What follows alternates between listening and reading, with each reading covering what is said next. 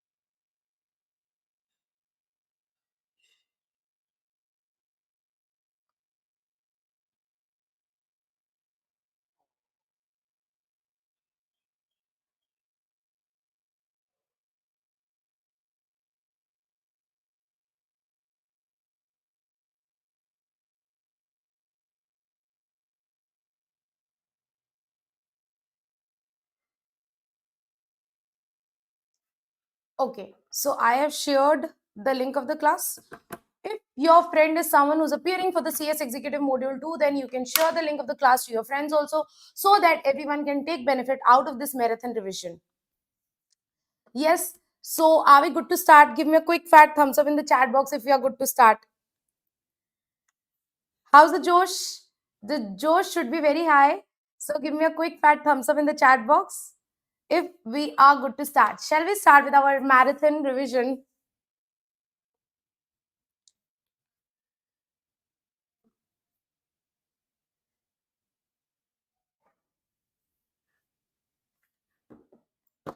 Yes, people.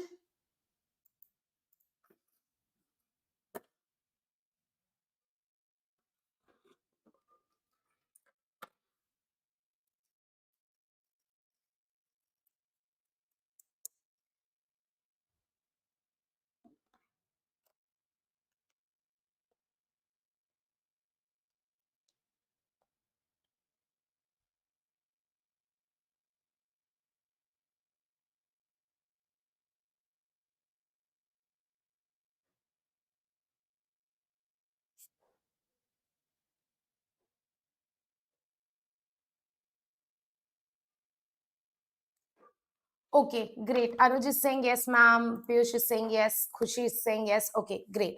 So let's start with our today's revision marathon. So first, I'll tell you, these are your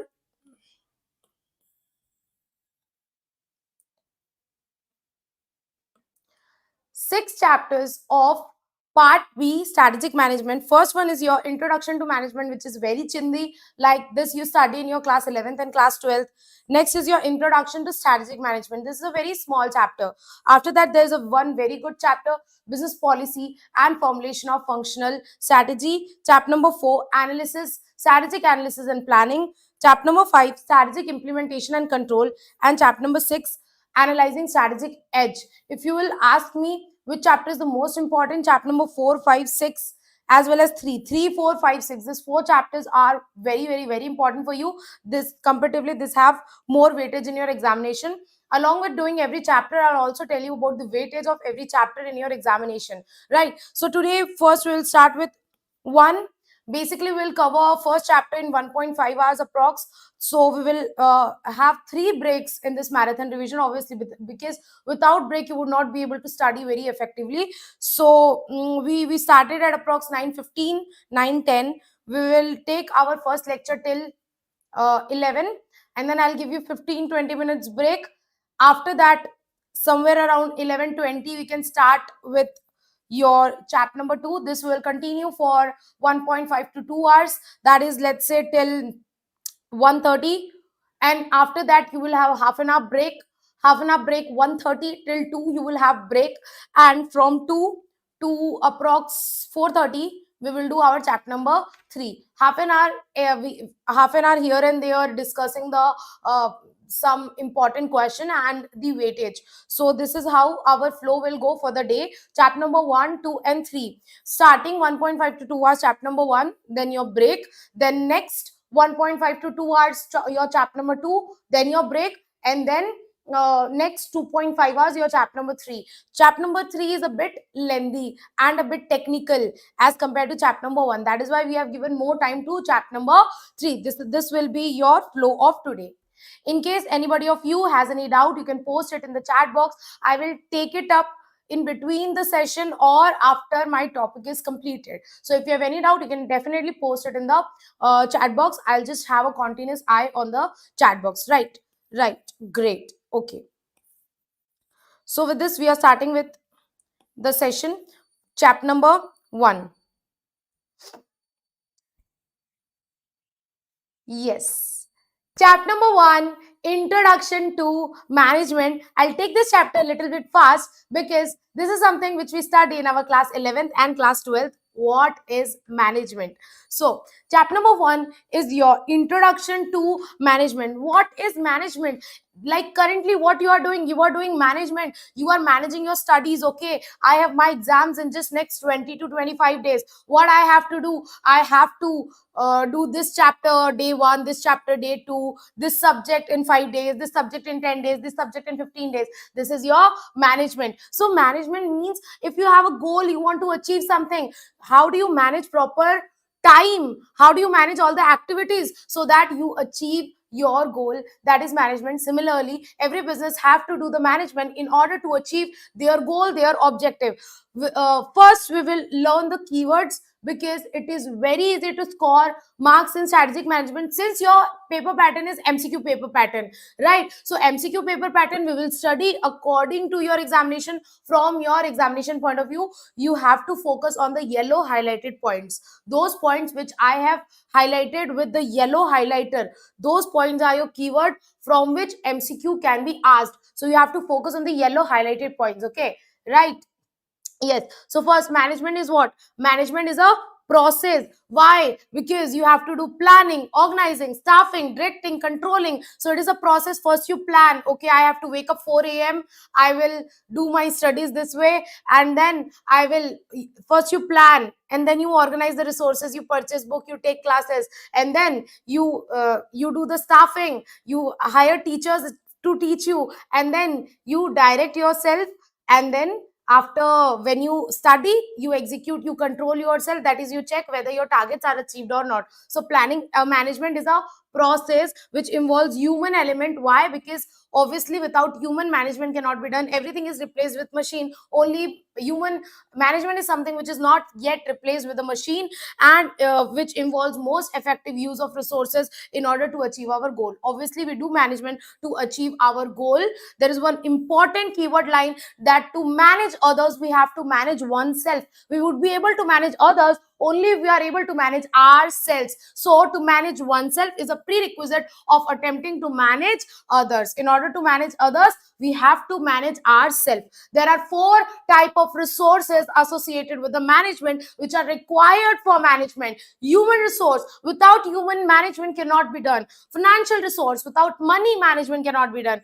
Technological resource like softwares and technology. Natural resource like coal, petroleum, all this. So this four kind of solar energy, natural resource, these four resources are needed for management. So what are the four resources? If MCQ in us, please remember what are the four resources for management: human resource, financial resource, technological resource, natural resource. Again with me: human resource, technological resource, financial resource, natural resource. I want your 100% attention in the class, and you have to repeat along with me. Even if your mother, father, or family members get irritated by your voice, but you have to shout out aloud along with me at your home, so that when you say it gets inside your head and it gets settled in your head, right? So with full energy and full concentration, starting with the definitions of management. There are different definitions of management given by different authors who had nothing to do, so they did what? They gave definitions. The first is a very simple definition: management is getting things done from people, through people. This is given by American Management Association. I have given a memory technique to this, that Americans are very simple. So simplest definition is given by American Management Association. Next, if you simply add art in this, management is the art of getting things done to others. This definition is given by Mary Parker. Now Parker pen, with Parker pen you do art. So Parker has given the definition of art. Management is the art of getting things done through other. Whenever you see Parker, art. Parker pen, art. Okay. The next definition is given by Harold Kunz. Harold Kunz. So Harold Kunz, in Kunz there are a lot of O. So he has given the definition of organized group. In this definition, he has added the word organized group, the art of getting things done through and with people in formally organized groups. Are we clear with this? Yes. Here, ma'am, you don't have to memorize each and every word of the definition. You just have to remember the keywords of the definition and who has given this definition. Usually, we don't focus much on the definition. However, in starting chapters like chapter 1, 2, definition can be asked in your MCQ. So it's easy to remember by memory technique. Just remember, in case it comes by 1 mark, you would be able to fetch that particular 1 mark. So in Kunz, there are a lot of O. This definition, he has given the definition of organized group. Peter Drucker, what? Drinks. So after drinking, you repeat the same word again and again and again. So he says manage. So in definition of Peter Drucker, this manage word is coming again and again. Manage. You repeat same word again and again. So this is like Wahiyat, without any logic, memory techniques with which you can easily remember who have given which definition. Yes, Piyush, manage. Okay. So Peter Drucker, manage. Drucker, drink, manage. You repeat the same word. And also Peter Drucker has written a book named Principles of Management. P for Peter Drucker, P for Principle of Management.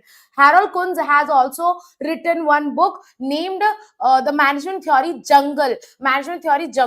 You can just remember J for Jungle, K for Kunz. After that, Henry Fayol, this bhai sahab, to you every one of you must know this bhai sahab, Henry Fayol. Henry Fayol has given 5 functions of management, which is to forecast, plan, organize, command, control. This is not planning, organizing, staffing, directing, controlling. That is different. Henry Fayol has given 5 functions, and F for Fayol, F for forecast. So this 5 function is starting with forecast, F for Fayol, and F for forecast. So Henry Fayol has given 5 function: forecast, plan, organize, command, and control. And he has also written a book, Industrial and General Management. After that, last is George R. Terry. I read it George 4 Terry. Why? Because he has given 4 functions of management: planning, organizing, actuating, and controlling. Basically, in this, there is no staffing, and actuating means directing. So planning, organizing, actuating, and controlling. Again with me, George R. Terry, George 4 Terry. He has given 4 functions: planning, organizing, actuating, and controlling. Planning, organizing, actuating, and controlling. Henry Fayol, 5 function. What 5 function? Forecast, plan, organize, coordinate, and control. Okay, yes madam, it has settled in our heart, mind, everywhere. So these are the definitions given by different authors. Coming to the next, theories of management. There are different theories given by different people. Do you have to remember the name? Yes, you have to remember the name. Who has given which theory? So I have memory techniques. These two are the very basic theory which everyone know. Classical theory is given by Henry Fayol. Scientific theory is given by F.W. Taylor. Scientific theory won. Scientific theory jeet gaya. Scientific theory won. So scientific theory is given by Ludwig von Bertalanffy, whatever. Bureaucratic theory, BMW. Bureaucratic theory is given by BMW. Bureaucratic theory is given by Max Weber. So these are the shortcuts. These are the memory techniques to remember which theory is given by whom. Bureaucratic theory, Max Weber. HR theory, human relation. HR is eating mayonnaise. HR is eating mayonnaise. HR is eating mayonnaise. Human relation is given by Mayo. Elton Mayo. XY theory, X के साथ MACD जाओ. Go MACD with X. So X and Y theory is given by Douglas MacGregor, and 4 function is given by George 4 Terry. Yes, you remember these names. Again, we will revise this along with respective theory. Yes, Piyush is laughing. Great. Okay. So first we'll start with classical theory by Henry Fayol. Henry Fayol is known as the father of general management, father of classical management, or founding father, because when nobody talked about management, he was the first person to talk about management. So he has given 14 principles of management, because he has revived a dying company from dying to one of the top company. So he has given 14 principles of management. What is the shortcut? The shortcut is DAD, UCSR. Oh, I see. DAD, UCSR. Oh, I see. So D for division of work, A for authority and responsibility, D for discipline, U for there are 2, unity of command and unity of direction, C for centralization and decentralization. After that, S for subordination of individual interest and general interest, S for scalar chain, R for remuneration, O I C, O for order, I for initiative, S for stability of tenure, and then equity and aspirate, D corps. Very quickly I'll explain you this. Division of work means division of task, dividing a big task into smaller tasks so that you specialize. Authority and responsibility, there should be a balance between authority and responsibility. If you are giving someone responsibility, you also have to give authority. If you're giving authority, you also have to give responsibility. Discipline, employees should listen to their boss, be disciplined. Unity of command, you should receive orders from one single boss. So one employee, one boss. Unity of command, you are not receiving orders from multiple people, you are receiving order from one single boss, one single senior. That is unity of command. Unity of direction, everyone who's working in organizations should have a common goal. The direction should be one. Centralization and decentralization. Centralization means all the powers centrally. Decentralization means delegating the power at the lower level, and there should be balance between centralization and decentralization. Some power should be centrally hold, and some power should be delegated. Subordination of individual interest to general interest. You should not look your individual interest, rather you should look general interest of the company. Scalar chain means this chain of authority in the organization. This is the top CEO, below him there is manager, below him there is president, below him there is vice manager. So this is known as scalar chain. This line of authority, this hierarchical structure is known as scalar chain. There should be a proper scalar chain.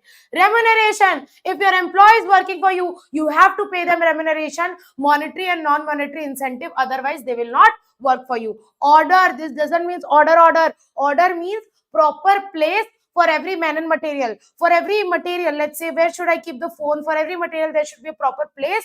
And for every person, there should be a proper cabin, proper organization within the workplace.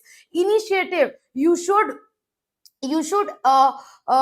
encourage your employees to take initiative. Your employees should take initiative and they should be rewarded for their innovative thinking. Stability of tenure. Your employees should feel job security. You should not remove them very frequently. That is, you should limit turnover. Like currently we are hearing news of Amazon and all these companies laying off people, laying off their employees, they're removing all their employees. So you have to limit your turnover, and you have to spend proper on your personnel, that is employee training. Equity means treating everyone equally. And lastly, esprit de corps means team spirit and unity. There should be a esprit de corps, unity in the team. So are we clear with this? Yes. So all these are the 14 principles of Henry Fayol. Dad, you see SR. Oh, I see. Division of work, authority and responsibility. Yes. Discipline, unity of command, unity of direction, centralization and decentralization, subordination of individual interests with general interests, and scalar chain. I for remuneration, O for order, initiative, S for stability of tenure, E for equity, and E for esprit de corps. Are we clear with this? Yes, madam, we are done with this. Henry Fayol has also given 5 functions of management, which we have already done. Which 5 function of management is given by Henry Fayol? Please remember, it's not planning, organizing, staffing, directing, controlling. It's forecasting, planning, organizing, commanding, and controlling. F for Fayol, F for forecasting. So Fayol 5 function is starting with forecasting. F for Fayol, F for forecasting. Forecasting, planning, organizing, commanding, and controlling. Next is for scientific theory given by F.W. Taylor. He has done the scientific experiments, and he has given scientific principles for scientific theory. That is why he is known as father of scientific management. What is the shortcut? The shortcut is C, scientific theory in HD. C, scientific theory in HD. The first one is science, not rule of thumb. Second is harmony, not discord. Cooperation, not individualism. Development of each and every person to his or her greatest efficiency. Science, not rule of thumb. You should not apply old techniques. You should apply science and use scientific analysis to decide which method to use, which way to use. So what is the best way to determine the way of doing tasks, the method of doing tasks? Not rule of thumb, rather scientific analysis. Rule of thumb means, like old people say, now that just because we are following an old system, that's why we should follow this. No, do scientific analysis and then select the proper method of doing a task, so that you will be more efficient in that particular task. Science should replace rule of thumb. Science, not rule of thumb. Harmony, not discord. There should be harmony between workers and management. Everyone should work cooperating with each other. Example, in dominoes, like one person is taking the orders, one person is preparing the orders, one person is packing the order. So there is a proper harmony among the workers in management.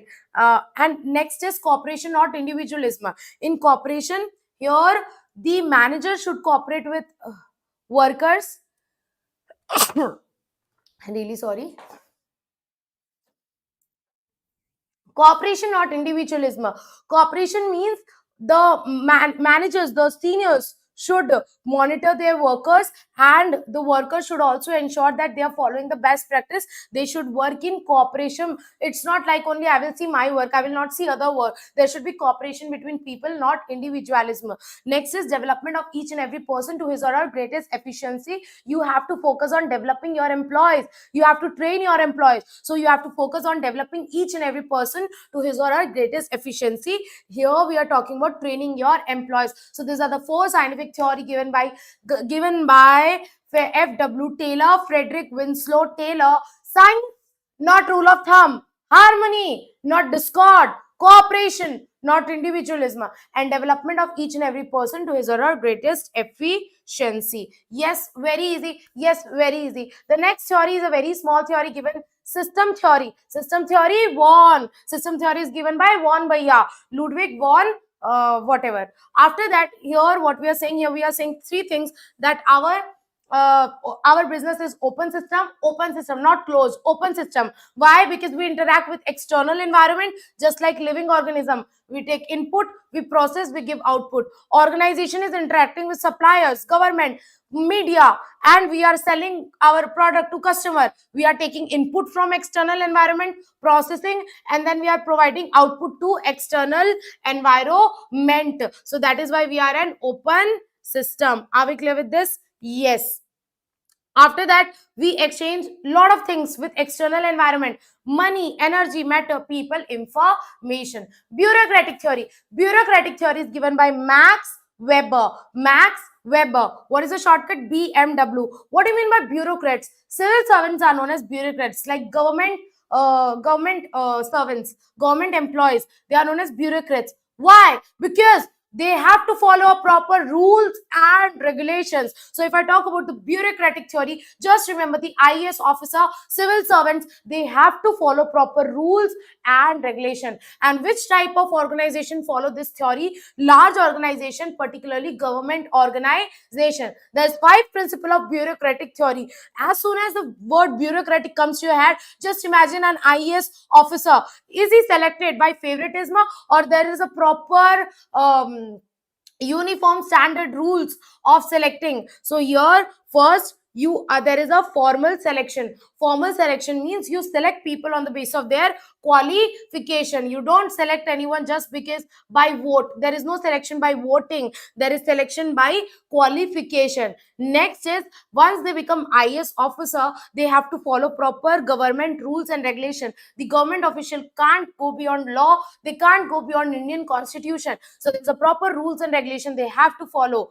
So similarly, an organization which is following bureaucratic theory, their selection is by qualification. They follow proper rules and regulations. There is a proper clear cut hierarchy.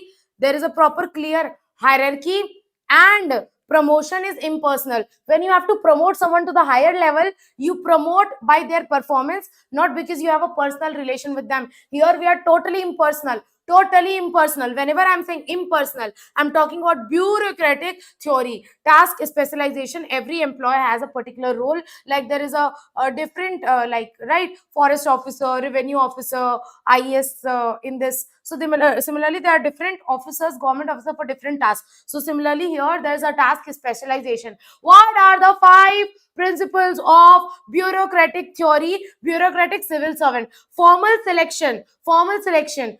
Proper rules and requirements. Task specialization. Hierarchy. Proper clear hierarchy is there, and they are very impersonal. They don't see personal relation. They just see their performance and their qualification. Are we clear with this?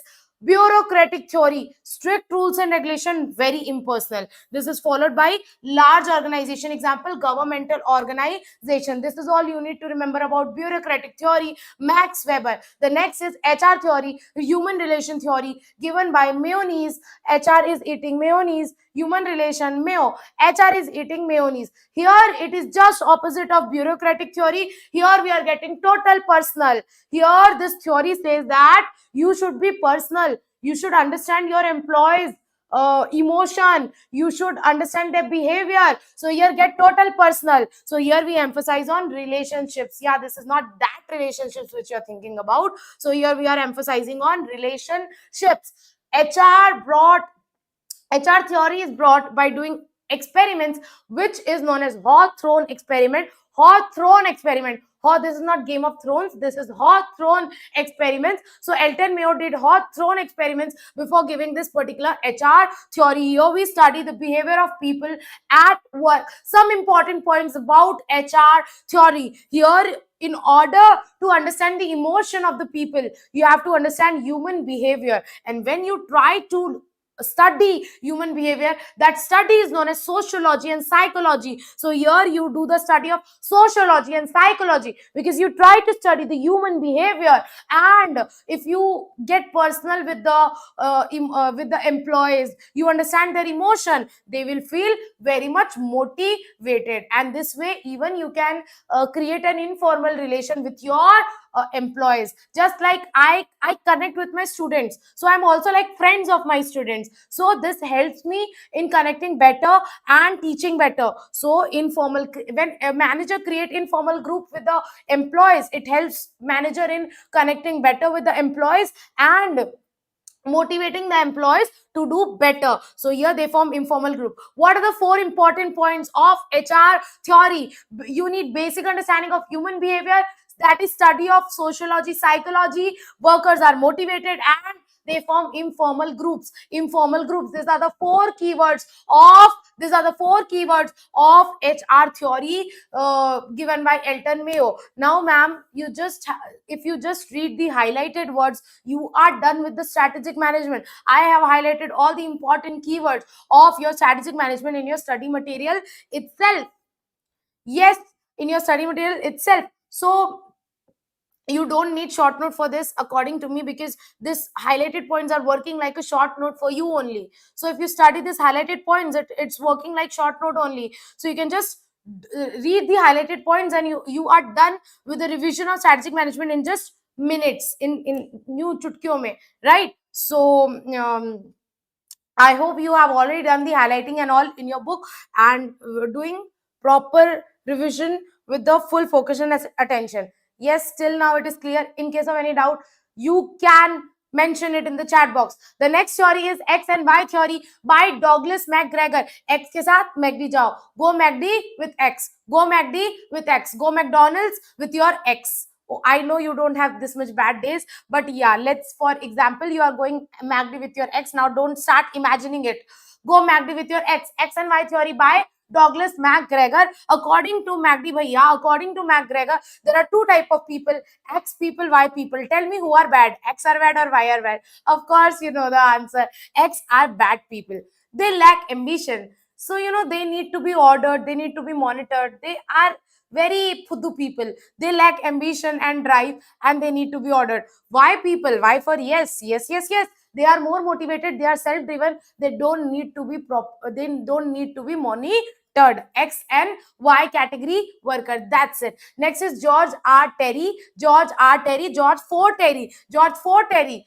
George Ford Terry. He has given four functions of management, and he has a question kida. Question kida means he was continuously asking questions. He has a question mark in his forehead. So by asking this particular four questions, he made four function.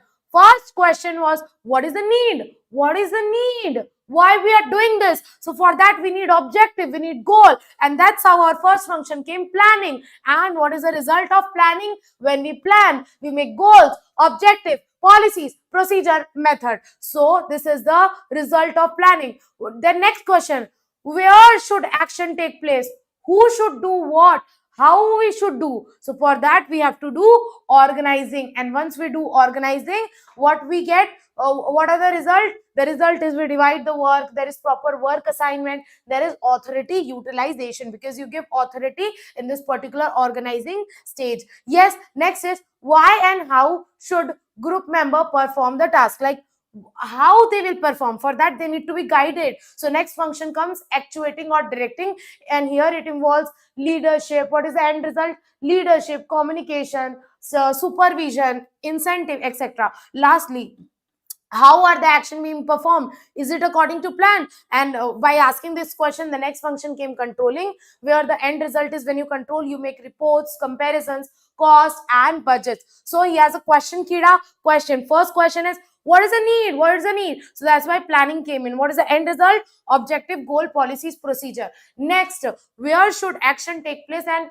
who should do what work? Who should do what work? Here organizing, work division, work assignment, authority utilization. Next is how we should do it, why and how we should do it. So we have to do directing. What is the end result? Leadership, communication, development and intensive incentive. And lastly, is your action according to plan? Then we came up with a function that is controlling, and in this we prepare reports, comparison, cost and budget. Yes, if I'm going too fast, just you can let me know in the chat box that if the session is going too fast, but according to me it's fine. Why? Because the chapter number 1 is super easy. So that's why if you're feeling it fast or slow, you can just let me know in the chat box. Yes, so here George R. Terry, he has also written a book named Principle of Management. These are the four functions. Next is we are starting with the main 5 functions given by Harold Kunz and Cyril O'Donnell. These are the most commonly used five functions which we study in all our business management or business studies life. In your 11th 12th also you have studied this particular five functions: planning, organizing, staffing, directing, and controlling. Planning, organizing, staffing, directing, and controlling. And Harold Kunz, and this is given by Harold Kunz and Cyril O'Donnell. Harold Kunz and Cyril O'Donnell. Cyril O'Donnell. These two people have written an essay named Management, a System and Contingency Analysis of Managerial Functional. Try to remember this particular essay. They have written an essay named Management, a System and Contingency Analysis of Managerial Functions. And this in this particular essay they have given this five function: planning, organizing, staffing, directing, and controlling. We're starting with the first step, planning. Let me take a breath. Can I?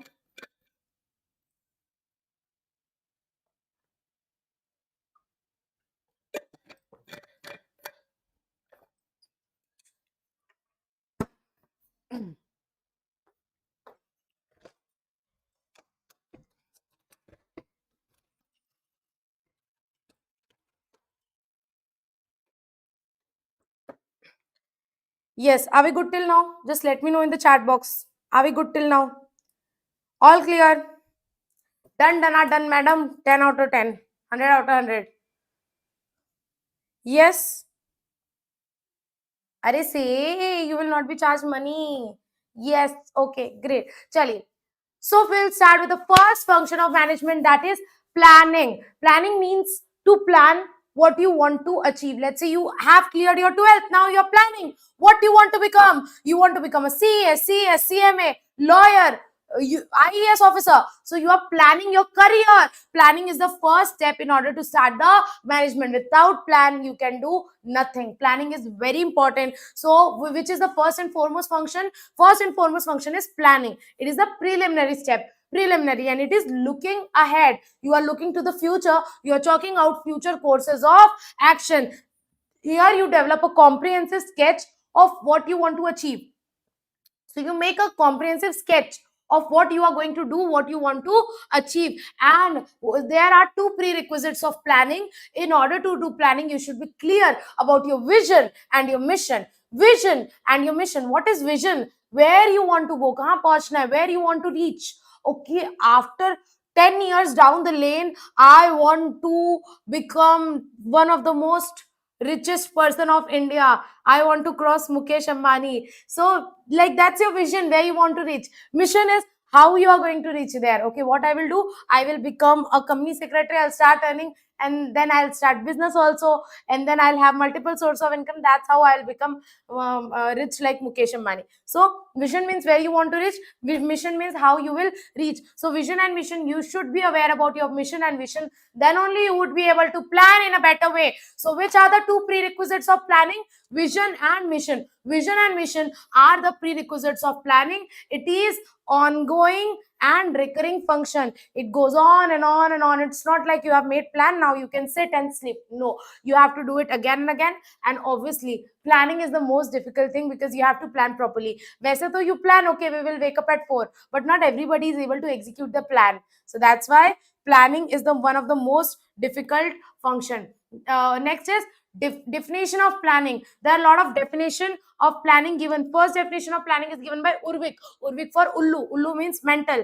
Ullu means mental. Urvik for Ullu. Ullu means mental. So he has given a definition with mental predisposition. So planning is a mental predisposition. Who has given this definition? Mental. Ullu. Urvik. Next is Kunnus and O'Donnell has given the most basic definition of planning. It means deciding in advance what to do, how to do, and who is going to do it. It bridges gap between where we are and where we want to be. Steps in planning. First, you have to establish the objectives. You have to set your goal, set your objective. Then only you would be able to plan. First, you have to set your goal.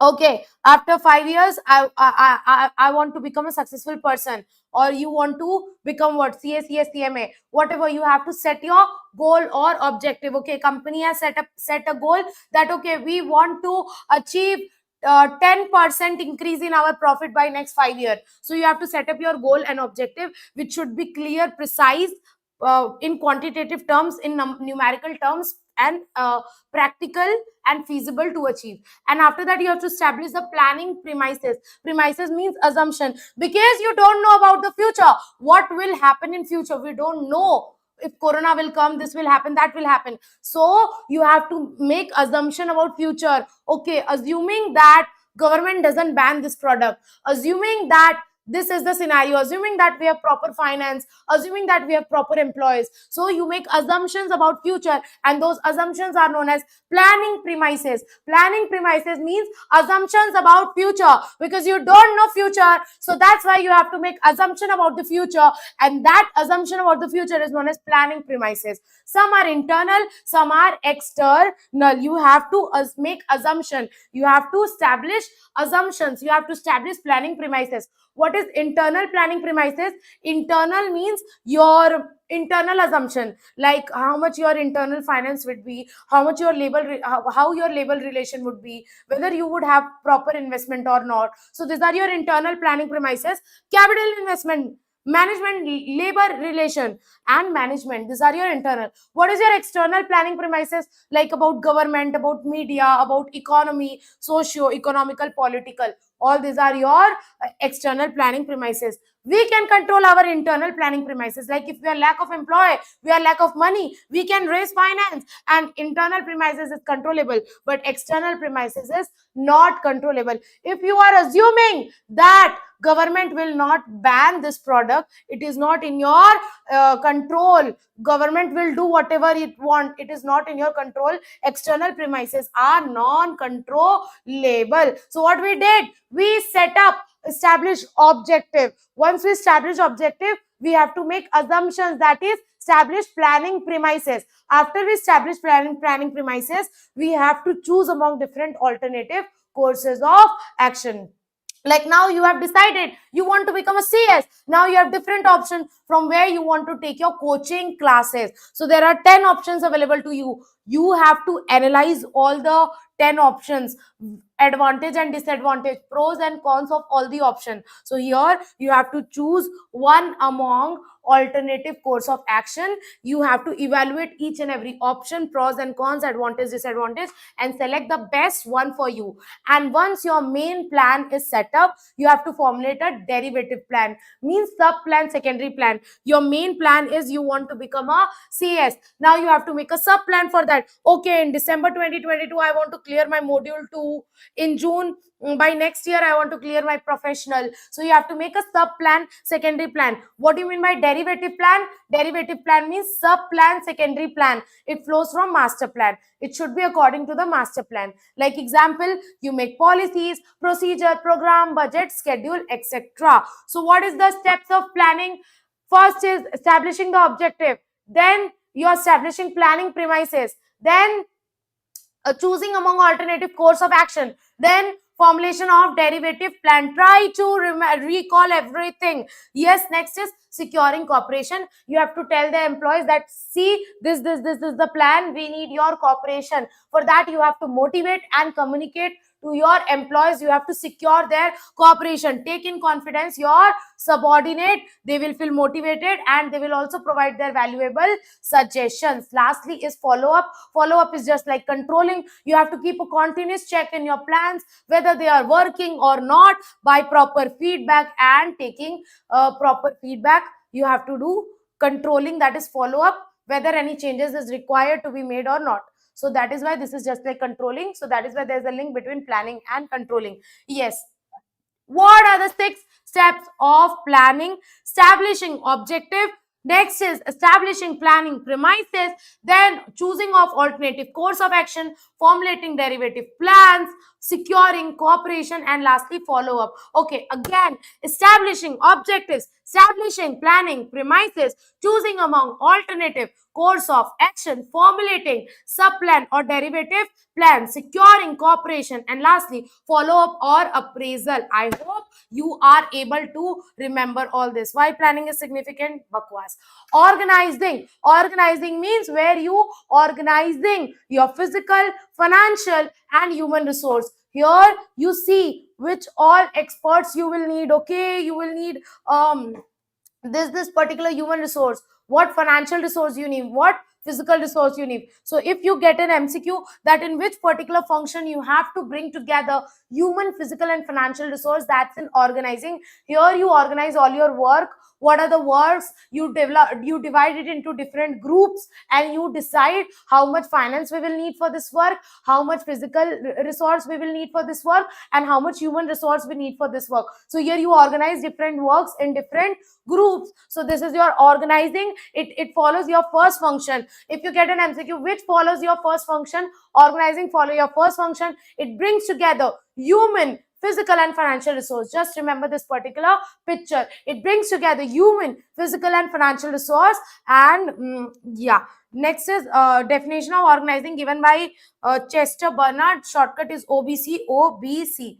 OBC. O for organizing, B for Bernard, C for Chester. Steps in organizing. In order to organize the activities, first you have to identify the activities. So first point is identification of activity. You have to identify which all tasks need to be done. You have to make a list. Okay, I need to do this, I need to do this, I need to do this. You have to prepare a list of the task. Identification of activities. Then you have to group the similar activities in one group. Let's say I have to organize a marriage function. So in marriage function, there are a lot of work. We have to take care of the guests, their accommodation, their food, catering, sangeet performance, dance, music system, everything. So I'll group similar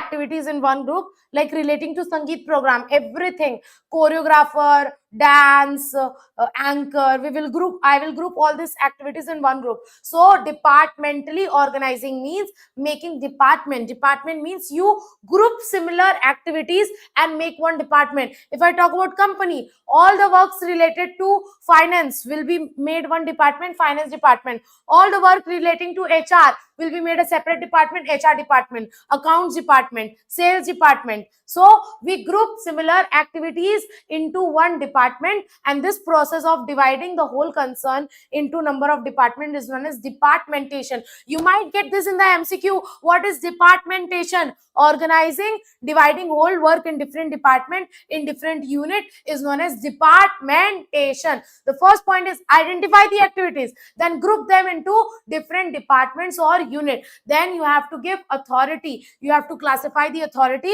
That is, you have to give powers. Who will have what power? Okay, manager will have this power. This person will have this power. Okay, this sales manager will have this power. Purchase manager will have this power. Classify the power. Here you give power, and when you give power, a hierarchy is created. He is the top position, he is middle level, he is lower level. So here when you give authority, hierarchy is created. There are 3 levels of management. There are 3 hierarchies in management: top level, middle level and lower level. Top level, middle level and lower level. Top level is responsible for making whole company policy, doing the planning for whole company. Middle level is responsible for particular their department, and lower level is the subject to supervision of foreman. Foreman means the workers and all, the factory workers and all, right? So what are the example of top management? CEO, CFO, right? Managers of the company and all. And middle level management like purchase manager, sales manager, HR manager, these are middle level management. Lower level management, supervisor, foreman, clerk, all these people will come under lower level management. So here you classify the authority. After that you coordinate. There is a need of proper coordination between authority and responsibility. It's not like giving authority is enough. No, you also have to give them responsibility. There should be a proper balance. You should tell every employee, this is your authority, this is your responsibility. So you have to, once you divide the task, you group different tasks like this. You group different tasks. This is HR related work, this is production related work, this is finance related work. Then you give them authority, and then you give them responsibility, coordination between authority and responsibility. And yeah, done. That's it. So easy. Steps in organizing. First, okay, close your eyes and try to remember all the steps in organizing. First one is identification of activities, then departmentalizing, that is departmentation, departmentally organizing the activities, then authority, responsibility, authority, and then coordination between authority and responsibility. Only 4 steps in organizing. Wow, very laddu. Very laddu. Only 4 steps in organizing: identification of activities, departmentation, classification of authority, coordination between authority and responsibility. Once again, along with me, steps in organizing. First one is identification of activities, then departmentation, then giving authority, and then coordination between authority and responsibility. Trust me, if you study this much now, you would be able to solve any MCQ from this particular chapter. Yes, yes, yes. Why is organizing essential? Phudu topic. Because it helps in gives specialization. This though you can solve easily if MCQ comes. Because let's say question comes, why is organizing essential? There are four points: benefit of specialization, clarity in working relationship, optimum utilization of resources, and one more option. It takes lot of time and money. Takes a lot of time and money. And the question is, which is not the benefit of organizing? The question is, which of this is not the benefit of organizing? Obviously you will understand that the starting 3 options, specialization, working relation, and utilization of resources, are the advantages. So the last one is the disadvantage. So that's the right answers. Yes. So this you just have to see the pointers, and with this you would be able to solve the right MCQ. Why is organizing essential? Benefits of organizing: it helps in specialization. If one person will to do the same task again and again, he will specialize in that. Better working relationship, because everybody has clear picture of authority. Optimum utilization of resources, resources will not get waste. You can adopt the change by your promotion, because you are well aware about your seniors work, your boss work. So if you get promoted, you would be easily able to adopt the change. Effective administration means management. There will be proper effective administration if there is proper organizing. Development of personnel, obviously if there's proper organizing,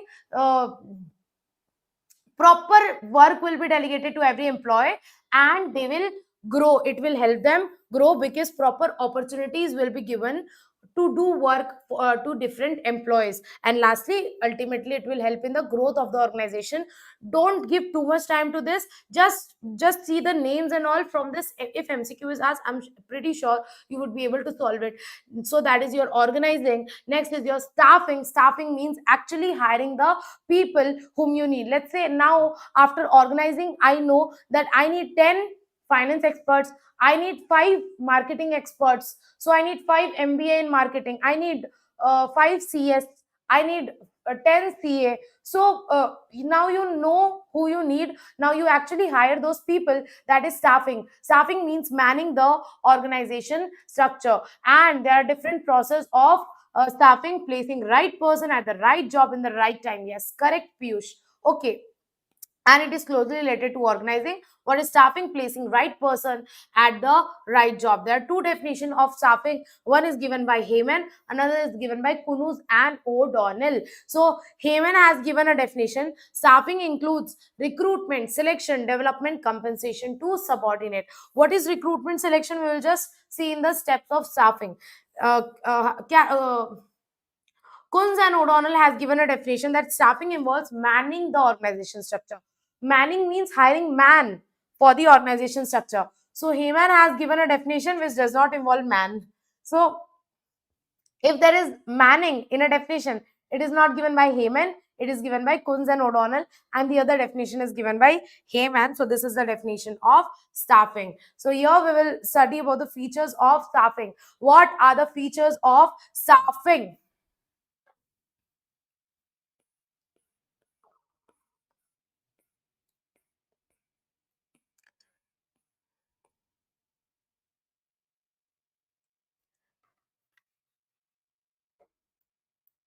Yes. So now the next topic is, what are the features of staffing? First one is inseparable. You cannot separate it from other management function, because not even planning, organizing, staffing, directing, controlling can be done without human being. You need human being. So that is why it cannot be separated from other managerial functional. That is why it is inseparable. So here, first feature of staffing is inseparable. Next is pervasive. Pervasive means God means everywhere. Just like God is everywhere, staffing is everywhere. You need staff even in top level, in middle level, in lower level. You need staff in management company, in service industry, in government, in large organization, everywhere, in all type of organization and in all levels you need staff. So that is why staffing is pervasive. Pervasive means everywhere, inseparable, pervasive. And after that, it is continuous. You continuously have to hire people, and it helps in efficient management of personnel. It helps in placing right person at the right job. These are the features of staffing. Now, steps of staffing,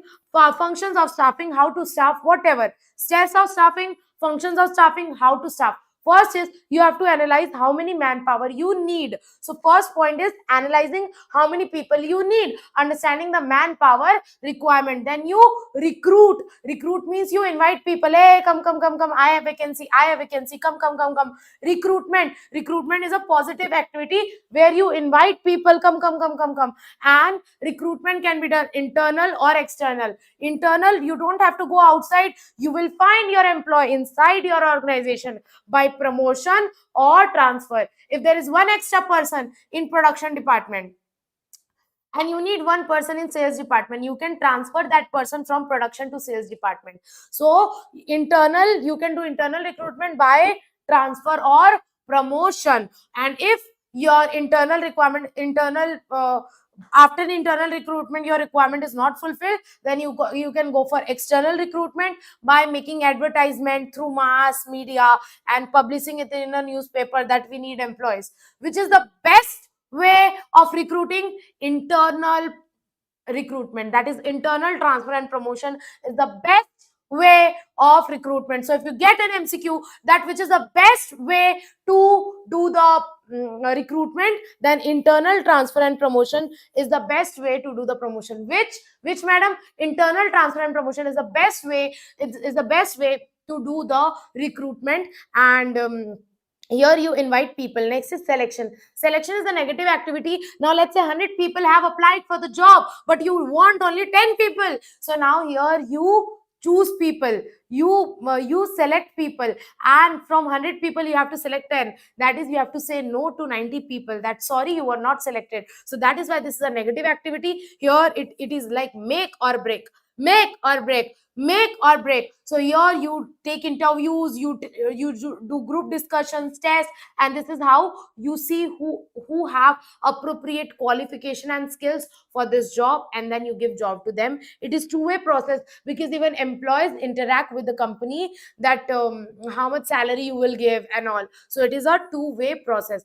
Read just important keywords about the selection. It is a make or break. Here you see people have right skill, qualification or not, by conducting tests, interview, group discussions, and it is a two-way process. Then once you hire them, you have to introduce them. That is, you have to do the orientation and placement, introducing them with the organization and familiarizing them with the organization. Then you have to keep on training and developing.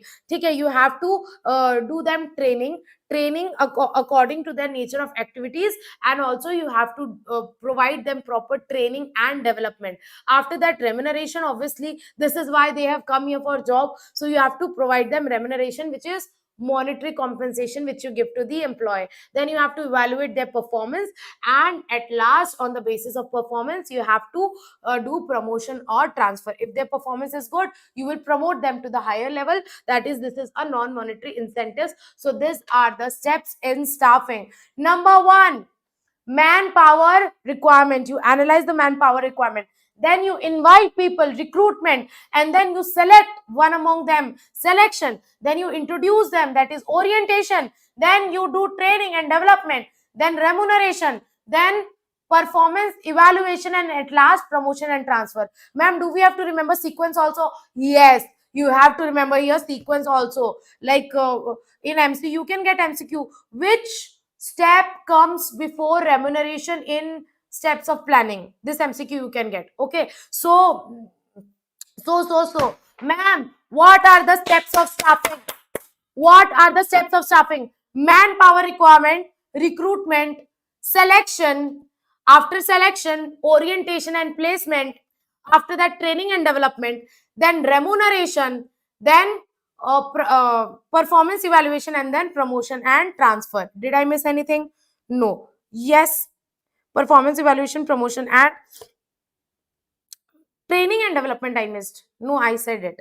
Right? Are you able to remember all the points? Are you able to remember all the points? Steps of staffing, manpower requirements, recruitment, selection, orientation and placement, training and development, remuneration, performance evaluation, then promotion and transfer. Once again, steps of staffing, manpower requirement, recruitment, selection, after selection, placement and orientation, promotion, training and development, then remuneration, performance evaluation, promotion and transfer. I hope you are able to remember. Even I am able to remember. So you to definitely must be able to remember steps of staffing. See, in this chapter now, try to focus on all the theory which we studied. After that, in all the 5 functions now, try to remember the steps sequentially. Like, what are the steps of planning? What are the steps of organizing? What is the steps of staffing? Right. Next is directing. What is the steps of directing? Directing means you have to guide people, you have to direct people, you have to instruct them how to do work. Now here we abhi tak khayali pulao chal raha tha, which means abhi tak we were just deciding. Till now we are doing khayali pulao. We were deciding, okay, this we have to do, this we have to do. Till now you have not started your work. So how employees will start their work? Once you will guide them, instruct them. So here in directing, you instruct your employees how to start the work, how to start doing the work. So here actually the action starts in directing stage. Till now you are only thinking. Work has not been started. Actually the work is starts in this directing stage. So this directing stage, in this we instruct, guide, oversee our subordinates employees to do the work, and directing initiates action. Actually action is initiated in directing stage. It is also known as heart of the organization. So if you get an MCQ, which stage is known as heart of the organization? Directing is known as heart of the organization. Please remember, ma'am, we can get this MCQ. Yes, you can get this MCQ. Which stage is known as heart of the management process? Directing is known as heart of the management process. And yeah, it is given by definition, is given by human. What are the features or characteristics of directing? First one is pervasive, everywhere. Pervasive means everywhere. God, everywhere. Everywhere you need directing it in all level, in top level also, in middle level also, in low level also, in all type of industries, everywhere. In private industry, in public company, private company, in manufacturing company, service company, government company, everywhere you need directing. So it is pervasive. Continuous, you have to keep a continuously check on your employees. You have to do continuous motivation, supervision. So it is a continuous activity. Human factor, because human is involved, so it is a bit critical factor. In order to guide and motivate your employees, you have to take care, because you are dealing with people. So here whom do you direct? You direct human being. So here it involves human factors, and it is a creative activity. Why? Because human are involved. So you don't know, each human being is different being. You have to motivate different person in a different way. You have to supervise different person in a different way. That is why it is a creative activity. Executive function means top people direct their subordinate. Like you direct your lower bol rahi hu, younger brother and sister. Your younger brother and sister don't give instruction to you. You give instruction to your younger brother and sister. Like your parents give instruction to you. You don't give instruction to your parents. So executive function means whosoever is senior, he give direction and instruction to the junior. Junior does not give direction and instruction to senior. So this is carried out by management and executive at all level, and subordinate receive instruction from superior. That is, superior gives instruction to subordinate. This is executive function. Delicate. Why delicate? Because human behavior is involved. You have to be delicate with people. You can't shout at everyone. What if they will start crying? So human behavior is unpredictable. That is why it is a very delicate function. So what are the features of directing? Pervasive and continuous. These two are though in staffing also. Pervasive and continuous. Then human factor is involved, and because human factor is involved, it is creative, it is delicate, and executive. So these are the features of staffing. Are we clear with this? Features of staffing. The next one is scope or methods of direction. Scope or method of direction.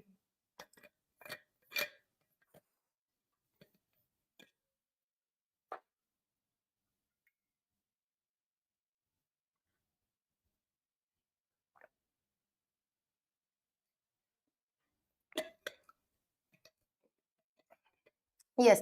Are you able to understand or not? Just let me give a quick answer in the chat box.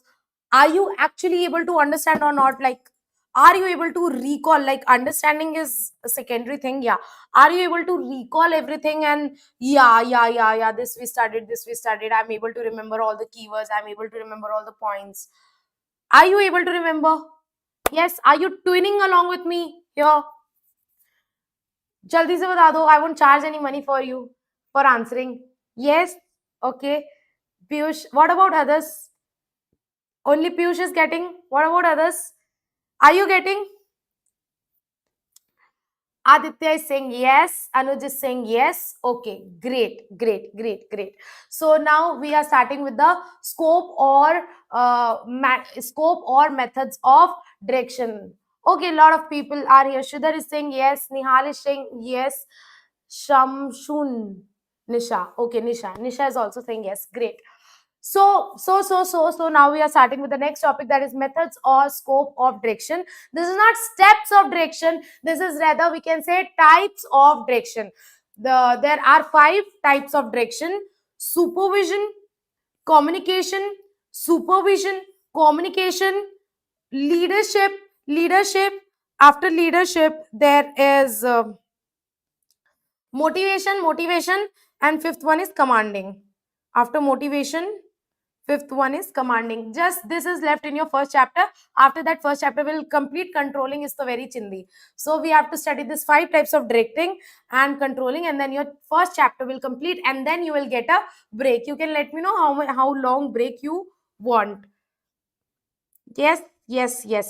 Okay. Yes, directing. So we are done with directing. We are doing the types of directing. There are 5 types of direction, 5 types of direction: supervision, communication, leadership, supervision, communication, leadership, motivation, commanding. Yes, you can get MCQ: supervision, communication, leadership, supervision, communication, leadership, motivation, and commanding. Supervision, communication, leadership, motivation, and commanding. Supervision means to supervise their work, overseeing the subordinate. When you oversee, you see the work, you check the work of your subordinate, you instruct them. Here you are supervising. So what are the keywords of supervision? You are overseeing your subordinates, you guide and control your subordinates, and you give them instruction, program, keeping up with the time schedule. You see whether they are working according to the plan, policy, program, instructions or not. You constantly keep an eye on them, that what they are doing, whether they are doing according to plan or not. So supervision means constantly you are checking what your employees are doing, whether they are working or not. So here you are guiding and controlling, you are overseeing their work, you are checking, you are watching them, what they are doing, overseeing. Whenever you see overseeing the work, we are talking about supervision, overseeing the subordinate, and you are seeing whether they are working according to plan, policy or not. Next is communication, how they will do the work if you would not communicate to them. So you have to tell them what you need to do, you have to communicate to them. So here communication means process of telling, listening, understanding. Here you have to tell your subordinate what they have to do, how they have to do, when they have to do. So here you have to tell your subordinates what they have to do, how they have to do, when they have to do. This is communication. And next is leadership. Leader, what does a leader do? Leader influence people to achieve towards a common goal. Okay, we have to kill this particular person, okay, like this terrorist. How how do they motivate people to, just sacrifice their life for anything? Like how army are motivated, not motivated. If I talk about the army leaders, they influence the work of the army officers, and to achieve the common goal. So here you are influencing their work, you are influencing people for achievement of common goal. So this, this particular word influencing is both in leadership and motivation, and people get confused in the MCQ of leadership and motivation. So here just remember that in leadership you are influencing what? You are influencing their work, not their behavior. You are influencing what they do, what they will do. So when you're influencing their work, what they do, that is leadership. But in motivation you influence their behavior. So just remember the difference between the leadership and motivation. In leadership you are influencing their work, you are influencing them to achieve the common goal. Leader act as a dynamo. Leader act as a dynamo. This is this you might get in MCQ. Leader act as a dynamo. Types of leadership, where important, you might get MCQ from this types of leadership. First one is autocratic.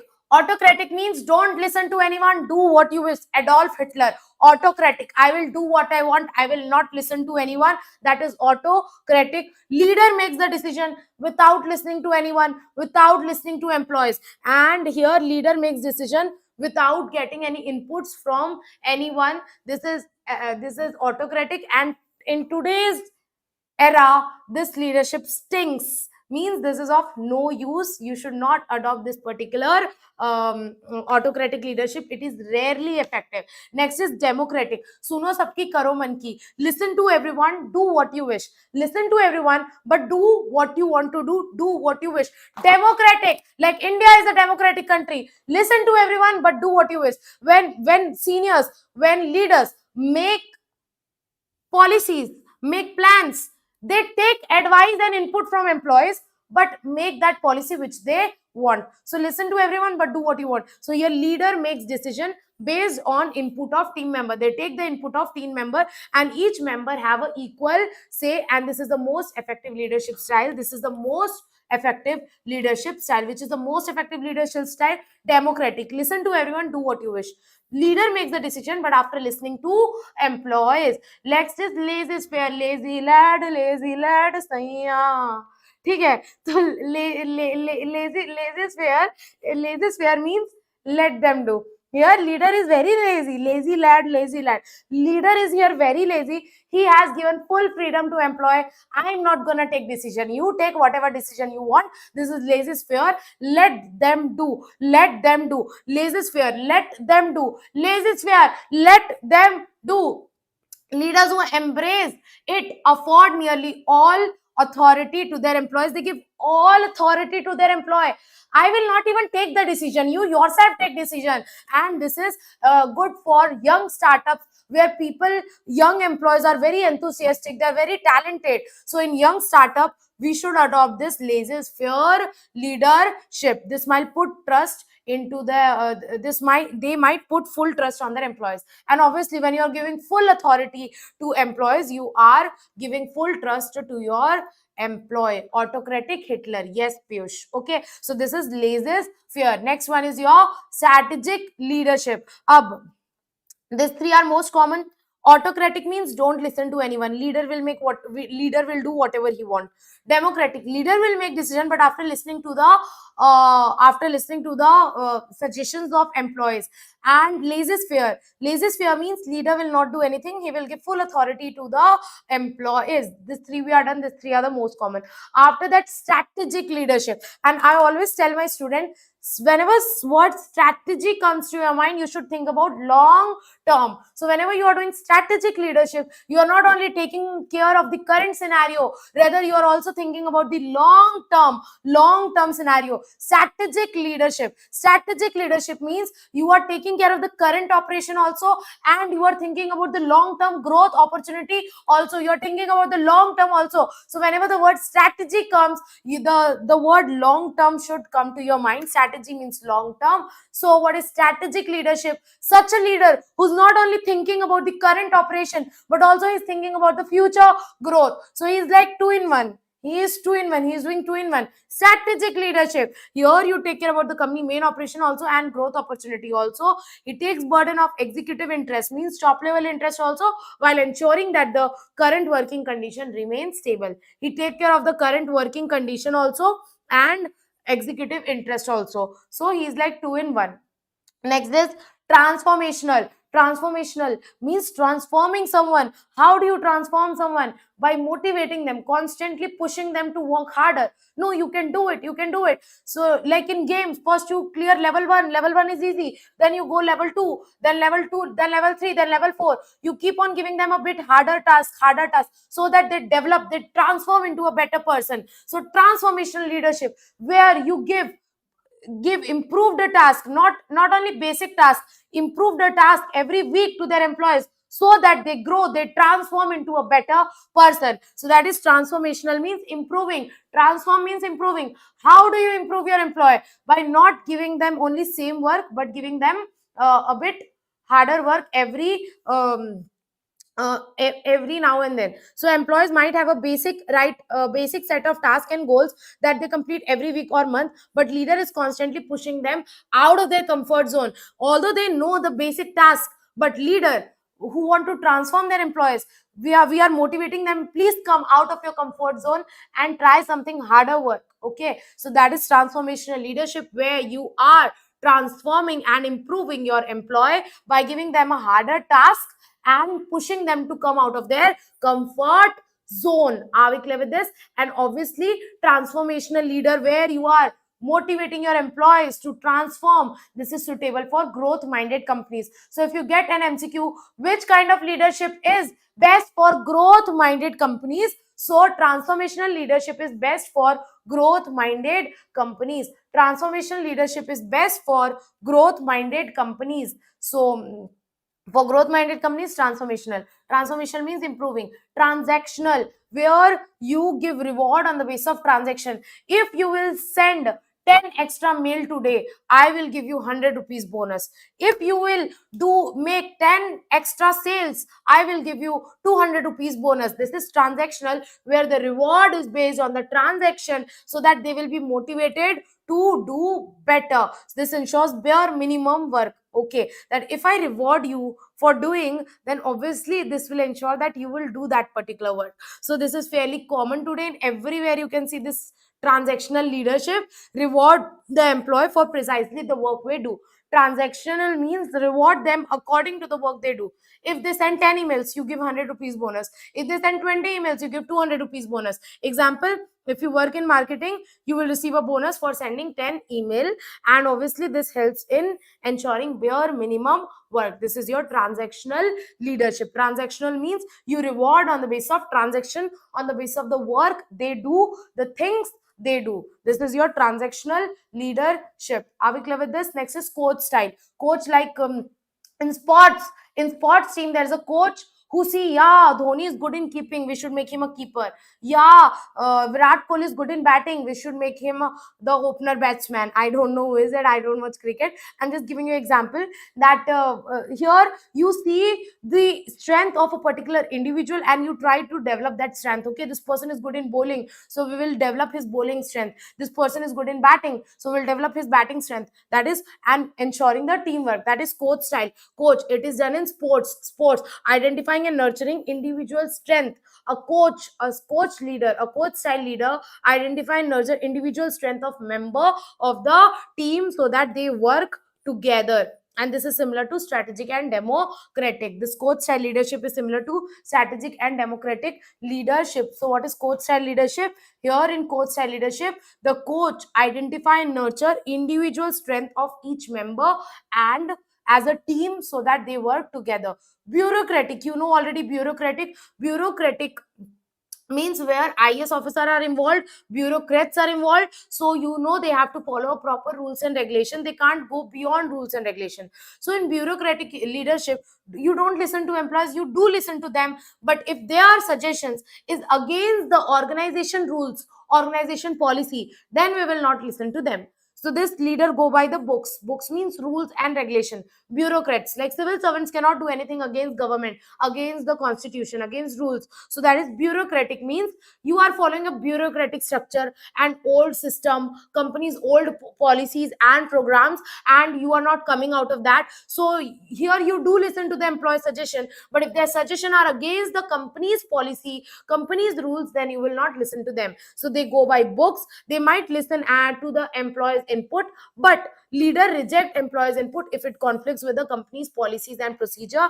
And these are suitable for older traditional companies. There are few traditional company which follow the old traditional rules and regulation. For them, this bureaucratic structure is good. In this, now there is a lack of freedom. There is lack of freedom. Why? Because you are not open to new ideas. You are following the old bureaucratic structure, old rules and regulations which are followed since long. So this is bureaucratic leadership. This is rarely effective. So with this, we are done with the types of leadership. Yes, I got it out from Aditya. Yes, Adit. So many. So, ma'am, could we tell that transformational leadership is basically adding on or rather upgrading employees skill set to achieve? Yes, correct, your understanding is perfectly correct. Transformation means you are adding on and you're improving the employees skills to make them better. Like when you play level 1 and then you play level 2, your skills are improved. Then you play level 3, your skills are more improved. Then you play level 4. So here you are giving them a bit harder tasks. You are saying them to come out of the comfort zone. So you are transforming them into a better person for the growth of the company. So that is why this is suitable for growth minded companies. Yes, Adit, is this clear? Okay, so these are the types of leadership. Once again, types of leadership. Autocratic, so autocratic, don't listen to anyone. The leader don't listen to anyone. Leader makes decision. Democratic, leader makes decision, but after listening to the employees views, employee suggestion. Example, in company board meeting. In board meeting, everybody's suggestion is listened and then decision is made.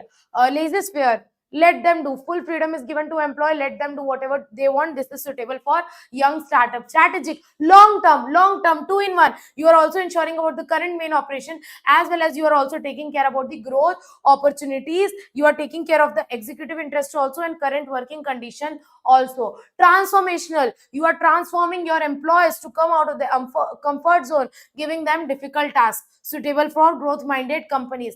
Transactional, you are rewarding them on the basis of transaction, on the basis of work they do, and here it ensures bare minimum work. Coach style, you identify and nurture individuals strength, that is coach style leadership. And lastly, bureaucratic, you go by books, you follow the old rules and regulations, and if employee suggestion conflict with the rules, then you don't listen to them. This is suitable for older traditional companies. So with this, we are done with the types of leadership. Yes, yes, we are done with the types of leadership. The second last topic is your motivation. Motivation is easy, and after motivation, almost your chapter will complete. So I thought of completing this chapter in 2 hours, maximum 2 hours, minimum 1.5 hours. And like right now, we started at approx 9:15. So we have taken 1 hour 15 minutes till now. We would be able to complete this chapter in half an hour. So we are on time. We would be able to complete this chapter lastly by 11. Yeah, lastly by 11 we would be able to complete this. Then we will have a small break. Okay, you can have your breakfast and all. So motivation we will do. After motivation we will do controlling, and then break. then chapter number 2. Yes, yes, full day marathon, not full day, till 5, till 5 p.m. Yes, are you understanding? Give me a quick fat thumbs up in the chat box. Are you understanding? Give me a quick fat thumbs up in the chat box. Are you understanding? Are we clear? Are you able to recall? Yeah, yeah, yeah, yeah. Done, done, done, done, done, done, done. Are you gaining confidence? Is the speed okay? Is it fast? Pranita is saying yes. Great. Piyush is saying yes. What about others? Is it okay? Are you understanding?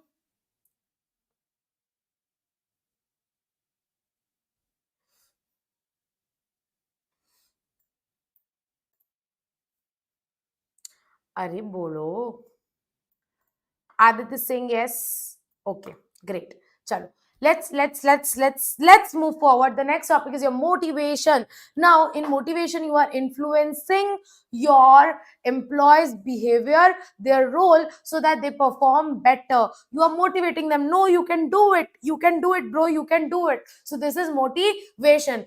And for MCQ now, you get confused.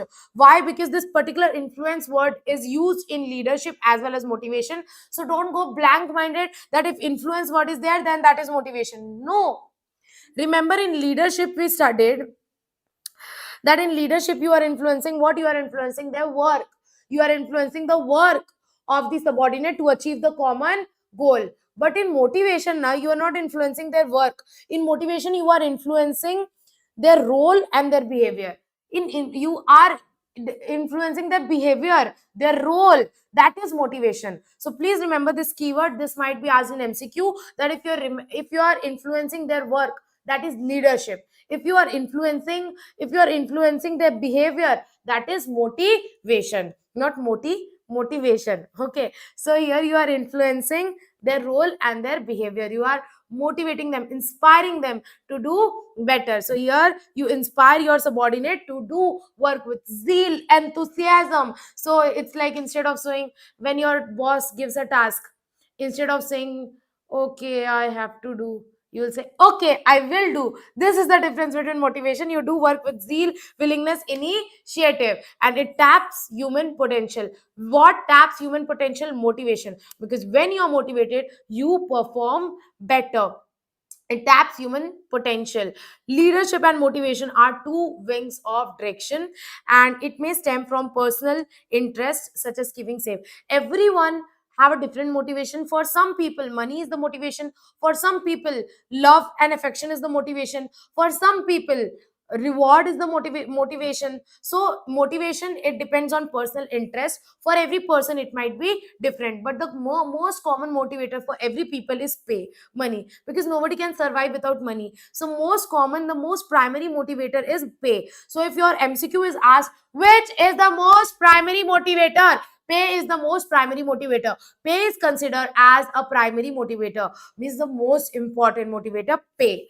After pay, there are other motivators like appreciation, achievement, sense of achievement, responsibility, opportunity, challenges, and environment. You would be able to solve MCQ of this, right? So motivated workforce will work harder and with more concentration. The important thing is theory of motivation. This is important. This you should understand. From this you can get MCQ. Theories of motivation. How many theories are there? Maslow's hierarchy need theory. After Maslow hierarchy, Hertzberg hygiene theory, two-factor theory, hygiene theory. After this, McClelland, this is not McDonald, McClelland theory of needs. After this, Victor Vroom theory of expectancy. McGregor X and Y theory. McGregor, everywhere he has come with X and Y. So these are the 5 motivation theory. That's it. You have to do 5 motivation theories. 5 theories of motivation. Yes, are we ready to start? 5 theories of motivation. First, Maslow hierarchy theory of needs. So this is given by Abraham Maslow. Abraham Maslow, he has given 5 levels of need. He has given that these 5 needs are need to be satisfied. These 5 are the needs of people, and we can motivate a person by satisfying these 5 needs in the hierarchy. The first most basic needs is your psychological needs. Sorry, physiological needs. Physiological means roti kapda makan. water, food, shelter, most basic thing which you need. If a person does not have anything, a beggar, what he will demand? He will demand food, cloth, shelter, a house to live. So if a person has nothing, first you have to fulfill that physiological need. Physiological, this is not psychological, this is physiological needs, that is water, food, shelter. If their physiological need is satisfied, then you can motivate them by satisfying their safety and security needs. Safety and security means job security, safety, so that so don't, and not anyone don't come to your house and do the don't steal your things. Safety and security. And once your safety and security need is satisfied, then your belonging and love need to be satisfied. Now this does not only means that love, belongingness and love means you are feeling accepted, you are feeling a part of the family, your friends are loving you, your family is loving you, your colleagues are loving you. So a sense of belongingness and loving. After your this need is satisfied, then your self esteem, recognition and respect. After you get this three things, then you demand respect, recognition, like you are awarded the best employee of the year, give them status, give them promotion, give them a respect. At last, when you achieve this also, now you can go to God, self acquisition. You have done everything, you have achieved everything. Now if you want, if there is anything which you want to do out of self interest, that thing can motivate you. Otherwise, now here, this is the final need theory, this is the final level. After this, you are ready to go to God. So Abraham Maslow has given hierarchy need theory. According to him, our needs have to be fulfilled in order to motivate us. If a person is nothing, first physiological need is need to be fulfilled, food, water, shelter. After that, safety needs is need to be fulfilled, safety from threat, deprivation, danger. Also job security comes here. Job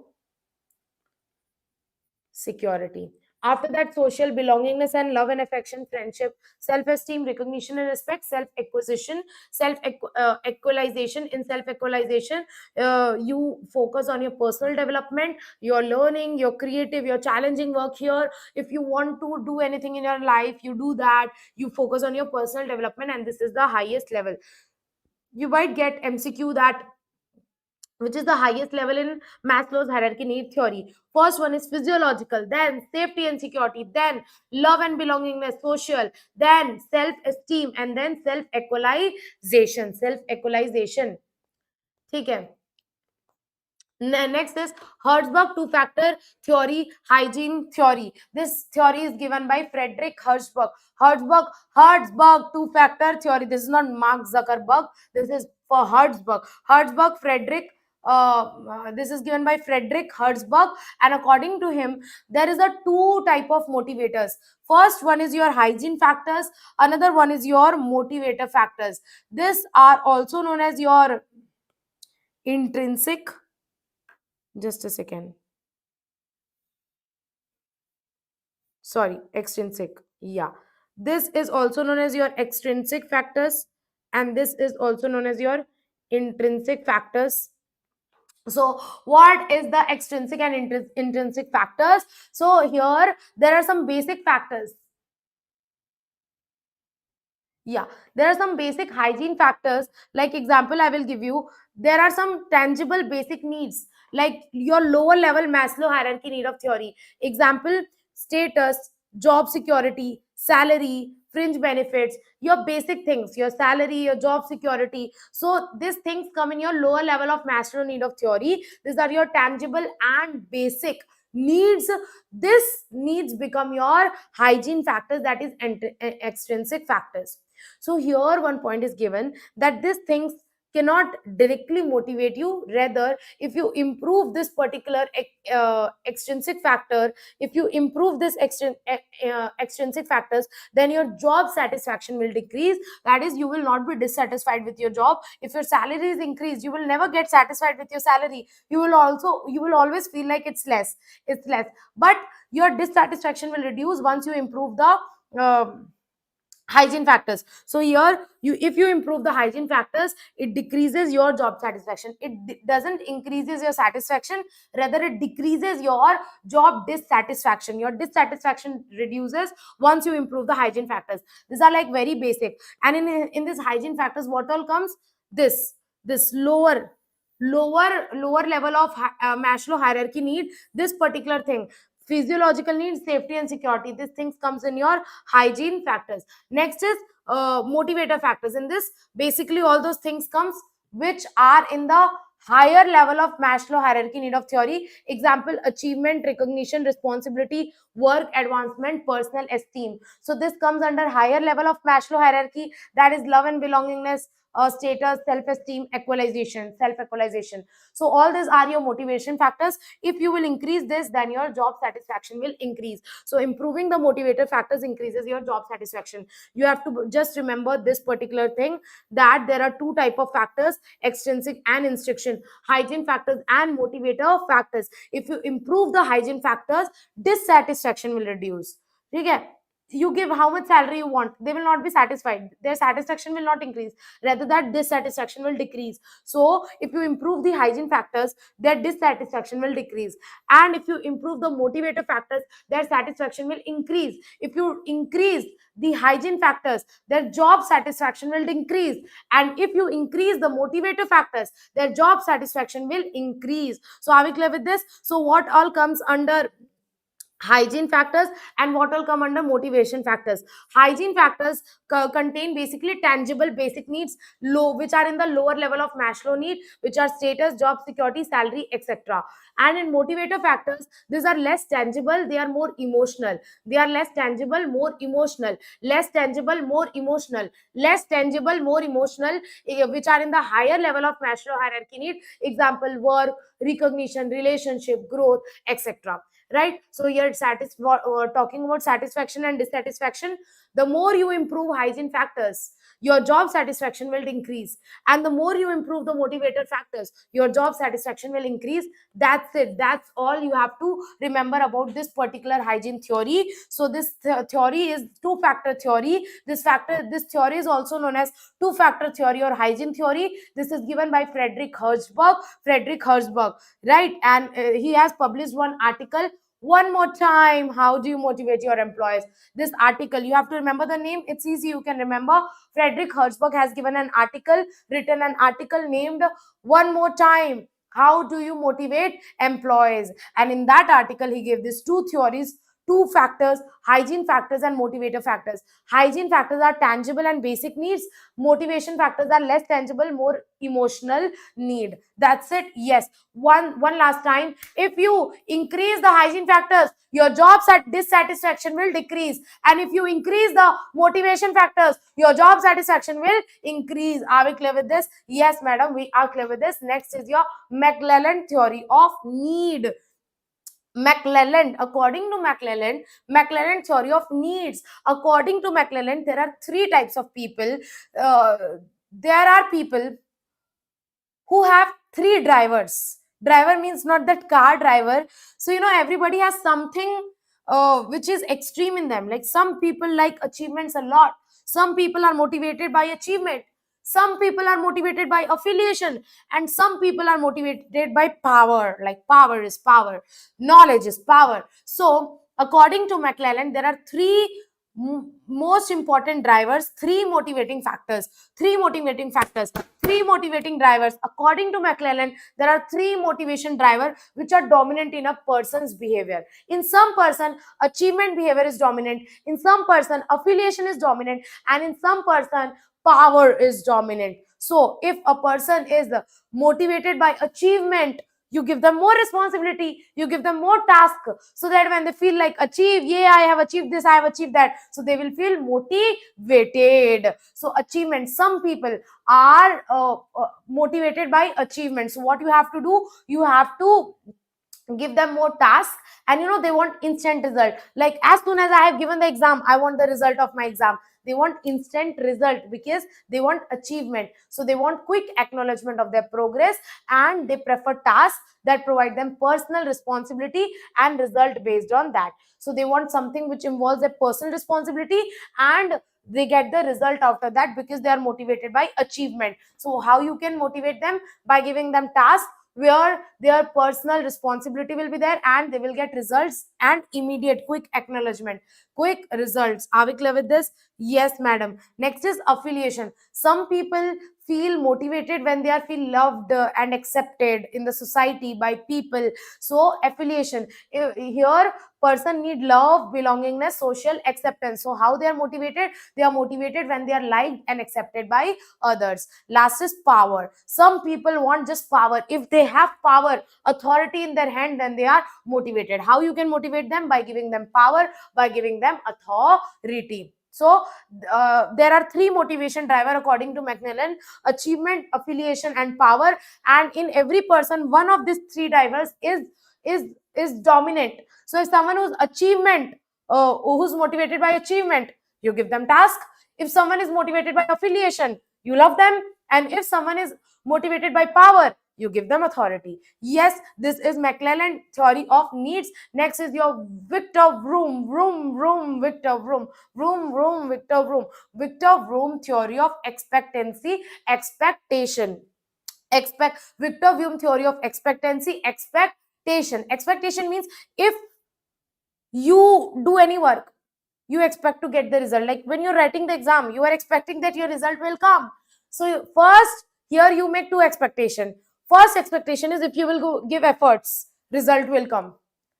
And if result will come good, you will get rewarded. Like if you pass, you will be promoted to executive, your parents will give you laptop. So here, Victor's, according to Victor Vroom, there are two theory of expectancy. First one is if you will work, your efforts will lead to results. And if you will put efforts, it will lead to results. And if you get result, you will be rewarded. So these are the two expectancy, two expectation. First expectation is if you put efforts, then you will get result. Second expectation is if you get result, you will be rewarded for your success. So if your these two expectation are fulfilled, then you will be highly motivated. So according to Victor Vroom, you are highly motivated if these two particular expectation are fulfilled. So if your two particular expectation are fulfilled, you will be highly motivated. This theory of expectancy is given by Victor Vroom. Lastly, X and Y. You have already studied X and Y two times. X and Y theory of motivation is given by McGregor. X के साथ MACD जाओ, go MACD with X. So according to Mr. McGregor, there are two type of people: X people and Y people. And obviously you know who is bad. X is never good. X is always bad. So there is two theory X and theory Y.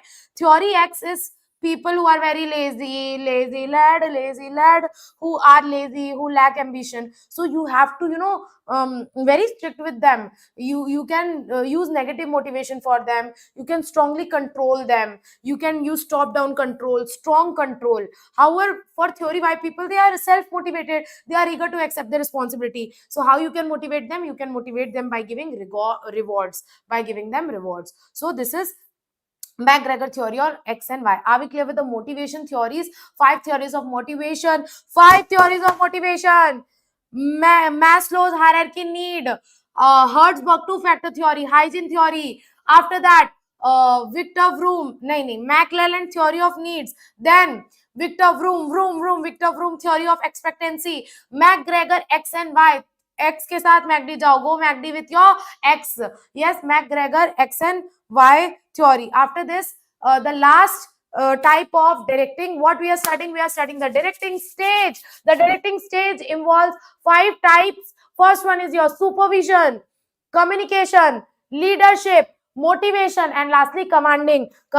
Ordering, do this, do that. That is commanding. See here, this boss is commanding, go. This is commanding. Leader means this is the boss. This first one. He is taking others in the same path. This is the difference between leadership and commanding. So what is commanding? Just remember this particular line. Commanding means setting the business, going to get the desired optimum result from the subordinate. You are setting the business so that business can get optimum results from the work of the subordinate. So here you are ordering subordinate, do this, achieve this result. So please remember this line, that what is commanding means setting the business, going to get desired optimum result from subordinate. You are commanding your subordinate to get the desired optimum result.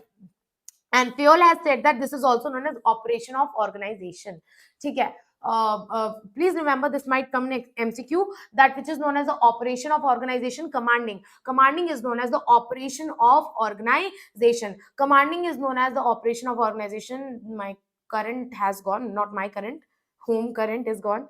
No worries, we can continue. Yeah. So this commanding is known as operation of organization. With this we are done with directing. The last stage of your management is controlling. What we are studying management, planning, staffing, organizing, directing, and controlling. So last stage is your controlling. Controlling means you are checking if everything is going as per the plan or not. You are comparing your planned performance, your standard performance, and your actual performance. So here you are comparing your actual and standard performance. Please remember this keyword, standard performance. If in MCQ you get any other option, planned performance and other, that is not the correct answer. The correct answer is controlling means checking deviation between actual performance and standard performance. Actual performance and standard performance, verifying whether everything occurs as per the plan or not. That is controlling. This is a very important keyword. This you might get in the MCQ, that controlling means comparing what? Comparing actual performance and the standard performance. The actual performance and the standard performance, that is controlling. Definition you can ignore. Features of controlling. Controlling is the end function. Obviously we know this is the last function of management. First is planning, then organizing, then staffing, then directing, and lastly controlling. So controlling is the end function. Next is pervasive. Pervasive is so in staffing also, in directing also, in controlling also. Pervasive means everywhere, in all the levels, in all the organization, everywhere it is controlling.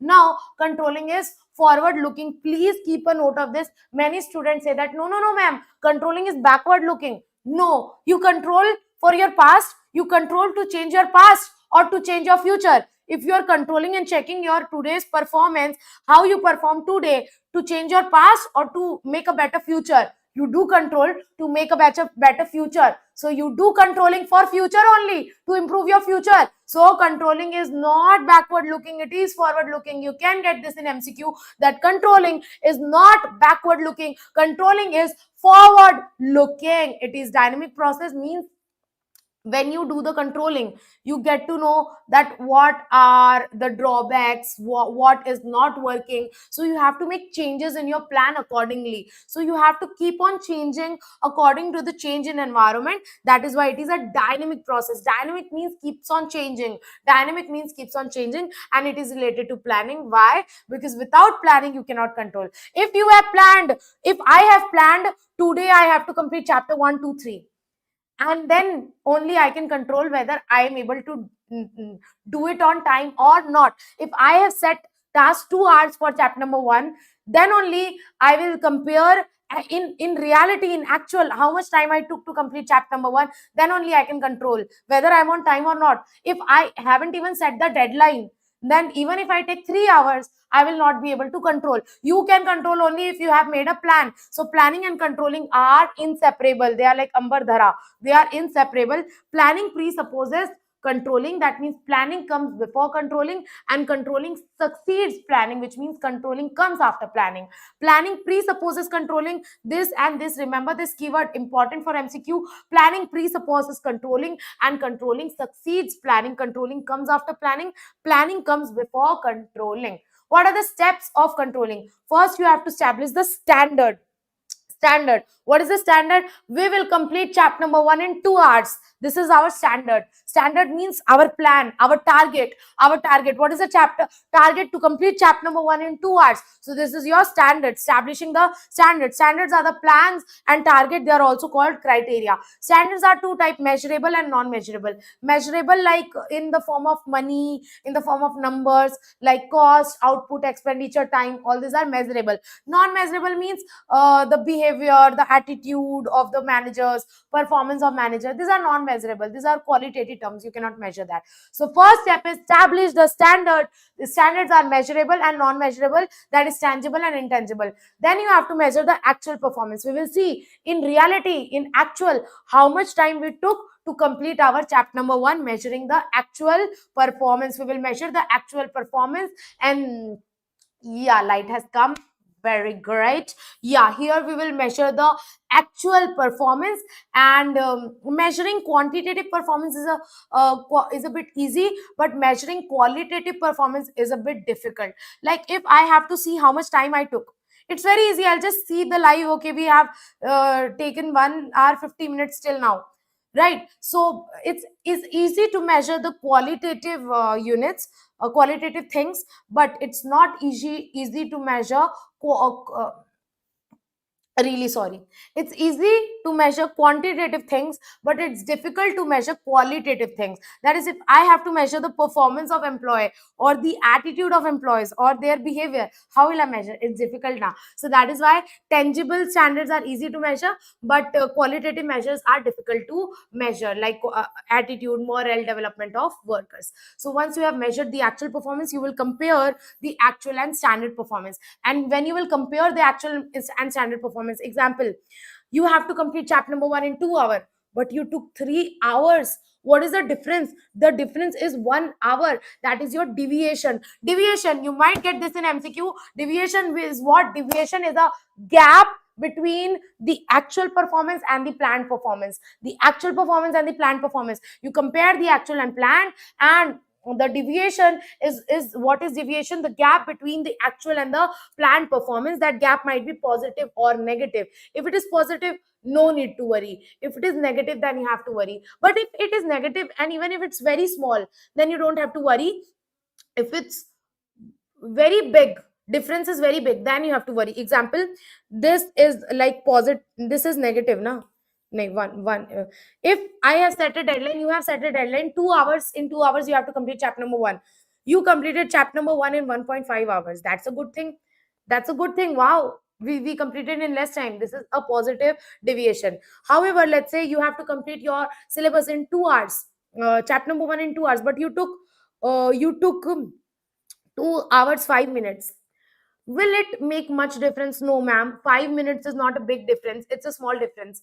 It's a small deviation. We will not spare our time for this.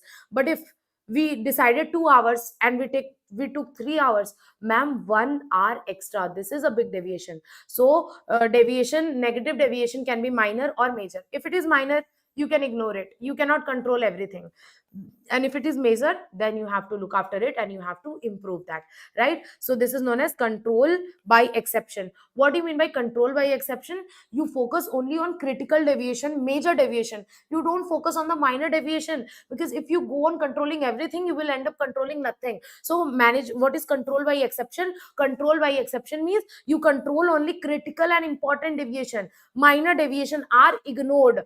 And that is why if you go on controlling everything, you will end up controlling nothing. So this is, you compare actual and planned performance. You just calculate the deviation, and you also think of the reason of deviation. Why this thing happened? Why we are not able to complete in 2 hours? Why we took 3 hours? So you have to find out the reason of deviation. It can be either bad planning, bad coordination, plan might be defective, or lack of supervision or communication. Erroneous planning, lack of coordination, plan is implementation is defective, and supervision, communication is ineffective. This might be the reason of uh, uh, of deviation, of negative deviation. And now you have come out, you have compared your results, you have known the results, and you know the reason of that particular negative result. Now what you have to do? You have to take remedial action. How you will take remedial action? From next day, you will take care of the time, that it takes you less time. So you have to take corrective measures, and after taking corrective measures, you have to revise your targets. You have to revise your targets. So these are the steps of controlling. You have to take corrective measures, how to improve your performance. And once you take corrective measures, you have to make the revised targets. You have to make the new targets. Plan, you have to change the plan according to the controlling. So these are the 5 steps of controlling. First one is establishment of standard. First one is establishment of standard. Next is measuring your actual performance. First you set up the standard performance, then you measure the actual performance, then you compare actual and standard performance. Please remember this keyword, standard performance. If option comes in your exam, controlling is measuring actual and standard performance, actual and planned performance, then don't choose planned performance, choose standard performance. This keyword is important, right? So first you make the standards, then you measure actual performance, then you compare actual and standard performance, then you take remedial action. Only 4 steps. Yes, 4 steps of controlling. Make the standards, then measure actual performance, then compare actual performance and standard performance and find out deviation, and then take corrective action. What is management by exception? You don't focus on each and every deviation, you focus only on major important deviation, that is control by exception. With this we are done with controlling. Importance of controlling, very easy. Conclusion, yeah, very good. With this we are done with chapter number 1. Yes, how are you feeling? Achieved something. Let me tell you the weightage of this particular chapter number 1. The average weightage of this particular chapter is 5 to 8 marks. In December 2026 marks question were asked, 5 marks, then 6 marks, then 8 marks. In recent June examination, 8 marks question were asked from chapter number 1, which is Laddu. So you don't have to ignore this chapter. If you study just the way I have taught you, revise all these things, you would definitely be able to score 8 out of 8 in this particular chapter number 1. So the average weightage of this particular chapter is 5 to 8 marks. Yes, 5 to 8 marks in your hand. See, in your 40 marks we have done your 8 marks portion. In your 40 marks we have done your 8 marks portion in just 1 hour 50 minutes. Yeah, see, we this is a deviation, but this is a positive deviation. I made a target of 2 hours, but we are able to complete in 1 hour 50 minutes. And in 1 hour 50 minutes, starting 10 minutes was introduction. So we are able to do chapter number 1 in 1 hour 45 minutes. So this is positive deviation, right? Controlling, we are controlling, we are measuring our planned performance and actual performance. Yes, with this we are done with chapter number 1. Past exam MCQ, I'm assuming you have already done, you have already solved all the past exam MCQ, right? So now we are taking the break. Now we will take the break, and break till, yes, how long break do you want? Tell me, how long break do you want? Let me know, how long break do you want? 15 minutes or 30 minutes? 15-minute break or 30 minutes break? How long break do you want? 15 minutes break or 30 minutes break? Jaldi se bata do. Let me know in the chat box. Let me know in the chat box. Then we will start our chapter number 2. After that, we will start chapter number 2.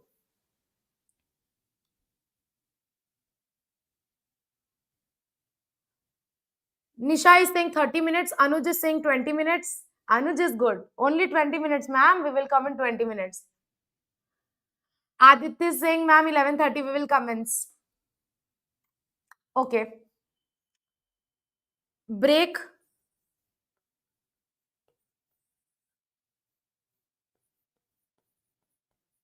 till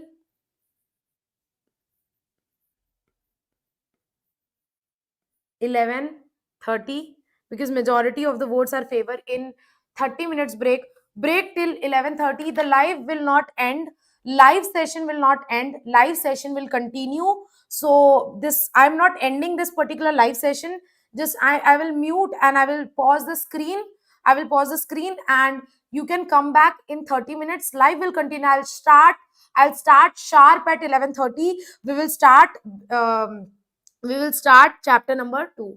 We will start chapter 2. We will start chapter 2. We are done with chapter number 1. We will start chapter number 2. Break till 11:30. Come back at 11:30, right? We will start. Okay, you can leave. This live session will continue. You can join at 11:30. Okay.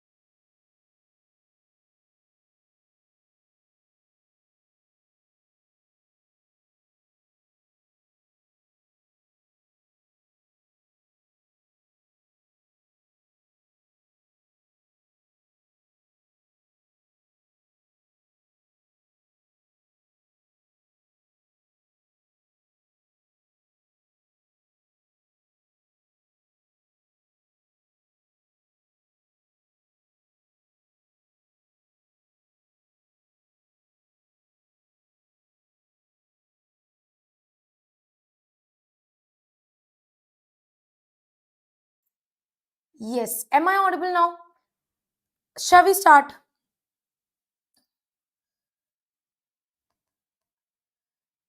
Are we good to start with our chapter number 2? Are we good to start our chapter number 2? Give me a quick fat thumbs up in the chat box if we are good to start with our chapter number 2. We are done with the marathon revision of chapter number 1.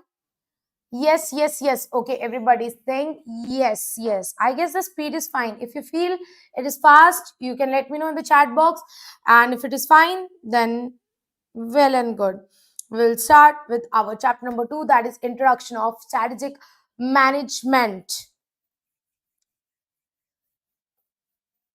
Yes. So now we are done with the management. What is the management? Basically, managing your things, your goals, how you can achieve your goal, managing your activities, planning, organizing, staffing, directing, controlling. Now, simply we have put a word strategic in front of management, and whenever the word strategic comes to your mind, we are talking about long term. So, strategic management is basically long term management. So, when you management to achieve your long term goal, your long term vision, your long term goal, that is your strategic management. So whenever you heard a word strategic, it means we are talking about long term. So introduction of strategic management. Strategic management means long term management, how you can achieve your long term goal, that is your strategic management. Now if I ask you, do you do the management of a wedding or a strategic management of the wedding?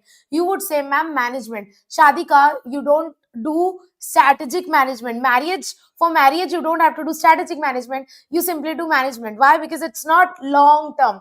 It's like, okay, wedding, it will be done in 2-3 months, so that's why you do the management. You don't do the long term management of the wedding. So what is strategic management? Management means where you do the long term management. So it is a discipline which talks about your long term development, long term goal, achieving your ultimate vision, your long term goal. That is your strategic management. This was the basic discussion, basic explanation about what do you mean by strategic management. Now coming to the definition, what is strategic management? It's simply a discipline which deals with the long term development of organization. So whenever I'm talking about the long term development, I'm talking about the strategic management, where you want to achieve your vision. Vision is something which is long term, where you want to achieve in the future, about your purpose, activities, etc. So what is strategic management? It deals with long term development to achieve your vision. Now there are various Mahapurush people who didn't have anything to do, so what they did, they gave various definitions. So there are a few authors who have given different definitions of strategic management. The first definition is given by Chandler. If you have seen Friends, Chandler says, I'm adopted, I'm adopted. So if you say the adoption in the definition, then that adoption definition is given by Chandler. What is the memory technique? The memory technique is Chandler is adopted. Next is gluic. With glue you can attach two things, so here strategy and strategies are attached. This is Vaiyat memory technique, just to remember who have given which particular definition. So the next definition of strategic management involves strategy and strategies. So with glue, strategy and strategies have attached. So this is just to remember that Glueck has given that definition which involves strategy and strategies. Next is pain. Threats give you pain. So pain and norms has given a definition which involves threats in changing environment. Next is hambrick. Hambrick means home means internal. So hambrick has given a definition in which he has said what is strategic management is the assessment of your internal and external environment. This is given by hambrick. From hambrick you can remember home, internal, so internal and external. Next is Michael Porter. Michael Porter bhaiya is very important, you cannot ignore this bhaiya, otherwise this bhaiya will ignore you. So Michael Porter, you will read this particular name in chapter 2 also, chapter 3 also, chapter 4 also, chapter 5 also. So Michael Porter is everywhere. Michael Porter has given one definition which is very important, and he has given three principles of strategic management. First one is creating unique and valuable market position. Porter bhaiya says that how you can do the strategic management, the long term management, by creating your unique position, by creating trade off, by choosing what to not to do. You have to decide what to do, what not to do, which product to make, which product not to make, and creating fit by aligning activities with one another to support the chosen strategies. You have to align various activities of the organization in order to adopt the strategy, in order to achieve the goal. So here Michael Porter Bhaiya has given three principles. What is the first principle? Creating unique brand name, unique market position. Next is trade off by deciding what not to do, and third is creating a fit between companies activities with one another. So these are the three principles given by Michael Porter. So there are different definitions of strategic management given by different authors. Chandler has said that it is adoption of different course of action. So wherever a word adoption is there, definition is given by Chandler. Gluick, strategy and strategies. Pain and norms, threat. Hambrick, internal and external. Michael Porter, three principles: creating unique and valuable market position, choosing what not to do, and aligning your activities with one another. Your all the activities should align with one another so that you can achieve your objective. So basically it provides overall direction to the organization. When you do the strategic management, you want to achieve your long term goal, and by doing the strategic management, it provides the direction to your organization. So this was the basic thing about the strategic management, basic explanation of the meaning and concept of strategic management. Right, it is a continuous process. Obviously you have to do it again and again. So now important thing is this strategic management process. Four sequential phases of strategic management process. There are the four steps or four sequential phases of strategic management process. The first one is your environmental scanning, second is your strategy formulation, third is your strategy implementation, and fourth one is your strategy evaluation. So these are your four stages of strategic management process. So see, I want to make strategy for my long term, like what is my long term goal, what I want to achieve in the long term, and for achieving that particular long term objective, I have to scan the environment, I have to see the opportunities, threats, um, opportunities, threats, strength, weakness. So I have to do the environment scanning, then only I can make the strategy. I cannot make strategy yuhi. If I'm making strategy for long term, let's say for next 5 years, then I have to see what are the opportunities in the market, what are the threats in the market, what are my internal strength and what are my weakness. Let's say I'm making a strategy of what I want to become. So if I, let's say I'm deciding after 12th what I want to become, I'm doing the strategic planning for my long-term career. I cannot do UHE. First, I have to see opportunity. In which course there is opportunity. Let's say you are saying you want to do CS. So you will see what are the opportunities in CS. What are the threats in CS? There is very much competition. This is the threat. Result is very less. Now you will see your internal strength and weakness. Okay, I'm good in theory. I'm good in law. I can do CS. What are your weakness? I cannot study 10 hours a day. So you have to do the environment scanning. That is, you have to analyze the opportunities, threats, strength and weakness, SWOT analysis, in order to make your strategy. So first thing you have to do is environmental scanning. And who do environmental scanning? Lower level or top management. Obviously strategy is made by top level, like your home policy, your home strategies. Who make? Your parents make, right? Who is the eldest most member? So who make the strategies of Reliance? Mukesh Ambani, not an employee. So who do the environmental scanning and the strategy formulation? Board and the top level. Who does environmental scanning? Board and the top management does environmental scanning. And it is of two type: internal environment and external environment. When you scan your internal environment, you see your strength and weakness, and when you scan the external environment, you see the opportunities and threat. So in environmental scanning, you scan the internal environment as well as external environment. When you scan the external environment, you come to know about the opportunities and threats, and when you scan the internal environment, you come to know about your strength and weakness. This is known as environmental scanning, scanning the environment, internal and external environment. After that, you know all the opportunities, strength, weakness, threats. Now you can make the strategy formulation. Here you are making the strategy, you are deciding how you should go. You are making strategy. Okay, I want to become a CS, I will take coaching, I will study like this. You are making whole strategy. So it is deciding the best course of action, making various strategies: corporate strategy, business strategy, functional strategy. In chapter number 3, I will tell you there are three types of strategies: corporate level strategy, business level strategy, functional level strategy. So here now you make the strategy, and then Abhi tak you were making khayali pulao, you were only thinking what you want to do. Now you are actually implementing it. Now next is strategy implementation. How you will implement that is you will bring it into action. You will bring your plans into action. That is strategy implementation. Here you will decide organization structure, you will distribute resource, and manage the human resource, everything. You will bring the strategy into action. Now when you have implemented the strategy, you will do controlling. That is, you will check whether implementation is according to plan or not. So this is the final stage, evaluation, strategy evaluation. You will evaluate whether strategy is okay or we need to make any changes in that. And for that you need to again do the environmental scanning. You again have to analyze the internal external factors, that is environmental scanning. You have to measure the actual performance and then take remedial or corrective measures if you need to change your plan or your strategy. So these are the four important steps of strategic management process. Are we clear with this? First one is your environmental scanning. Second one is your strategy formulation. Third is your strategy implementation, and fourth is your strategy evaluation. In environmental scanning, you scan the internal and external environment. By scanning the external environment, you get to know about the opportunities and threat, and by scanning the internal environment, you get to know about the strength and weakness. This is done by top level, that is board and the top management. Then you make the strategy and then you implement it, you bring it into action, and then you evaluate it whether it is okay or any changes is need to be done. And for evaluating, you again have to do the environmental scanning. This is the last stage of strategic management. Do you have to carry this in the sequential order? Yes. If you are making a new strategy, then you have to follow this sequentially. You cannot change the sequence, but you can change the sequence if you are dealing with already made plans. You can ignore this.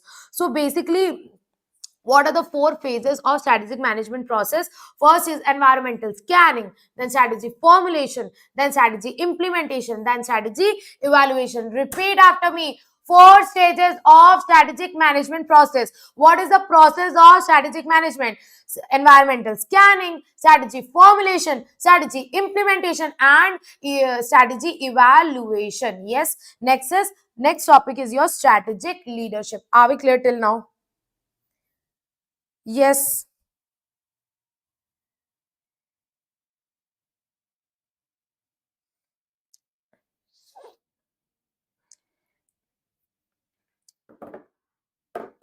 Yes. Okay. Muhammad is saying yes. Okay.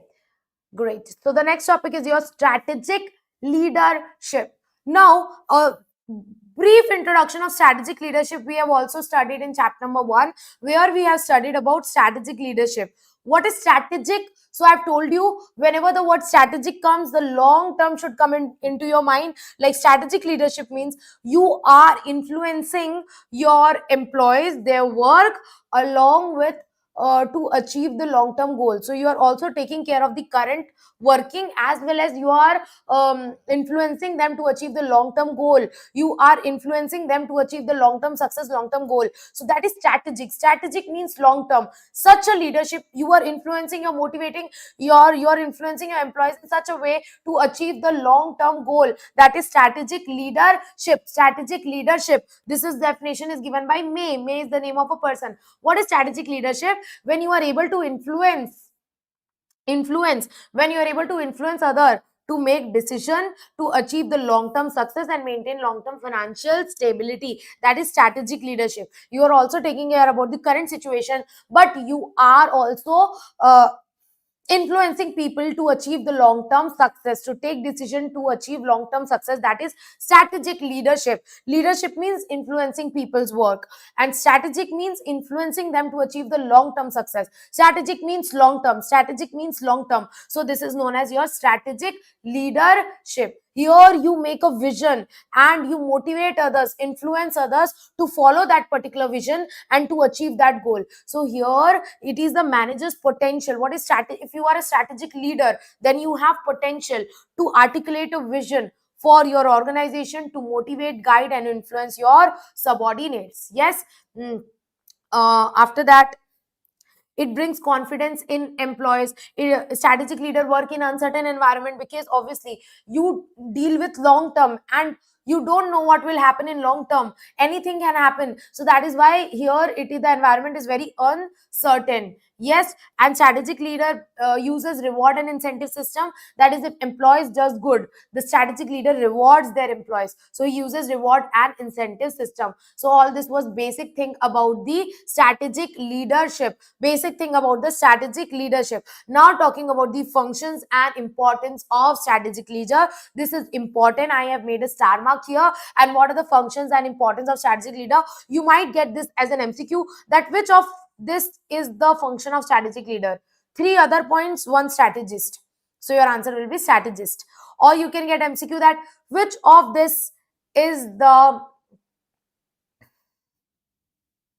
function, is the importance of strategic leader relating to identification and exploiting opportunity. So your answer will be entrepreneur. Yes, just a second.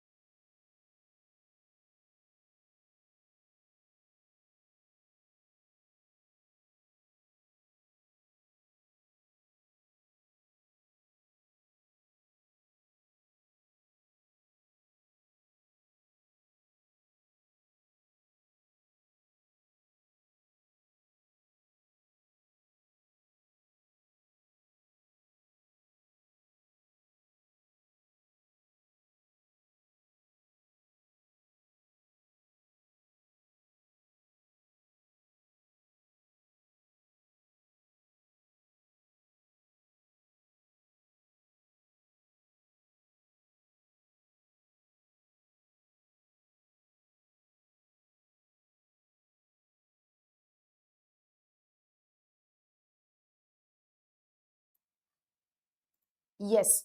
Okay. So our next topic is functions and importance of strategic leader.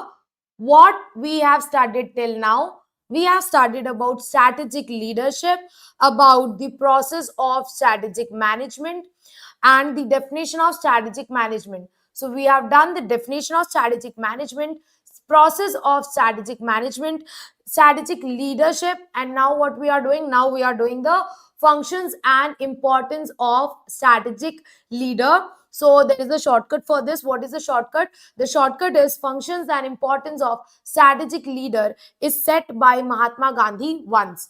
Mm, what is your shortcut to remember all the points? The shortcut to remember all the points is functions and importance of strategic leader is set by Mahatma Gandhi once. So S for strategist, E for entrepreneur, T for talent advocate, Mahatma, M for mobilizer, Gandhi, G for global thinker. Once from O there is nothing, from N there is navigator, C captivator, E for C there are 2 points, captivator and change driver, and E for enterprise guardian. From C there are 2 points. From C there are 2 points. Right. So yes. So this is the shortcut for remembering the functions and importance of strategic leader.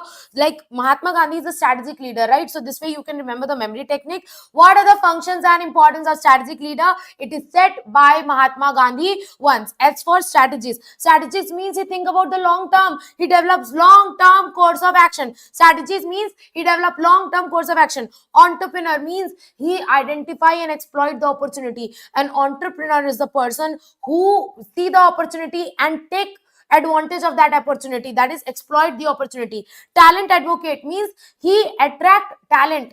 Like Mukesh Ambani is an entrepreneur. He is not best in marketing, he is not best in finance.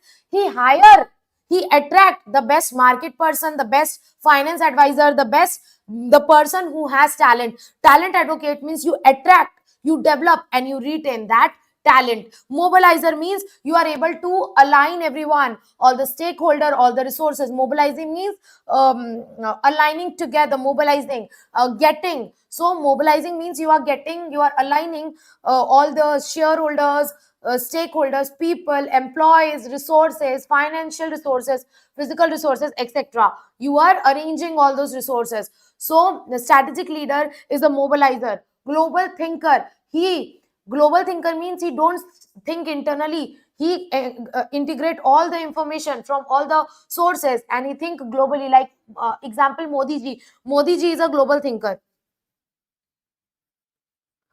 When he has to make policies about India, he see what is the policy of UK, what is the policy of US. He is take all the information from all the source and then he make policy about India. So global thinker means you integrate information from all the sources. Navigator means a person, if he has lost the path, he is quickly able to navigate the right path and come to the right path. That is, if there is any complexity, there is any problem, strategic leader should be a navigator. He should be easily able to solve that particular problem. So as a navigator, you should be able to solve the problem. Next is captivator, that is building passion. A strategic leader should build passion and commitment inside the employees. So he's captivator, building passion. Change driver, he should accept change and help others to accept change, because change is everything, you cannot be constant. So since business is working in dynamic environment, you have to accept change and you have to motivate your employees to accept the change. Enterprise guardian means he protect the value of the organization, protect the shareholders value, the market price, and unit wide interest. So these are the functions and importance of strategic leader. So what kind of question you might get? You might get question like, which of this is not the importance of strategic leader? Strategist, entrepreneur, talent advocate, less flexible. So your answer will be odd one out. And also you might get that which of this function is related to developing long term course of action. So your answer will be strategist. This kind of a question also, MCQ can also be asked from this topic. So function and importance of strategic leader. Functions and importance of strategic leader is set by Mahatma Gandhi once. Strategist, entrepreneur, talent advocate, mobilizer, G for global thinker, N for navigator, C for captivator and change driver, E for enterprise guardian. Are we clear with this? Functions and importance of strategic leader. You know, a company secretary, like we people, like you people, we are also a strategic leader of a company, because when you go to work and do job in a company, uh, uh, you are the one who develops strategy, you are the one who takes care of the compliances and all. So a company secretary also act as a strategic leader in a company. He is a key managerial personnel of a company. And you know, earlier company secretary was known as glorified clerk. This might come in an MCQ. You have to mention that earlier the company secretary was known as glorified clerk. Glorified clerk. Later on, the name was changed. It was redesigned to company secretary. Earlier, company secretary was known as glorified clerk. Now they are known as company secretary, who are the key managerial personnel. They act as a strategist, a strategic leader in a company. Why? We manage the corporate affairs. We are responsible for the corporate governance. Corporate governance means complying the law in the true and letter spirit, that is corporate governance. We are the one who's responsible for risk management, for sustainability, for achieving the corporate vision and mission, for doing the corporate social responsibility. So there are different roles, functions, importance of company secretary as a strategic leader in an organization. So what are the roles, functions, importance of company secretary in an organization? He acts as an advisor, he acts as a communicator, he communicates with stakeholders, he make disclosure and reporting, he manage the board meetings and committee meetings, he manage the compliances, he does the representation work. So when you will become a company secretary, you will do all this work. So all these are what? All these are the roles, functions, importance of a company secretary. First, who advise board of director? Who advise Mukesh Ambani? Company secretary. So company secretary is the person who advise board of director how they should manage the company, how they should do the work and all. So who is advisor to the board and committee? Company secretary. And company secretary also evaluate the performance of the board of director. So company secretary act as an advisor, he advise board of director, he communicates with customers, clients, government, media, suppliers, everyone. So who is the link between the company and outsider? Company secretary. Who is the link between the board and the management? Company secretary. So company secretary is responsible with communication. So he is a link between the board and the management, also between the company and the outsider. He communicates with different stakeholder. He is the first point of contact for queries. If anybody has any query, they contact the company secretary of the company. So it's a point of communication. He make disclosure. We have to make a lot of disclosure to government, to media. Who is responsible for all the disclosures and reporting? Company secretary is responsible for all the disclosures and reporting of a business. Who is responsible for holding board meetings? Company secretary is responsible for holding board meetings, committee meetings, for scheduling the meeting, for managing the meetings. So company secretary manages the board meeting and the committee meetings. Who manages the compliance with all the laws? With Companies Act, SEBI Act, STRA Act, FEMA Act, Consumer Protection Act, Phalana Act, Dikna Act, all the act. Who does the compliances of all the act? Company secretary is responsible for compliance with all the act. Representation means representing a company before various quasi-judicial bodies like NCLT, NCLAT, CCI, Competition Commission of India, Income Tax Tribunal, etc. So who represent a company before this bodies, government, or before quasi-judicial body? Company secretary represents a company before various quasi-judicial body. So these all are the role, function of a company secretary as a strategic leader. He acts as an advisor to the board. He is a point of communication with the stakeholders. He is responsible for reporter and disclosing. He is responsible for managing the board meetings and the committee meetings. He does the compliance work and he represents a company. He does the representation work. Yes, once again, he acts as an advisor.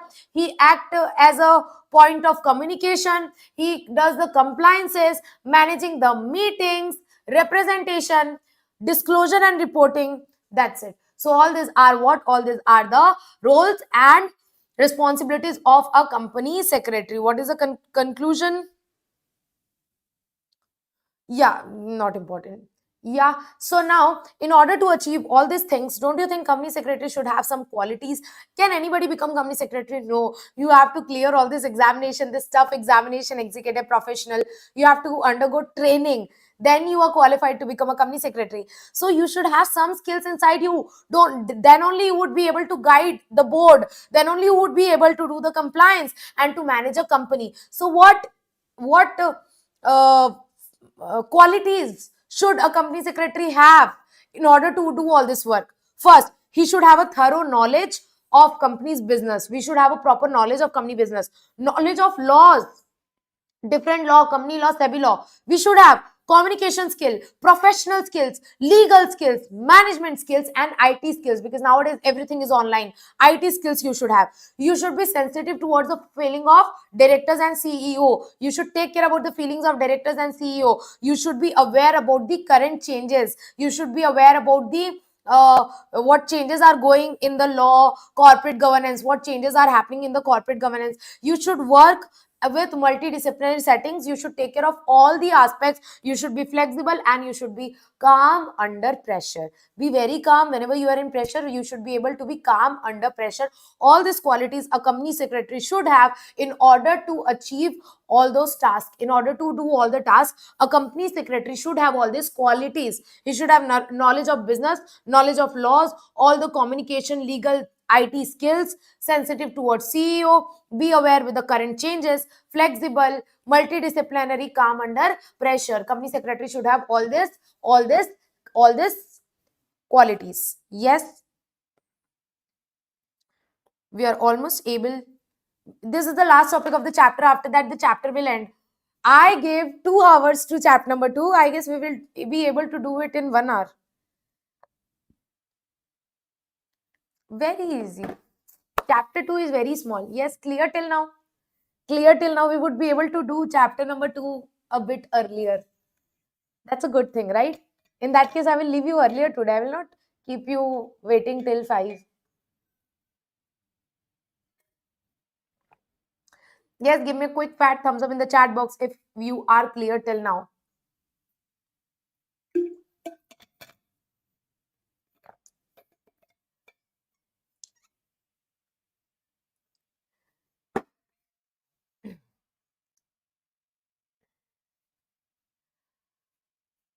Yes, Mohammed is asking, ma'am, from where we get these notes. If you are a Yeshas student, these notes are available in the Yeshas executive telegram group. If you are not a Yeshas student, it is also available in Ishika Agrawal channel. So you can search Ishika Agrawal channel. In that also you can get the notes. If you can't get the notes, you can telegram me at the rate CS Ishika Agrawal. I will send you the notes. Or you can WhatsApp me at 9022066493.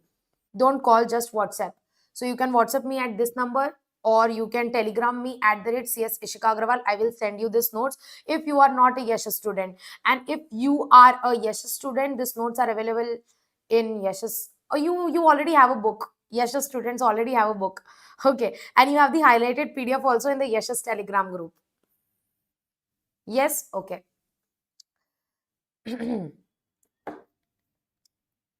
Okay.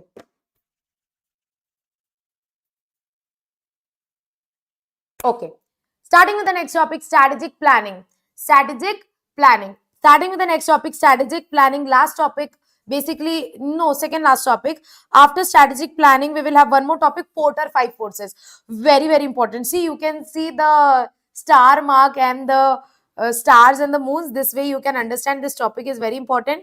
So, now we will do a very important topic, Porter's 5 forces model. Very, very, very important, Porter's 5 forces. So only 2 topics are left in this chapter, Porter's 5 forces and strategic planning. Strategic planning is Phudu topic, very easy topic, right?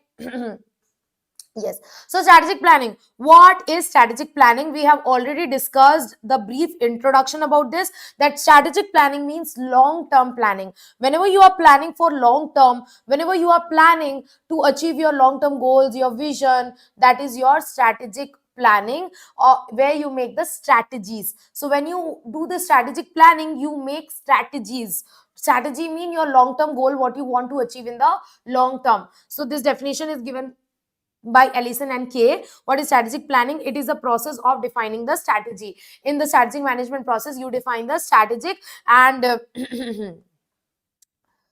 what is the strategic planning cycle? This you can get in MCQ, strategic planning cycle. So what is the cycle of strategic planning, or we can say what are the steps of strategic planning? How do you do the strategic planning? And do you remember strategic management? If you remember strategic management, I have taught you the strategic management process. In this, you have to do the environmental scanning, then strategy formulation, then strategy implementation, then evaluation. So here basically you are making strategy. And before making strategy, you have to do the environmental scanning. That is, you have to scan the internal and external environment. That's what we will study there in the strategic planning. In strategic planning, what you have to do, you have to first scan the internal and external environment. You have to do the SWOT analysis in internal strength, weakness, opportunity, threat analysis, and then you make the strategy after doing the environmental scanning. So before making any strategy, environmental scanning is must. Before before making any strategy, environmental scanning is must. So what is the process or the steps of strategic planning? In order to make the plan, you should be aware about your vision, your mission, your purpose. What is your purpose? Where you want to reach? If you know where you want to reach, then only you would be able to make strategic plan for that. So first, you should have knowledge. You should be aware about your purpose, vision, mission. Then on the basis of that long-term purpose, you have to make short-term goals. So like your long-term purpose is you want to become CS in 2 years and 3 years. So for that, you will make a short-term goal. In December, I have to clear CS executive. So on the basis of your long-term vision, you have to make short-term goals. Then before making the strategy, you have to do the internal and external analysis. You will do internal analysis, then you will come to know about your internal strength and weakness. Then you will do the external scanning, external analysis, then you will come to know about the opportunities and threats in the market. Now you got to know about the opportunities and threat and strength and weakness. Now you can do the SWOT analysis. SWOT stands for strength, weakness, opportunity, threat, and at last you will formulate the strategy. At last you will formulate the strategy. So this is the process of strategic planning, or the steps of strategic planning, or the strategic management cycle. What is the strategic management cycle? First, you should fix your purpose, mission, vision. Then you have to make your short-term goals. Then you have to do the scan the internal environment. You will come to know about the strength and weakness. Then you have to scan the external environment. You will come to know about the opportunities and threats. Then after coming to know about the opportunities, threats, strength, weakness, you have to do the SWOT analysis, and then finally you have to formulate the strategy. So this is the strategic planning cycle. Once again, along with me, strategic planning cycle. First one is make your purpose, vision, mission. Then set up your short-term goals. Then internal analysis, strength and weakness, external analysis, opportunity threat, then SWOT analysis, and then formulation of your strategy. I hope you are able to remember. Try to remember, put it in your heart in the marathon itself, so that you will feel confidence. After this, you would be able to complete a chapter in hardly half an hour. If you keep a full focus on this particular session, marathon session, you will be able to revise the chapter in less than half an hour. Okay, that's my promise. So what is the strategic planning cycle? Mission, then goals, then internal environment, then external environment, then SWOT analysis, then you have to make the strategy. This is an iterative process, means continuous process. This cycle keeps on going and going and going. So this is a iterative process. Iterative means continuous. Iterative means this is a continuous process. So this is your strategic planning cycle. Next is your benefits of strategic planning. So benefits of strategic planning is FIT CG. Shortcut, trust me, remember the shortcuts. With the help of shortcut, you would be able to remember all the points. Otherwise, you would confuse. Like in the benefit of strategic planning points and that importance of strategic leadership point, you will mix up all the points. So that's why please use this memory techniques. It will help you in not mixing up the points, and you would remember all the points correctly. So what are the benefits of strategic planning? Benefits of strategic planning is FIT CG. CG stands for central government, like just for memory technique. So benefits of strategic planning is FIT CG. P for problem solving, F for focus, I for improved result, T for teamwork, C for communication, and G for greater control. Greater control, not Greater Britain, right? Greater control. So what are the benefits of strategic planning? Benefits of strategic planning is FIT CG. P for problem solving, F for focus, I for improved result and confidence, T for teamwork, C for communication, and G for greater control. So these are the 1, 2, 3, 4, 5, 6. 6 benefits of strategic planning. Problem solving. When you make a strategic plan, you are able to solve critical problem in a better way. When you have a plan, you focus on that particular plan. If you don't have plan, you will not focus on what you want to achieve. But you have a plan. Okay, I want to score all India rank, so you will focus on that. Improved confidence. When you make a plan, you get more confidence, so it improves your confidence and performance. When there is a proper plan, everybody has a proper task to do, so there is a proper teamwork and short teamwork. Communication. When you make a plan, you communicate them to your employees, so that they are also motivated. And if you have a plan, then only you would communicate it. So plan also helps in communication. Greater control. If you would plan, then only you will be able to control. Otherwise, you would not be able to control. So these are the 6 benefits of strategic planning. What are the 6 benefits of strategic planning? Problem solving. F for focus, I for improved result and confidence, T for teamwork, C for communication, G for greater control. Once again, along with me, what are the benefits of strategic planning? You have to shout it out along with me. Benefits of strategic planning. P for problem solving, F for focus, I for improved result and confidence, T for teamwork, C for communication, and G for greater control. Are we clear with this? These are the benefits of strategic planning. There are also some limitation of strategic planning, yes, and very puddu this is. Obviously, when you make strategic plan, you have to hire the strategic planners, people, and you have to devote time, so it involves a lot of time and money. Next is development of poor plan. If you make poor plan, then your outcome will not be good. If your strategic plan is faulty, if it is not good, faulty, if you make faulty assumption, then your plan will be poor, and if your plan is poor, then it will fail. Improper implementation. Plan was so okay, but you are not able to implement it well. Your plan was okay, I will wake up at 4 a.m, I'll study for 3 hours straight, I'll have a 3 hour slot. Your plan is proper, but you are not able to implement it. You are not able to wake up at 4 a.m. So that is improper implementation, will not give a proper result. So these are the 3 limitations of strategic planning. First one is it involves a lot of time and money.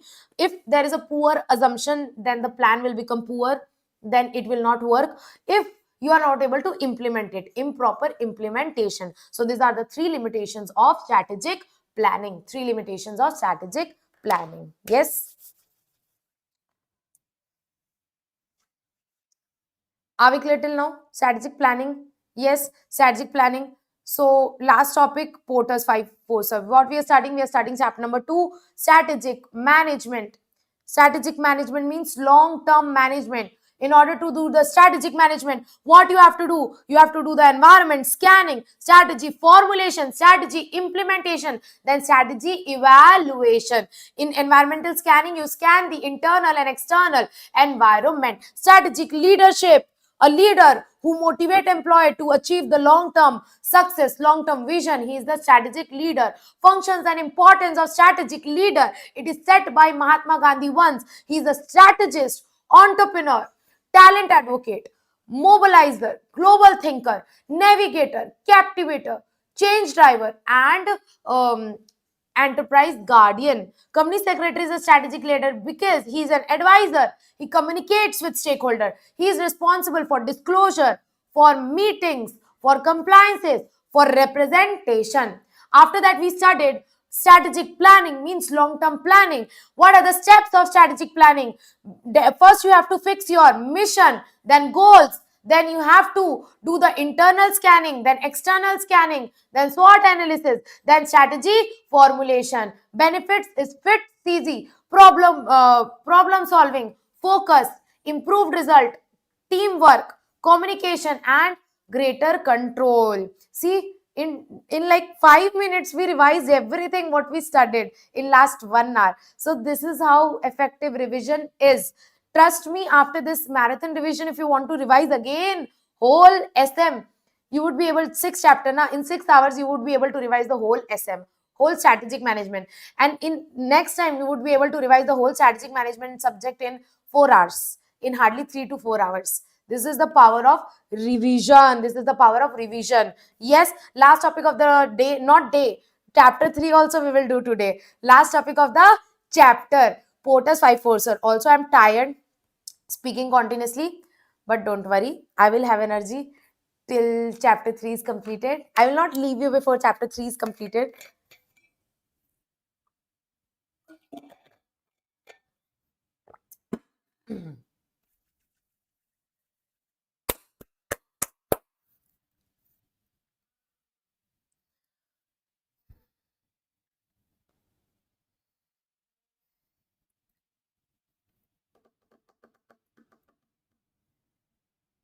Yes. So now we will start with the last topic of this particular chapter, chapter number 2, Porter's five forces model. Who is Porter? Are you remember kya Michael Potter? Michael Potter, not Michael Jackson. Michael Potter.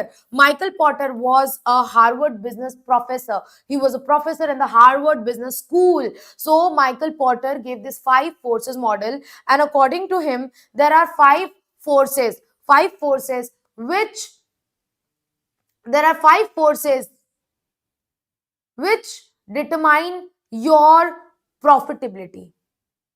And the five forces are competitive rivalry, threat of new entrants, buyer power, supplier power, threat of substitution.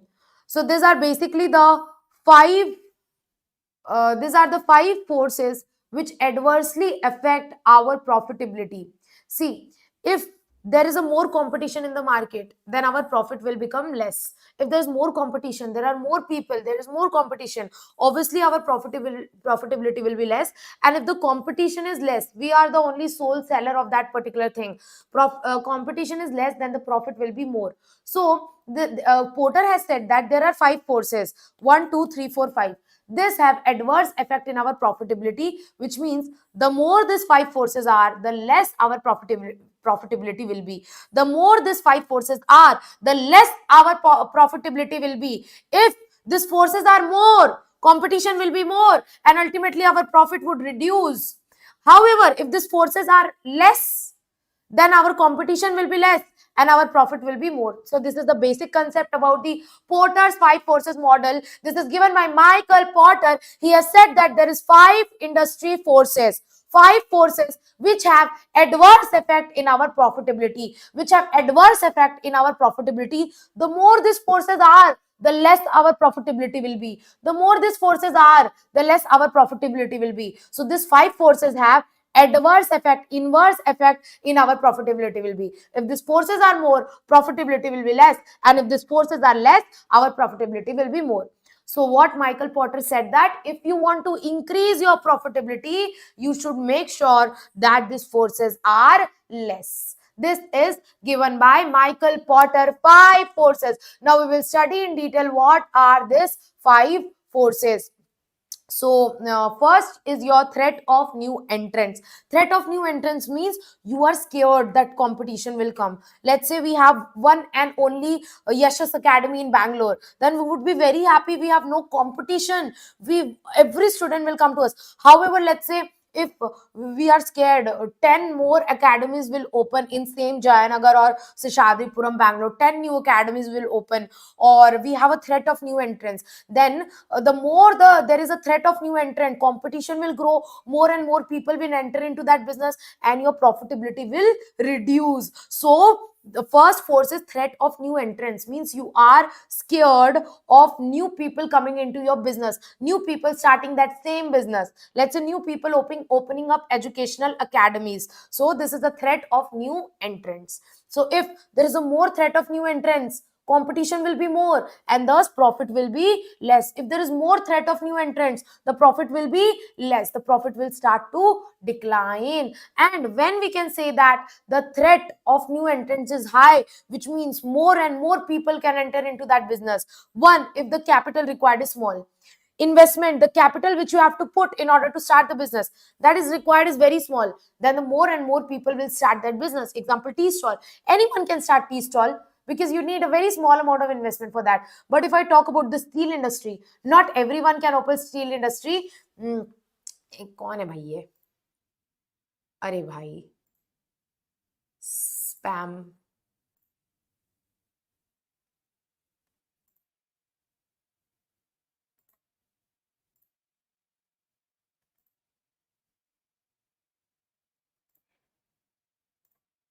ठीक है, reported.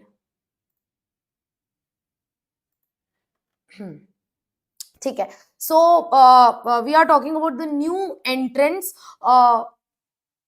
What we are studying, yeah, just a second, we are talking about the threat of new entrant. When the threat of new entrants will be high, when there is a small capital required to start that business, anyone can open that business. But if the large capital is required, steel industry, not everyone has steel industry, but there is tea stall in every other gully, in every other lane, in every other road. So because small capital is required for tea stall, but large capital is required for steel industry, so they have less threat of new entrants. So we are studying when the threat of new entrants will be high. This is very important, this is very important, this is very important from your examination point of view. This you have to understand, this will come in MCQ, right? That when the threat of new entrants is high, threat of new entrants is high when small capital is required. Next, when existing company are not influential or dominant, like Apple is very dominant, so it has no threat of new entrants. But if you don't have a dominant position, then you will have threat of new entry, that you can be replaced by anyone. So when existing companies are not very dominant, they have more threat of new entry. And if they have dominant position in the market, they will not be scared of the new entrants. So there is a threat of new entrants if existing company are not very dominant. Next, existing firm do not have patent or trademark. Same point. If you do not have patent or trademark, you do not have brand name, you do not have goodwill, then more and more people will come into that market. But if already someone have established goodwill, then new people will be scared of coming into that market, because you have already established your goodwill, your patent, your trademark. So existing firm do not have trademark, patent. In that case, there will be more threat of new entrants. Okay. Also, this one point, products are not being able to differentiate it, like Pepsi, Coca Cola, not differentiated. Kali wali pini hai, beat Pepsi, beat Coca Cola, doesn't make much difference. People are not very choosy. Nahi, nahi, I want Coca Cola only, I don't want Pepsi. They are like, I want black drink, give me anyone, either Pepsi or Coca Cola. If product are not very much differentiated, anyone can come up with a new brand with a black drink. So when product are not differentiated, they are not unique, so there is a more threat of new entrants. When there is a low customer loyalty, your customer are not loyal, which means your customer can easily shift to a new seller, then more and more people will come into that business, and there will be more threat of new entrants. If economies of scale can be achieved, which means easily you can achieve the benefit of economies of scale, that is you are able to achieve the low cost in the large production, then more people will enter into that business, because people want economies of scale. So if economies of scale can be achieved easily in that particular business, let's say in textile business, economies of scale can be achieved, so more and more people will enter into textile business. Next is very little government regulation. If there is little government regulation, people will enter into that business. Like let's say normal grocery store, there is not much government regulation. However, if I talk about NBFCs or finance companies, there is a lot of government and RBI regulation. So less and less people make banks and NBFCs. Why? Because there is more government regulation. So if there is less government regulation, then there will be more threat of new entrants. Customer switching cost is low. Customer can easily switch from one seller to another seller. Their switching cost is low. They can easily switch from one seller to another. Then more and more people will enter into that particular business, that particular industry, because the customer can easily shift to a new seller. So all these are the points where the threat of new entrants is high. So if smaller capital is required, if existing company do not have dominant position, if existing company do not have patent, trademark, if there is no government regulation, if the customer switching cost is low, customers are not loyal, products are not differentiated, and economies of scale can be achieved, in all these cases the threat of new entrants will be high. And if the threat of new entrants is high, in that case, your profitability will reduce. This have adverse effect in your profitability. So if threat of new entrants is high, what is the result? The effect is your profitability will reduce. Your profitability will reduce. Are we clear with this? Yes, yes, madam, we are clear with this. Next is your bargaining power of supplier, and then your bargaining power of seller, buyer. So bargaining power of seller, then bargaining power of buyers. So bargaining powers of suppliers and buyers. Let's say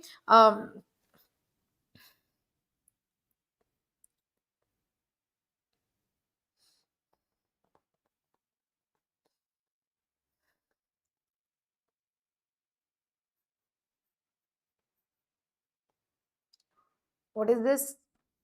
This is factory.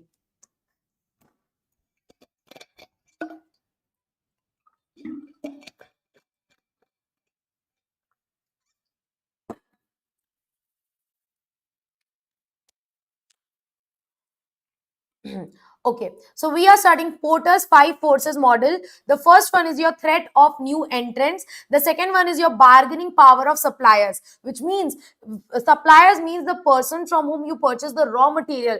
Let's say I make shirts and I sell. So for making the shirt, I have to purchase cloth. So from where I purchase cloth, they are my suppliers. Suppliers are the person from where I purchase the raw material. So if suppliers are very much strong, they have a strong bargaining power, then my profit will reduce, because they would be able to charge more for the raw material. As a result, my profit will reduce. So this is the second forces among the 5 forces: bargaining power of supplier. If your supplier's bargaining power is more, then my profit will reduce. So if bargaining power of supplier is more, what will be the result? The result will, my profit will reduce. My profit will reduce. So what I want that my bargaining power of supplier should be less. And if the bargaining power of supplier is more, then my profit will be less. Now in these are the 5 situations where the bargaining power of supplier will be more. Supplier will have the bargaining power. When will supplier have a bargaining power? If they are less in number. Let's say if there is one supplier of coal all over India, then they will have a bargaining power. They would be able to charge me higher rates for the raw material. So if the number of supplier are less, they will be in attitude. They will have a strong bargaining power. If you don't want to buy, don't buy. I will to sell at expensive rates, right? So if the number of suppliers are less. Next is not many substitute of raw material. Let's say there are some product which can be made by raw material which is very scarce, like makeup products. Some of the makeup products are made, some of the lipsticks and makeup products are made from the raw material which is very rarely available, or there is only one or two supplier all over India for that product. So if you don't have the substitute of the raw material, there is only one and only raw material which can be used for making the product. There is no substitute, so automatically supplier will have more bargaining power, because they know you don't have any option. You have to purchase that raw material. You don't have any substitute for that. So if there are not many substitutes of the raw material, if that is very scarce resources, that is very scarce, only one person is having the raw material, and that is very limited resource. Like during COVID, the that sanitizer production was so scarce, so its demand got increased because the supply is less. So if the resources are very less, scarce, unique resources, automatically supplier will have a more bargaining power. He would be able to sell it at a higher rates. The cost of switching supplier is high, which means if I want to shift from one supplier to another, the cost is very high. Sometimes we do the agreement with the supplier that for the next 5 years I will purchase from you only, I will purchase from no one else. So there is an agreement, there is a bond, that if I purchase from anyone else, you can charge me 1 crore as a penalty.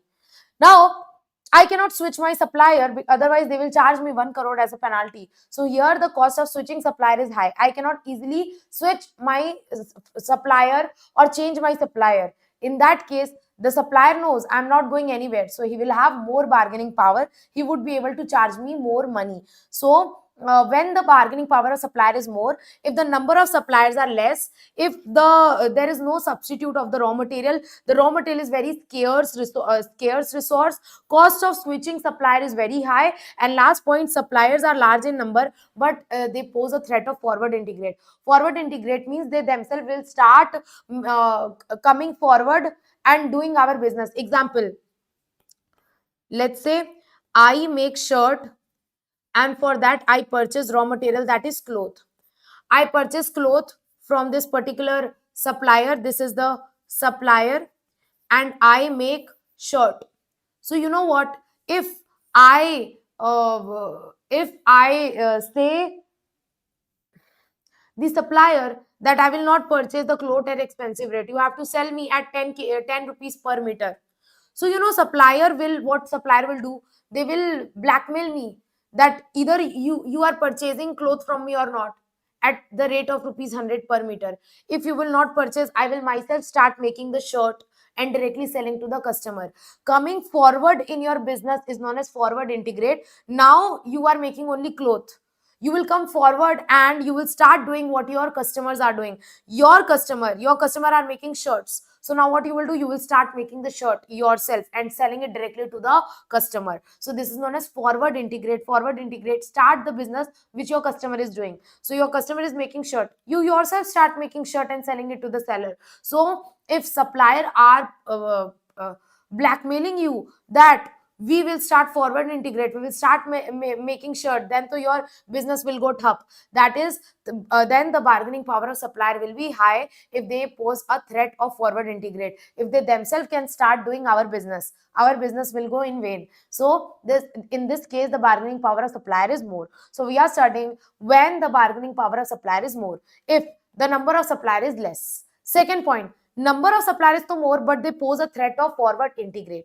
If the raw material is very scarce or unique, it does not have any substitute, and there is a high cost of switching the supplier. In all this case, the bargaining power of seller will be more, a supplier will be more. And if the bargaining power of supplier is more, then our profit will reduce, it will adversely affect our profit. Next is your bargaining power of buyer. If your buyer have more bargaining power, they would be able to purchase in a less price, resulting in the reduction of your profitability. So if bargaining power of buyer is more, your profit will reduce. If the bargaining power of buyer is more, your profit will reduce. And these are the situation when the bargaining power of buyer will be more. When the bargaining power of buyer will be more, number one, there are only few buyers in the market.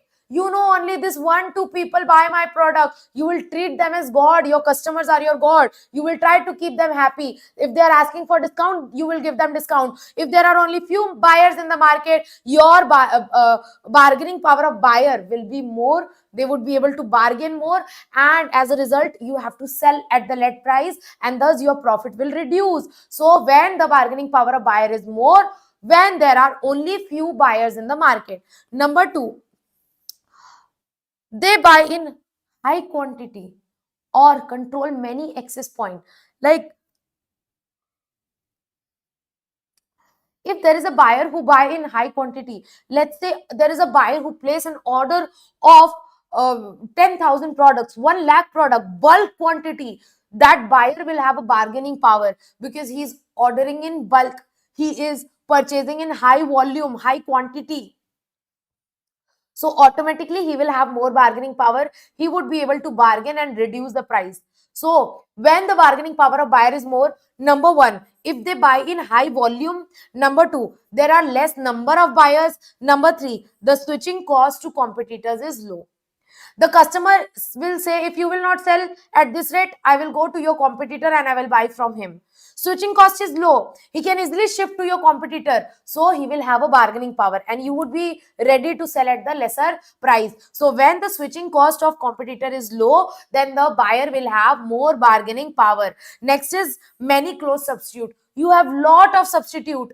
Coca-Cola has a substitute Pepsi. If you will increase the price of Coca-Cola, buyer will purchase Pepsi. They will not pay extra price. They will shift to Pepsi. Why? Because there are close substitute. Not much difference between Coca-Cola and Pepsi. यहाँ काली वाली drink है, black drink only. So if there is close substitute, buyer can easily shift. So buyer have a high bargaining power. That's why Coca-Cola and Pepsi cannot increase the price. If they increase the price, buyer will shift to another product. So if there is lot of substitute, lot of another options, then buyer will have a bargaining power. Seller, in that case, seller's profit will reduce. Buyer are price sensitive. Some buyers are very much price sensitive. Like if somewhere they are getting a product for 250 and another place they are getting the same product for 245, they will go and purchase the 245 ones. And in India, most of the buyers are price sensitive. In that case, if you increase the price, now buyer will not purchase from you. They will change their supplier. So if buyers are price sensitive, their bargaining power is very high. Like the ladies at home, their bargaining powers, they go to sabji mandi vegetable stall and they bargain a lot with the sabji wale bhaiya. So if the buyers is price sensitive, bro, then their bargaining power is too much. Lastly, threat of backward integrate. Buyer will say, I will come to your business, I will start doing your business. So here, let's say buyer are saying, I will start making shirt. Example,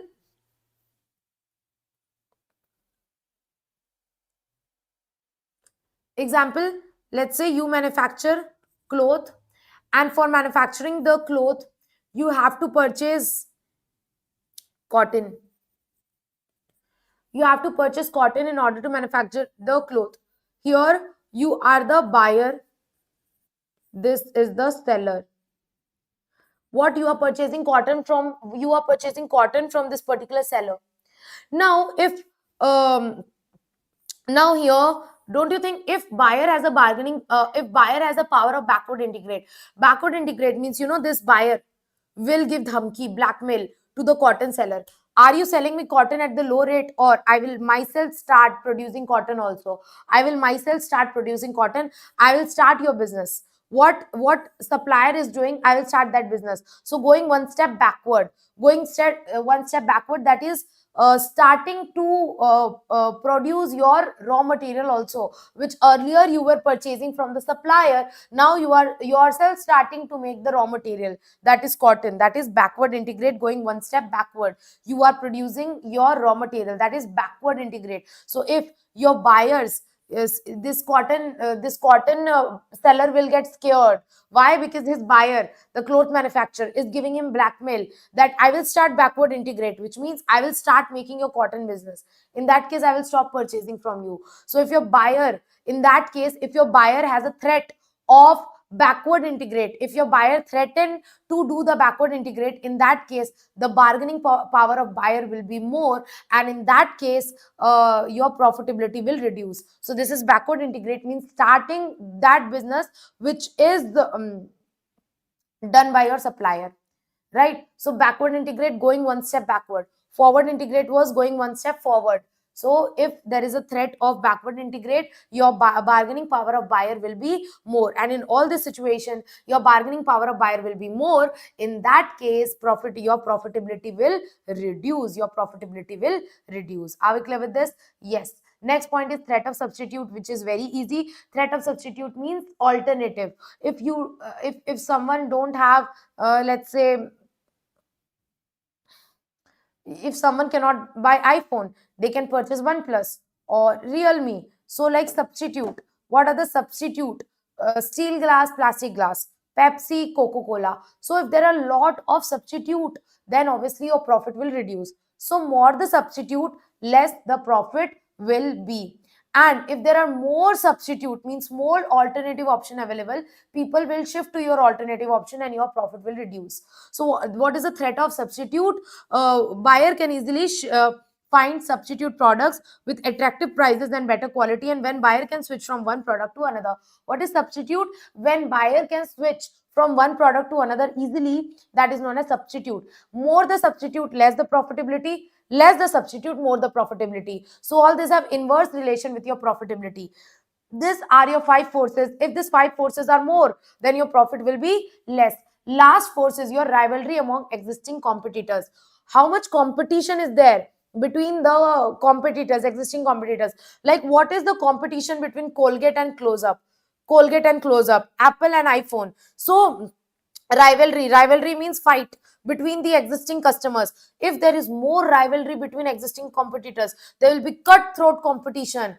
One Coca-Cola will reduce price by 1 rupee, Pepsi will reduce price by 2 rupee, then Coca-Cola will reduce price by 3 rupee, Pepsi will reduce price by 4 rupee. There will be cutthroat competition, and in that case, if there is more competition, then your profit will reduce. So if there is more rivalry among existing competitors, your profit will reduce. So rivalry means strong competition, cut to cut competition, price cut competition between the existing competitors, like between Jio and Airtel. Cut to cut competition.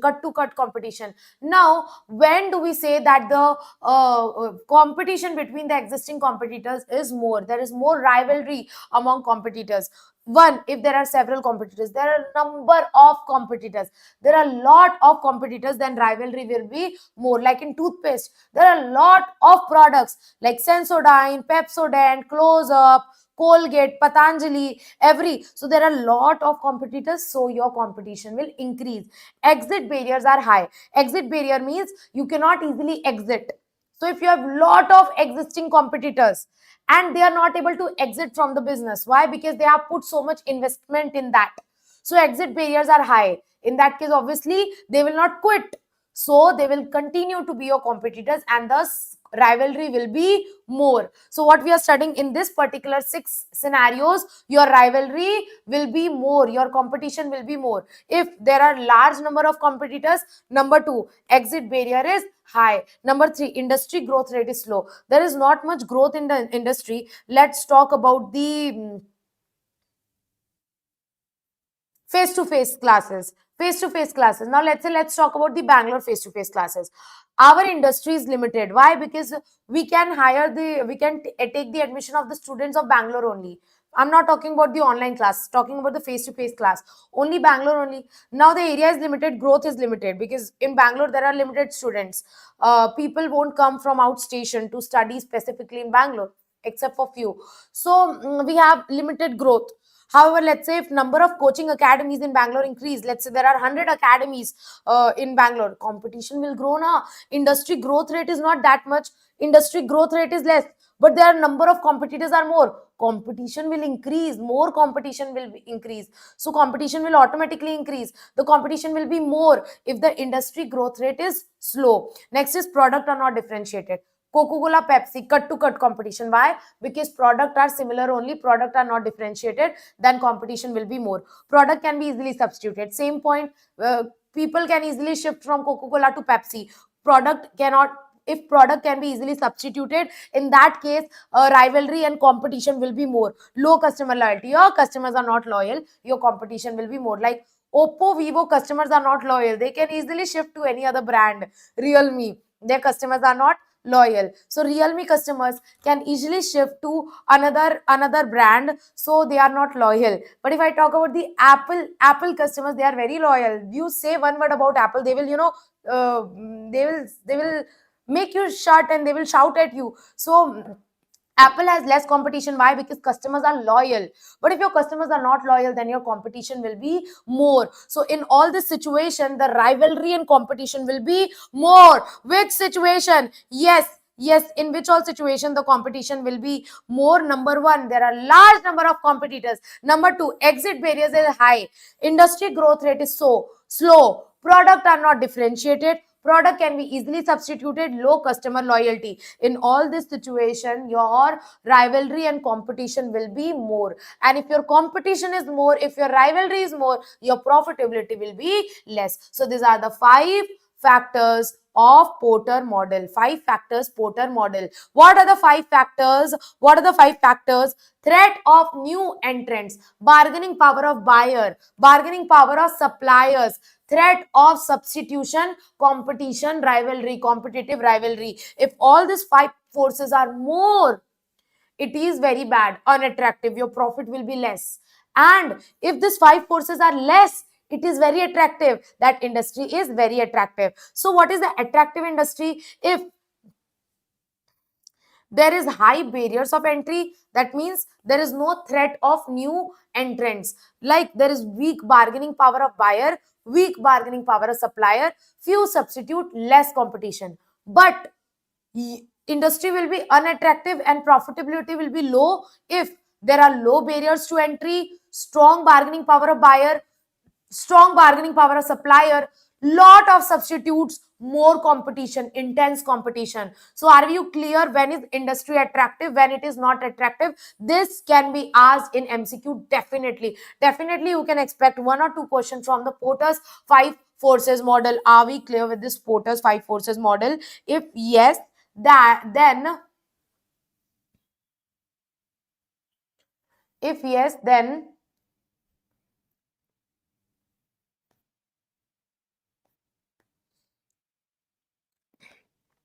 we'll just give you an example, like talking about the automotive industry. Automotive industry means automobile industry. Automobile means that gadi and all, cars, the vehicles. So automobile industry, talking about the automobile industry. In the automobile industry, there is not much threat of new entry. Not everyone can start the car making company. It requires a huge investment, right? So not anyone can start. Obviously threat of new entry is low. In every in all India, there are not many brands of car or automobile vehicles, very less, limited brands. So threat of new entry is less. So this is a positive scenario.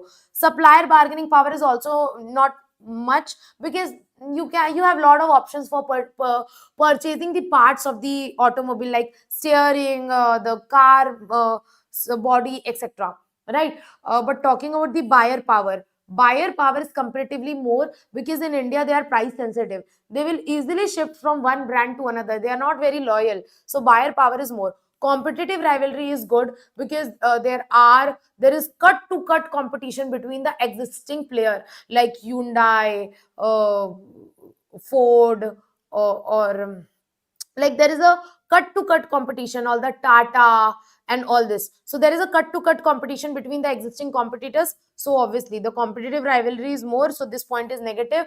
Talking about the threat of substitute, there is not much substitute. Like SUV is SUV, the small car is small car. So there is not much substitute. Like you cannot substitute a tempo or pickup with a car, with a SUV, because everything have a separate uses. SUV is a separate user, small car has a separate uses, truck has a separate uses. So there is not much threat of a substitute. So we can say that yeah, this industry is good. Three points are positive and 2 points are negative.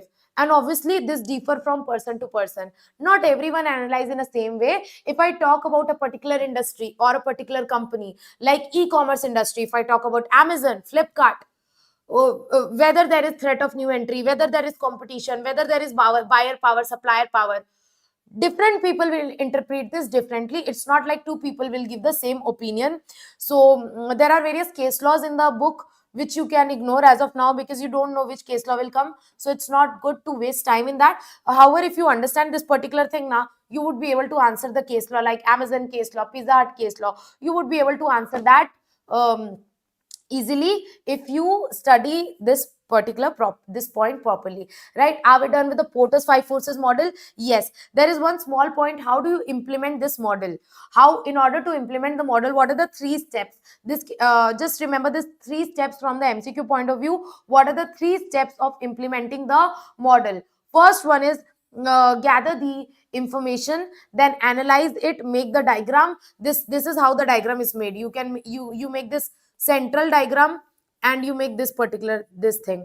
Here you make first force, right? First force, second force, third force, fourth force, fifth force. This is how you make a diagram of this, right? So first you gather information, then analyze, then display them in a diagram, and then formulate the strategy. And why do we use Porter's five forces model? We use Porter's five forces model in order to make the strategy. We use Porter's five forces model to make the strategy, right? So first one is to gather the information. Here we gather information about threat of new entry, whether there is a threat of new entry or not, whether there is supplier power or not, whether there is buyer power or not, whether there is threat of substitute or not, whether there is competition or not. This is shame to shame. After that, you analyze it, you present it in a diagrammatic form, and then you formulate the strategy accordingly, right? So these are the three steps of implementing the Porter's five forces model: gathering the information, analyzing and displaying them on the diagram, lastly formulating the strategy. Yes, yes, yes. With this we are done with this particular chapter. Last point, compliments. There's one more point, compliments. What is complement? एक के साथ दूसरा. Compliment means like if you buy Apple phone, you also have to buy Apple charger. Like along with phone, Apple is also selling you the AirPods. Apple is also selling you the charger or the wire. So that is compliment. And when you give more compliments, it increase your profitability. Like obviously, if Apple will start making the AirPods, charger, and everything, so it will help in improving their Apple sales, phone sales, right? It will help in improving their phone sales. So compliment means like Amazon have started giving Amazon Prime as a compliment to Amazon Prime users. So if you are an Amazon Prime users, you will get Amazon Prime videos, Prime compliments. So it's like एक के साथ दूसरा. So it helps in increasing your main sales. Like Jio TV. Jio TV complements Jio telecommunication. If you are a Jio user, Jio TV, you can get a Jio TV. So it's like complement. You are introducing complementary product. Jio TV, Jio network, everything. So when you sell one product along with another, it helps in increasing your demand. It helps in increasing your product and increasing your profitability. So this is complement. This is not exactly inverse.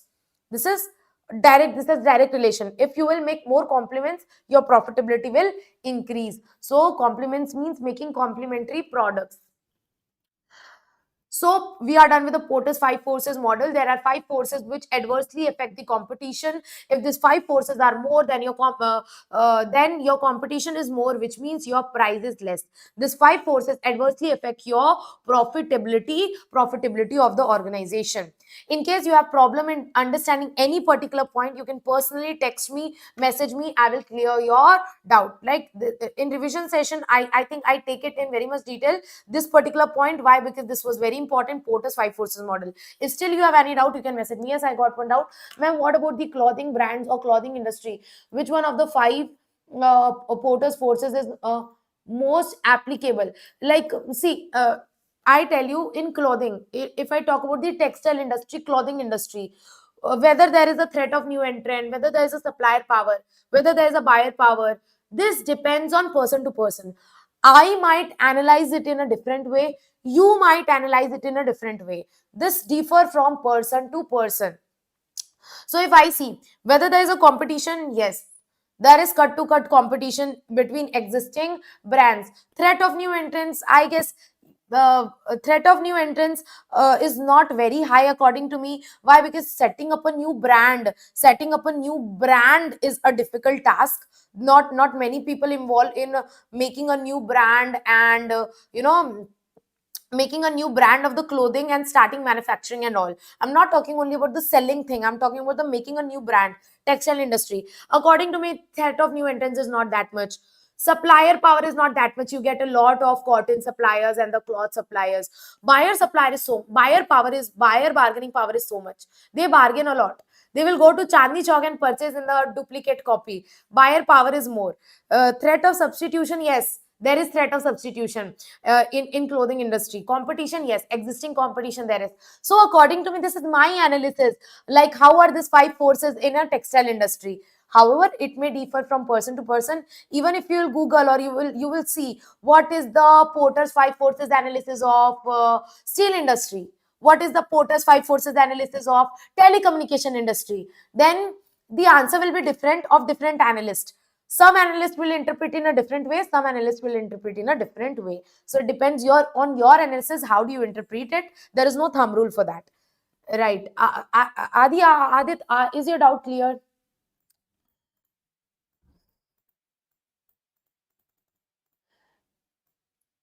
Yes, is your doubt clear? Adit, is your doubt clear? Yes, okay. Okay, so with this, we are done with the Porter's five forces model.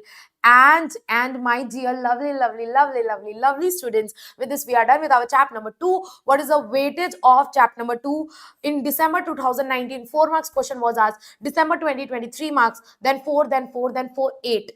In the June 2022 examination, 8 marks question was asked. Otherwise, the average weightage was 4 marks. So I guess you can expect 4 to 6. In extreme situation, you can expect 8 marks question also from this chapter. See, the content is not much. This chapter is so small.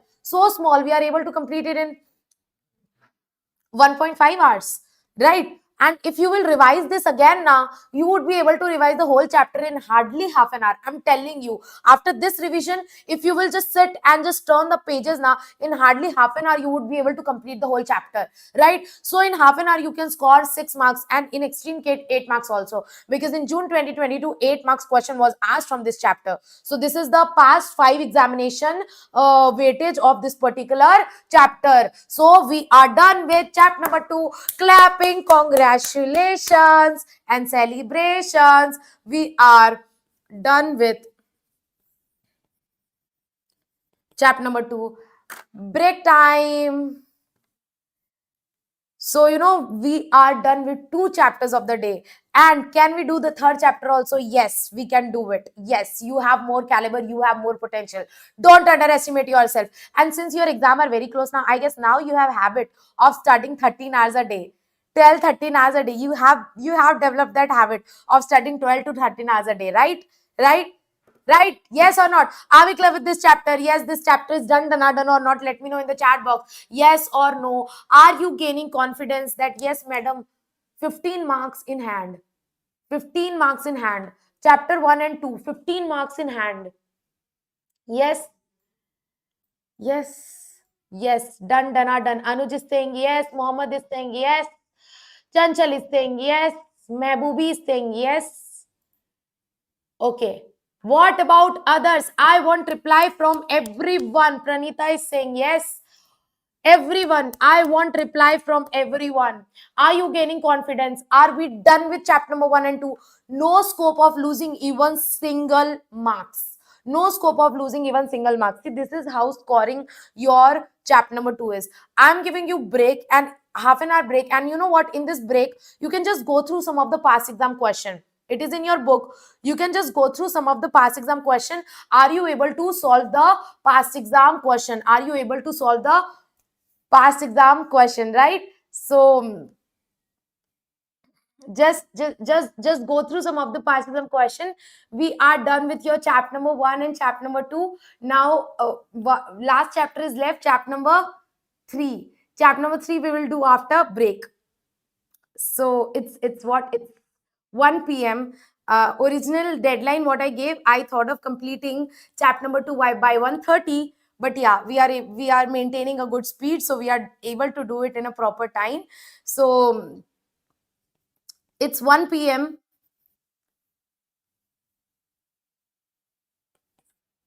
And how long break do you want? How long break do you want? 30 minutes or 20 minutes? 30 minutes break or 20 minutes break? Anuj is saying, Anuj is very sweet. Anuj is like, ma'am, 15 minutes mein ho jayega. Ma'am, 15 minutes is okay. Chanchal is saying 30 minutes. Ah, Chanchal is every nine, ma'am. We need 30 minutes exactly. What about others? Adit is also, no, ma'am, 30 minutes. Muhammad is saying 15 minutes. Two votes for 15 minutes, two votes for 13 minutes. Let's take a 30 minutes break. So now you have break till 1:30. We will start chapter number 3 at 1:30. And madam, chapter number 3 is a bit large, so it might take 2.5 hours for chapter number 3. So I guess we will be able to complete chapter number 3 by 4 p.m. 4 or lastly by 4:30. Lastly by 4:30 we would be able to do our chapter number 3. This way we would complete our today's target of chapter number 1, 2 and 3. Tomorrow we will do 4, 5 and 6. Yes, break. The live will continue. You can just leave and join again by 1:30. Live will continue. I am not ending the live session. I'll just mute myself and clear the screen. You can join at 1:30. Yes, have your proper lunch and take your break. We will we will resume our lecture at 1:30. And in half an hour what you can do along with eating now, you can revise chapter number 2 once again. You revise chapter number 2. In case you come across any doubt, message me in Telegram or WhatsApp, anywhere. Message me, I will clear your doubt. So what you do in this half an hour, you have some food also. Along with that, you revise chapter number 2 once again. You would be able to revise, right? So revise your chapter number 2 once again. Yes, break will resume at 1:30.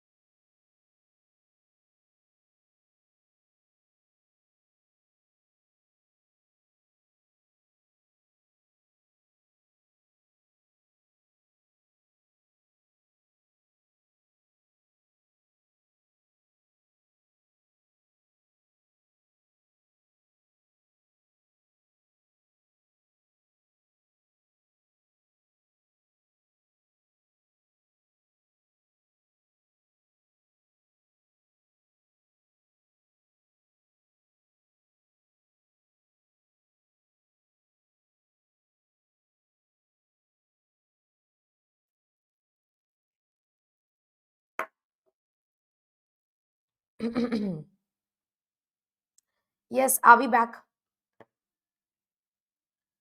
You had your lunch?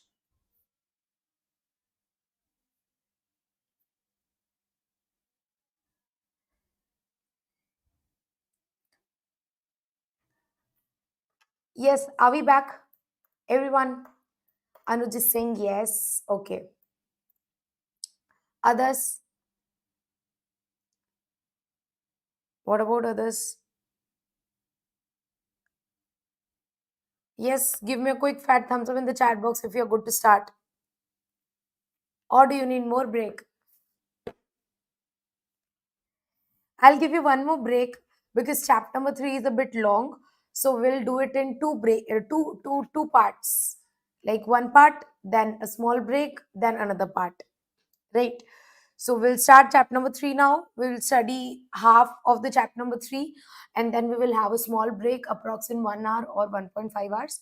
Approx 2:30, I'll give you small break, 15-20 minutes break, and then we will continue. Okay. So, so we'll do chapter number 3 in two halves, two parts. Yes. Are we ready? Have everyone joined? Give me a quick fat thumbs up if you're good to start and resume our class. Yes, give me a quick fat thumbs up if you're ready. Are we ready?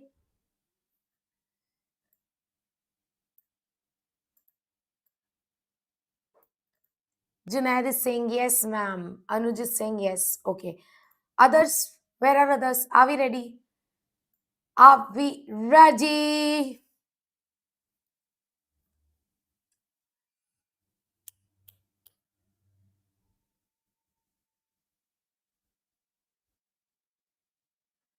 Thank you for the notes. All time, always, always. Yes, Mehboobi is saying yes. Chanchal is saying yes. Okay, great. So now we'll start with our chapter number 3. We are almost halfway through. After chapter number 3, we will done with half of the syllabus. Although chapter number 4, 5, 6 is a bit lengthy chapter, but still we will be done with chapter number 1 to 3. So we'll be covering 50% syllabus in just next 2 to 2.5 hours. Yes, yes, yes. I hope chapter number 1 and 2 is crystal clear to all of you and you can solve all the MCQs of chapter number 1 and chapter number 2. Today, now we will do our chapter number 3, that is business policy and formulation of functional strategy. Yeah, after shouting for 4 hours straight, my throat has again got sore. Right. Now I will not shout, I will speak slowly because tomorrow also there is marathon.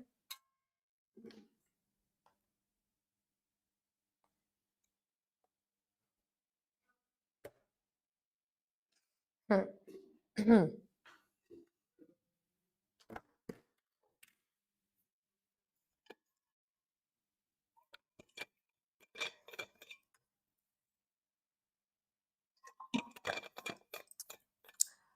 Okay.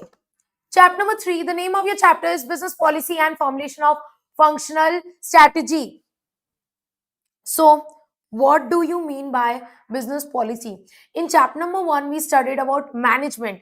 In chapter number 2, we studied about strategic management, long term management, strategic planning. So, now we are doing planning. And you know what? In the planning stage, you have to make policy for your business, which is known as business policy. You have to make strategies in order to do the long term planning. In order to do the strategic planning, you have to make long term strategies. You have to make corporate strategies, business level strategy, functional level strategy. So how do you make that policy? How do you make that strategy? That we are going to study in this chapter, chapter number 3, business policy and formulation of strategy. Now this chapter is divided in two parts. First is your business policy, another is your strategy. So first we will learn about policy. What do you mean by policy? Every business have their own policy.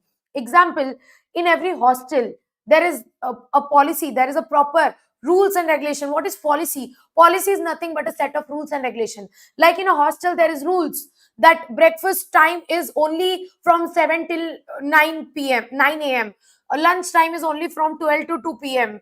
um dinner time is only from 7 to 9 p.m. So they have this rules, they have this deadline that you should come hostel lastly by 10 p.m. 10 p.m. is the deadline. So they have their rules and regulation, that is their policy. Let's say Amazon have its policy that we entertain return and exchange request only for 7 days. So you have only 7 days exchange and return. After that you cannot return the product or exchange the product. That is set of rules and regulation. So though that is business policy. What is the return policy of Amazon? What is the business policy of Amazon? So what is policy? Policy is nothing but your set of guidelines. So whenever you see this word guidelines, what is guidelines?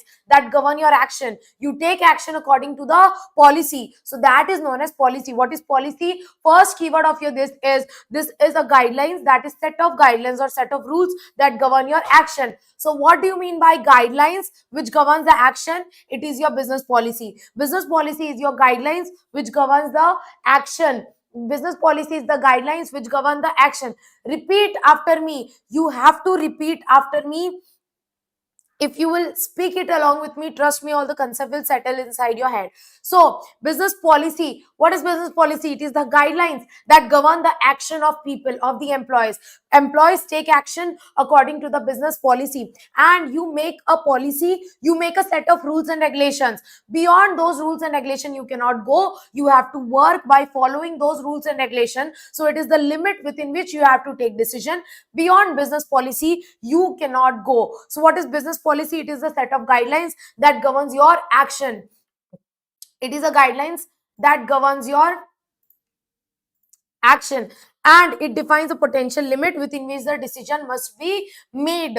It determines the limit within which you can take action. Beyond this limit you cannot go. Beyond this limit you cannot take any action. Business policy deals with acquisition of resources. So in this business policy you decide how to acquire resources, how to allot these resources. Not only allocation of resources, but it deals with almost all the aspects relating to business. Business policy is so much wider. So it defines the scope within which we can take decision. It defines the scope within which action must be taken, decision must be taken. That is your business policy. It defines your scope. So try to remember all these keywords relating to business policy. First, it is a guidelines which governs your action. It defines the limit within which we can take decision. That is, it decides the scope of your action. It defines the scope within which you can take action. You cannot go against business policy. There are rules and regulations which you have to follow. So it determines your scope of authority, scope within which you can take action. And tell me, who makes business policy?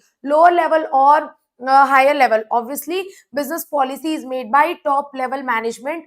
Who decides the policy of a company? The top management decides the policy. Who makes the rules and regulation for the company? Top management make the rules and regulation for the company. So business policy is made by the top management, and it helps the lower management to deal with routine problems. Top management make business policy so that lower management can take day-to-day routine decision as per the policy. For every small matter, they don't have to revert back or ask question to the top management. For that purpose, top management make rules and regulation. They provide it to the lower management, according to which lower management can take day-to-day decision. For every day-to-day routine problems, they don't have to ask the solution to top management. They can refer the business policy. So it helps the lower level management to deal with routine problems without reverting back to the top management.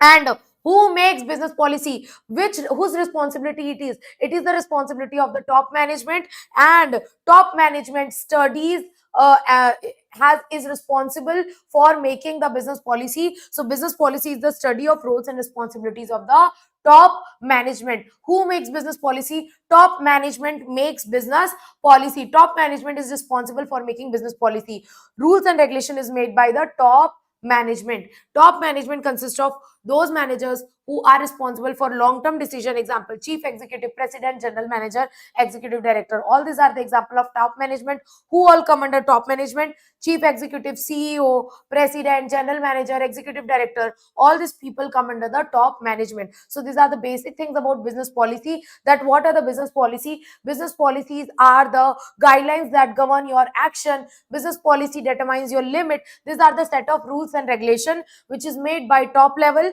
so that lower level can take day-to-day decision. It determines the scope within which you can take action. So this is the basic thing about business policy. Now another important concept is your features of business policy. What are the features of business policy? From this MCQ might come, you just have to remember the pointers and the basic meaning of these points. Like simple, clear, inclusive, stable, appropriate, reliable, flexible, all this. So for remembering all this features of business policy, I've made a memory technique. Trust me, with the help of memory technique, you can easily remember all these features of business policy. So what are the features of business policy? The shortcut for remembering this is business policy of SSC is appropriate, reliable, and flexible. What SSC? Business policy of SSC is appropriate, reliable, and flexible. Business policy of SSC is appropriate, reliable, and flexible. What is the features of business policy? Business policy of SSC is appropriate, reliable, and flexible. This is how you can remember all the features of business policy. First, S for specific. Second, S for simple. C for clear. I for inclusive. S for stable, appropriate, reliable, and flexible.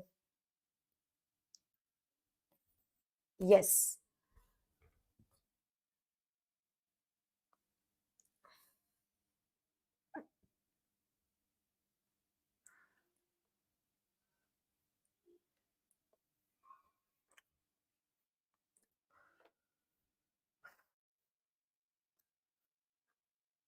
So, what are the features of your business policy? Business policy of SSC is appropriate, reliable, flexible. This is just memory technique to remember all the points of business policy. S for specific, simple, clear, inclusive. Then S for stable, then appropriate, reliable, and flexible. Appropriate, reliable, and flexible. So all these are the features of business policy. Now remember these features of business policy with the example of hostel policy. With the example of hostel policy, you can easily remember all the features of business policy. Business policy of SSC is appropriate, reliable, flexible. First, SSC. S for specific. It should be specific, clear, no chance of ambiguity. Like hostel policy, you should come lastly by 10 p.m. at night. You should come hostel lastly by 10 p.m. at night. It is very specific. It should be specific. It should not be like you should come you should come back to hostel by reasonable time. No, it should be very specific. It should be simple and easy to understand. It should be clear. No ambiguity should be there. No jargon should be used. Clear words should be used. It should be inclusive. Inclusive means it should include all the matters. It should have wide scope. Wide scope. It should include almost all the matters. What in all the situations should be written in business policy. It should be stable. You should not change it very frequently. So it should be stable. You should not change your policy very frequently. Appropriate. It should be appropriate according to your goals. It should not be inappropriate. It should be appropriate for the achievement of your ultimate goal. It should be reliable and uniform. Reliable means bharosemand. You should be able to trust it. It should be reliable, not based on biasness, and uniform means applicable for all. It's not like if somebody does mistake, they will not be punished, and if another person does mistake, they will be punished. So it should be uniform for all, and it should be flexible, that in necessary circumstance you should be able to make changes in it if it is needed. If it is needed, you should be able to make changes. So it should be flexible. It should be flexible. So what are the features of business policy? Speak along with me. Business policy of SSC is appropriate, reliable, and flexible. S for specific. S for simple. C for clear. Is I for inclusive. S for stable. Then appropriate, reliable, and uniform. Then flexible. All these are the features of business policy. Trust me, with this MCQ, you will not even forget a single point. And if MCQ will come from this, you would definitely be able to take the correct answer. Feature of business policy is business policy of SSC is appropriate, reliable, flexible, specific, simple, clear, inclusive, stable, appropriate, reliable, and flexible. Yes, yes, yes, yes. I hope you are done. Evolution of business policy, not important. First time business policy came in Harvard Business, and in India, first time business policy came in IIM. That's it. That's it. That's it. Not very important. In India, first time the concept of business policy came in. IIM and Administrative Staff College of India. Overall, in the world, first time business policy concept came in Harvard Business School. Harvard Business School. That's it. That's it. Other, you can just have a read. Not very important. Next is your importance of business policy. What are the importance of business policy? Three importance of business policy from the point of view of course itself. For understanding the organization, for understanding the business environment. First importance of business policy from the point of view of course itself. This point is a bit technical. Here it means basically in when you do MBA or marketing, there is a proper course of business policy. You can do a proper diploma or a degree in business policy. It is a proper course. So if you study that business policy course, from that point of view, what are the importance of business policy? What are the advantages of that doing that course, that business policy course? You will get various knowledge, theoretical knowledge, and when you will do practical training and all, you would be able to apply your knowledge and gain the practical experience. So first importance from the point of view of course, if you do the business policy course, it will help you integrate your knowledge and experience. You would be able to apply your knowledge in your practical experiences. You would be able to understand the complex terms used in a different business. If you do the course of business policy, you will learn about different jargons, different technical terms relating to business. So you would understand those technical interaction here means words and terms used in the business. Next is you would be able to understand the constraints and complexities of real life. If you understand and study the business policy properly, you would be able to understand what actual problems we face in the real life business. When we actually do business, what problems do we face? When you do business, you read business policy, you understand what complexities faced in real life business. These three are the benefits from the point of view of course itself. So what are the benefits of business policy? There are three benefits of business policy. Importance of business policy, first from the point of view of course itself. If you do the business policy course, you will get this benefit. Next is for understanding the organization. If you have a proper knowledge and understanding of a business policy, it will help you in understanding your organization. It will help you in understanding the framework of your organization, how decisions are taken in your organization, how management is done in your organization. After reading business policy, you will get a clear picture of your organization. So business policy presents basic framework of understanding your business organization, your management, your decision making, how decisions are taken. It will help you in handling your responsibility. If you read the business policy, you would be able to handle your responsibility in a better way. It would bring benefit of distilled years of strategic experience and strategic decision making. See, business policy is made by the top level and they have years of experience. After that, they make the business policy. So everyone who read the business policy, the managers and the lower level, they get the benefit of the years of experience of the top management, right? So they get the benefit of experience in strategic decision making, experience in strategic decision making, experience of the top management. So this is from the understanding the organization. So if you read a business policy, if you understand a business policy, it helps you in understanding your organization, how decisions are taken in your organization. It will help you to reap out the benefit of the experience of the top management. It will help you in handling your management responsibilities. Next is for understanding the business environment. It will help you to understand the business environment. Environment means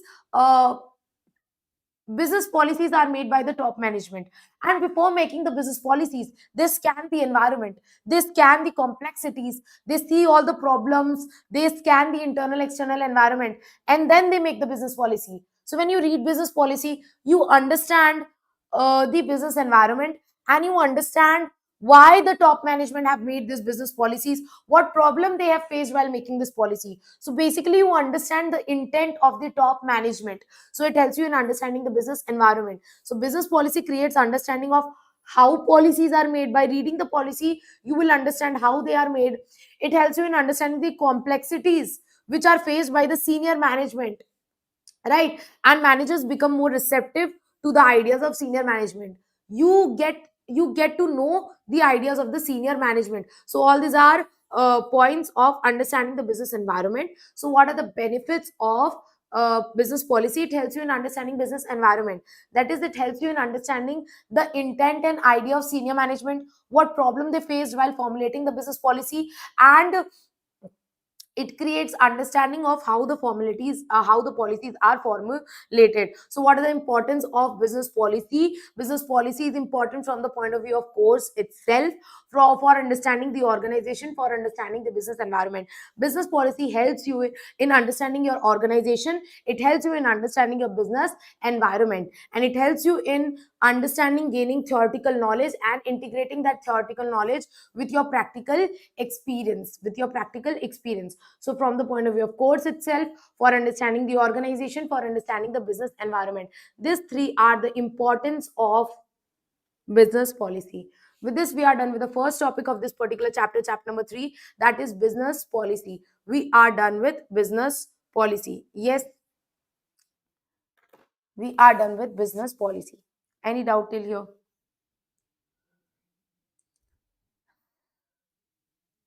Any doubt till now?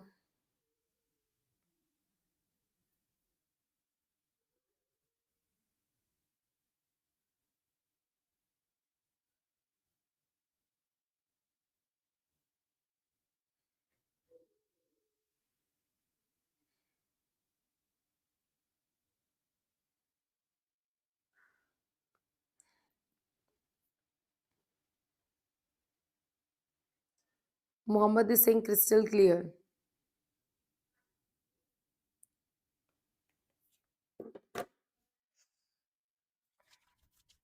Others, what about others? Yes, what about others?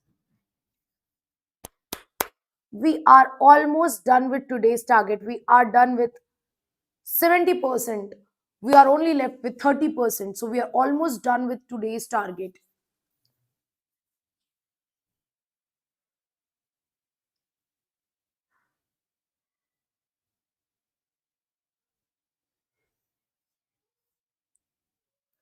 Yes, if you're liking this today's revision, do tag me in your Instagram story. Okay. If it's really helping you, today's marathon revision, do tag your in your Instagram story. You are also working for how many hours? 5, 6, 7, 8. Continuous 8 hours. Though in that 8 hours, 1.5 hours will be break, but still. Yes, crystal clear, everyone. Are we good to start with a new topic? Yes, yes. We are done with the one topic, that is your business policy. Now we are moving towards your another topic, that is framework of strategic management. What is strategic management? Just one diagram is given here. Framework of strategic management, basically this we have already studied in chapter number 2, that what is strategic management and what is the process of strategic management. First you have to do the environmental scanning, then strategy formulation, then strategy implementation, then strategy evaluation. This we have already studied in your chapter number 2. If you remember this particular diagram, do you remember this diagram? Here we studied strategic management process, environment scanning, strategy formulation, strategy implementation, and strategy evaluation. Same thing is given here, that what is the framework of strategic management framework. First you have to do the business assessment. What is business assessment? It is nothing but the environmental scanning, where you scan the internal external environment, then you do the strategy formulation, after that you do the strategic implementation, translate strategy into action, and then you do the strategy evaluation, that is test, learn, adopt. गिरोगे सीखोगे समझोगे. Test, learn, adapt. So these are the 4 stages of a strategic management framework.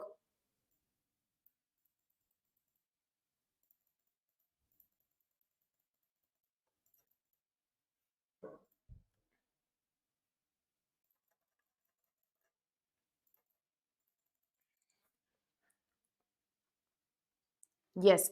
So what is the framework of strategic management? This is nothing but here we are talking about the process of strategic management. This same process we have already done in chapter number 2. Same thing is written here, just in a slight different language.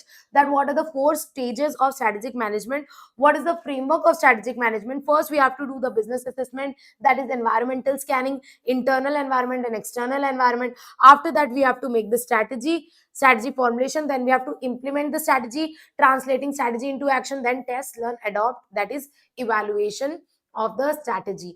And in order to do the strategic management, you should have an understanding of your vision, mission and values. You should know your vision, mission and values, then only you can make the strategy. Remember when we studied the strategic planning process, do you remember the strategic planning process? No ma'am, what is this? Bhul nahi jana re. Here we studied, are, yeah, here we studied the strategic planning process, and here I taught you that in order to make the strategy, you should have a knowledge of your vision, mission and goals. So once you know your vision, mission and goals, then only you would be able to do the environmental scanning, and then only you would be able to formulate the strategy. This thing we have already learned in the strategic planning process. So since you know that in order to do the environment scanning and in order to develop the strategy, you should have knowledge of vision, mission and values. You should know what is your vision, what is your mission, what is your values, then only you can make the strategy. So that is why we are going to study about what is vision and what is mission. Vision matlab where you want to become, kya banna hai, what you want to become, that is vision. Mission means how you will become that, kaise banoge, kya karke banoge. So mission means what you are, what you want to do, what you will do and how you will reach to your vision. Vision means what you want to become. Mission means how you can become, how you can achieve your vision, that is your mission. So these two statements are your vision and mission. Example, your vision is I want to become the top 10 company secretary of all over India. I want to become the top 10 company secretary of all over India. This is my vision. Now, mission is how will I become? Okay, I will start practicing. I will do this. I will do that. I will do. I will participate in all the elections and I will participate in the good activities of ICSI. I will take initiative. So, what I will do, that is your mission, and in future where I want to reach, that is your vision. Vision. Like few examples are given here. I will not deal with all the example, but see, what is the vision? What is the vision of TED? TED is we passionately believe in the power of idea to change. What is our vision? We want to change attitude of people, life of people. And mission, how we will change life of people? By spreading ideas. What do? We spread idea. LinkedIn, what is the vision? Vision is to create opportunity for global workforce. We want to create economic opportunity for all the people in the world, for the global workforce. This is our vision. Vision means where we want to reach, and mission means what do? We connect professionals. We connect professionals in order to reach to our goal. Google, what is the vision? To provide access to world's information in one click. In one click we want to provide world's information. This is vision. What is mission? And for that, what do? We provide world's information in a universally accessible format. So this is vision and mission statement. Vision means where you want to reach, and mission means what you will do in order to reach, achieve your vision. Yes, so what actually you do, that is your mission. That is your mission. Yes. So these are some of the vision and mission statement. Now we will understand basic things about vision and the difference between vision and mission. So first is vision. Vision means what you want to achieve in long run. So it is always looking forward. Here you are talking about future, what you want to become in future. In vision you are talking about future, like 5 years down the lane I want to become this, 10 years down the lane I want to become this. So it is your future, and it is a company's roadmap indicating both what company wants to become and initiative by setting a direction of the company's growth. So what vision creates a roadmap for you, telling what you want to become, and if you are clear that what you want to become, then it will easily guide your right way or right path of becoming that particular thing. Are we clear with this? Yes.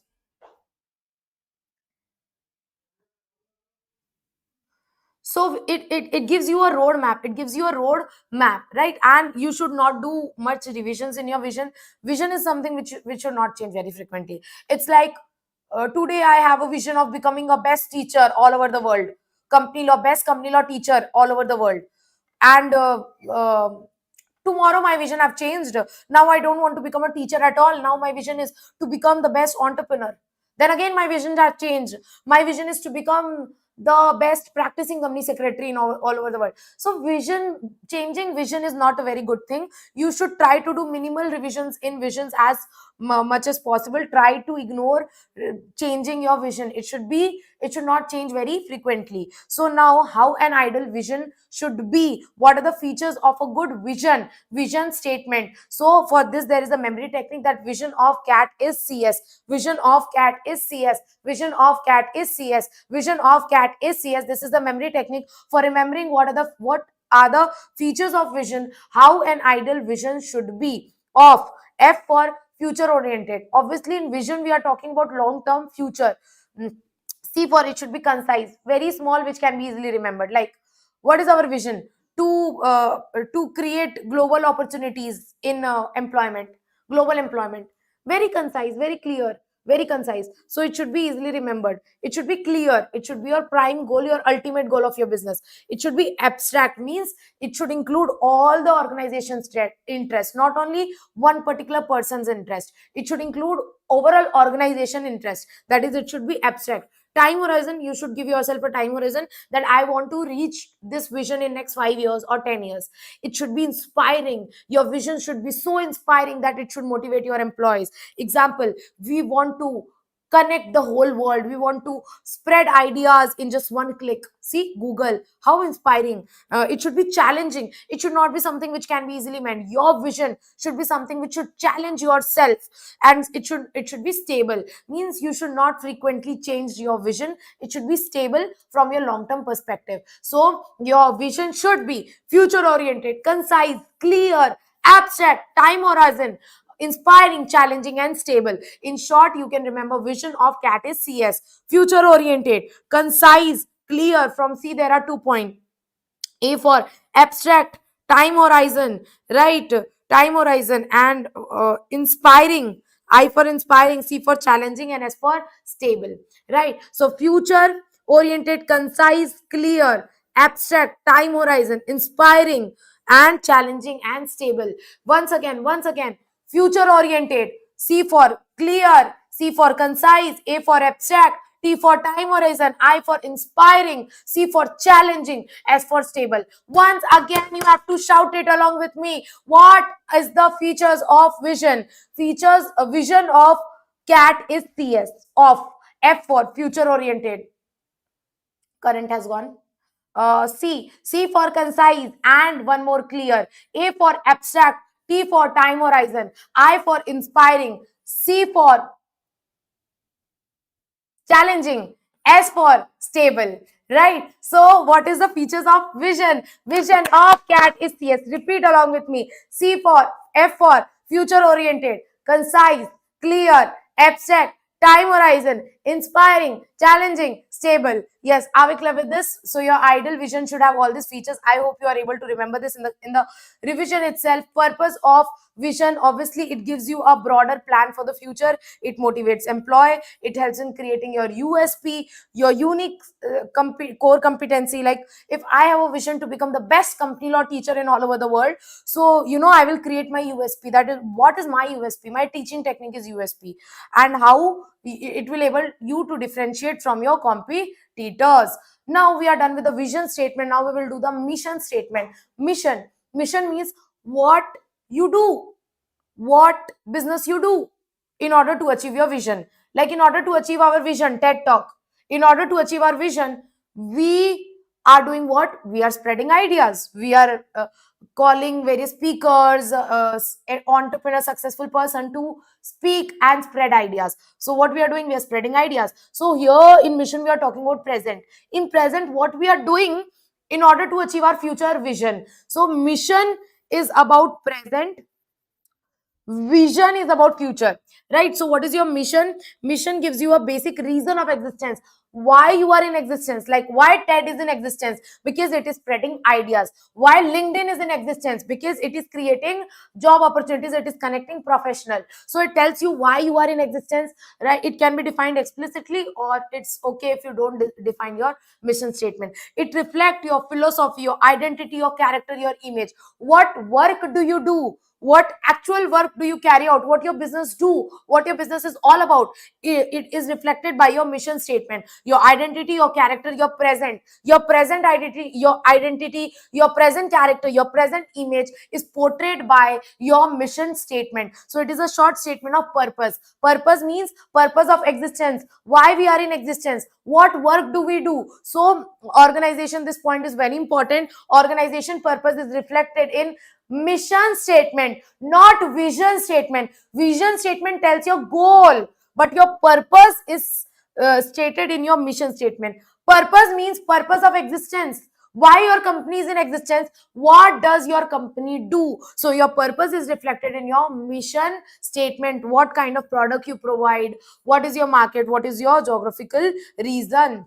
So this is all about the mission statement. And when you make a mission statement, you should take care of few points, that it should be succinct matlab short.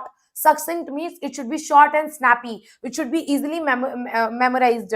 Secondly, it should be memorable, it should, people should be able to remember. It should not be very technical, so that it should be easy to remember. It should be unique, not same. So here one point is given, you should not fall into motherhood and apple pie, which means you should not choose a very common word or a common mission statement, which is very common. It should be unique, which makes your different identity. So your mission statement should be unique from others, and it should be realistic. You should not be unrealistic. Your mission statement, what you're doing, should be very realistic, what is possible to achieve and what you actually do. So it should be realistic. So how your ideal mission statement should be, it should be short and succinct, it should be memorable, it should be unique, and it should be realistic. It should be realistic. Are we clear with this? Yes, madam. Yes, yes, yes.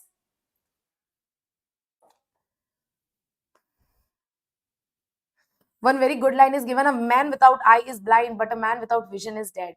Yes. So, what is the difference between vision and mission statement? See, all the question about where, what is answered by vision statement.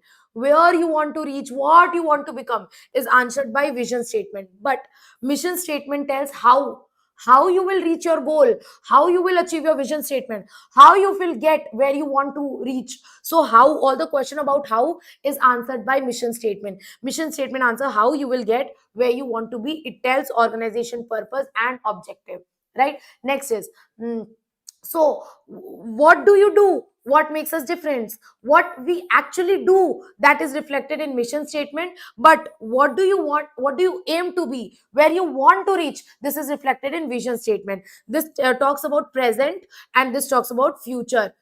Mission text talks about present, and vision talks about future. What is the function of mission statement? It basically gives you a broad goals, short goals in for which organization is formed, purpose for which organization is formed, and vision statement tells where you see yourself some years from now, like 5 years from now, where you see yourself. Mission statement can change. Vision statement, try to keep it minimum, avoid changing a vision statement. What statement we can use in mission, like what do we do today, for whom do we do, what is the benefit, like everything about the present is your mission. And where you want to be going forward in future, where you want to go, where you want to reach, all these questions are answered by vision statement.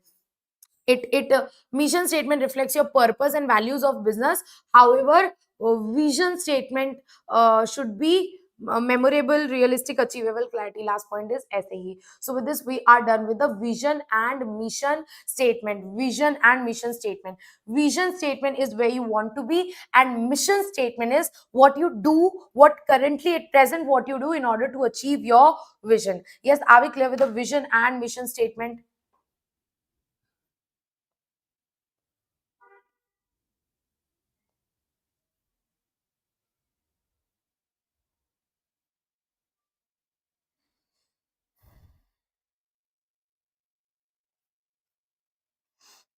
Let me know in the chat box. Are we clear with the vision and mission statement? Are we clear till now? Can we move forward?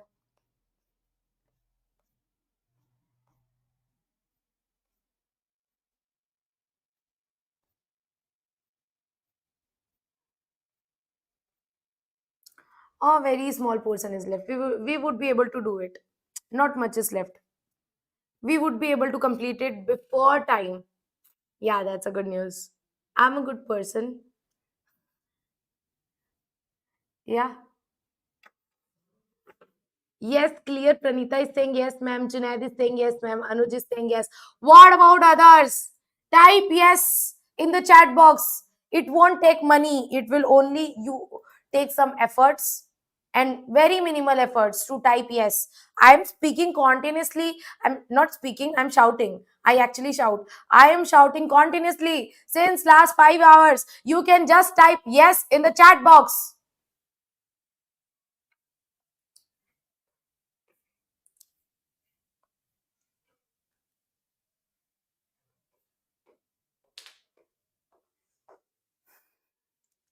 Yes, Chanchal is saying yes. What about others?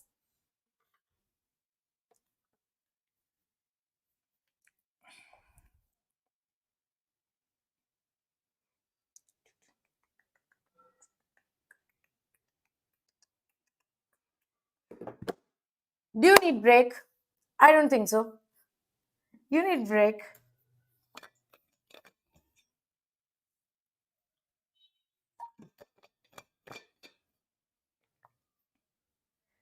Junaid is saying no, ma'am. Mehboobi is saying yes, ma'am. Okay, we'll take after this topic. We will take break after this topic. So I'll do one topic, and after this, we will take a break. Like after we will do this. We will do till here. Till here we will do, and before starting finance strategy, till here we will do, and then we will take a break, and then in one go we will do the remaining finance topic.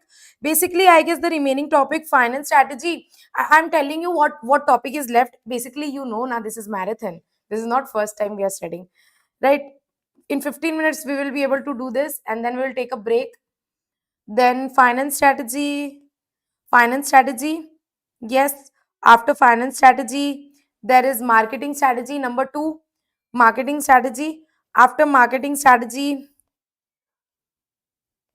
HR strategy. After HR strategy, production strategy, and after this, logistics strategy.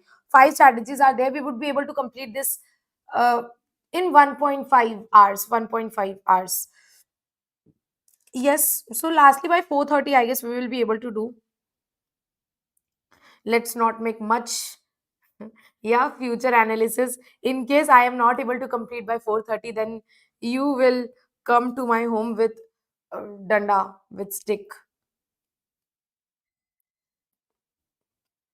Yes.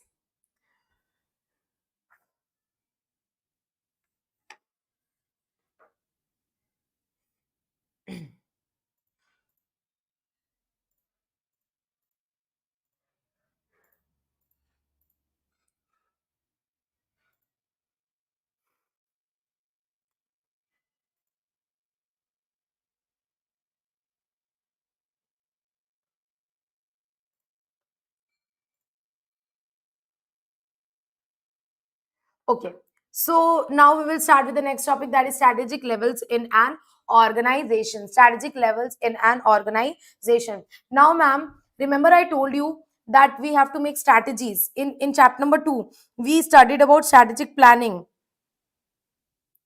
This is your chapter number 2. In chapter number 2, we studied about strategic planning. In that, we study that in order to do the strategic planning, that is long-term planning, we have to make a lot of strategies. In order to do the strategic planning, we have to make a lot of strategies. Now, all the strategy we make, they are of three types. They are of three types. There are three types of strategy: corporate level strategy, business level strategy, and functional strategy. So that is that we are going to study in this particular chapter number 3. And do you remember the name of the chapter? The name of the chapter was business policy and formulation of functional strategy. So here we will study about business policy and strategy. So we are already done with the business policy. Now we are jumping towards the second topic, that is strategy. So in order to make long term plan, in order to make planning, in order to do planning, you have to make strategies. And in an organization, when you make strategy, you make strategy at three levels: at the top level, at the middle level, at the lower level. When you make strategies at the top level, at the corporate level, that is known as corporate level strategy. When you make strategy at the middle level, business level, that is known as business level strategy. And when you make strategy at the lower level, functional level, that is known as functional level strategy. Corporate level, business level, functional level strategy. So there are three levels of strategy. This is important topic. Strategic levels of the organization, there are three strategic levels. That is, you make three types of strategy. First one is your corporate strategy, then your business level strategy, then your functional level strategy. Are we clear with this? Yes.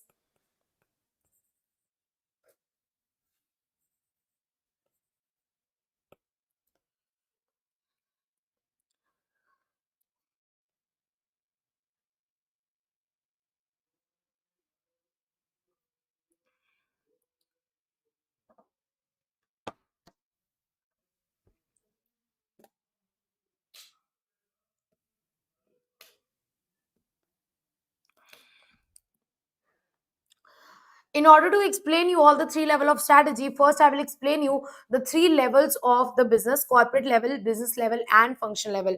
Let's take a company. Let's take the example of Apple, or let's take the example of ITC. ITC is a company, it is a big corporate body. It is a big corporate body. So let's take an example of ITC. ITC is a big corporate body. So ITC is working in various departments. The main two, three are: one is cigarette business of ITC, another is FMCG products, fast moving consumer goods product of ITC, one is hotel business of ITC. So here we are taking example of the three types of business of ITC. ITC is a big one company, corporate body, which is working under different business, which is under different business: cigarette business, FMCG products, fast moving consumer goods, hotel business. So ITC is doing this three types of business. So I'm just taking example of this three business or this three areas of ITC. So if I talk about ITC, ITC has to make some strategies at the top level, that is corporate level.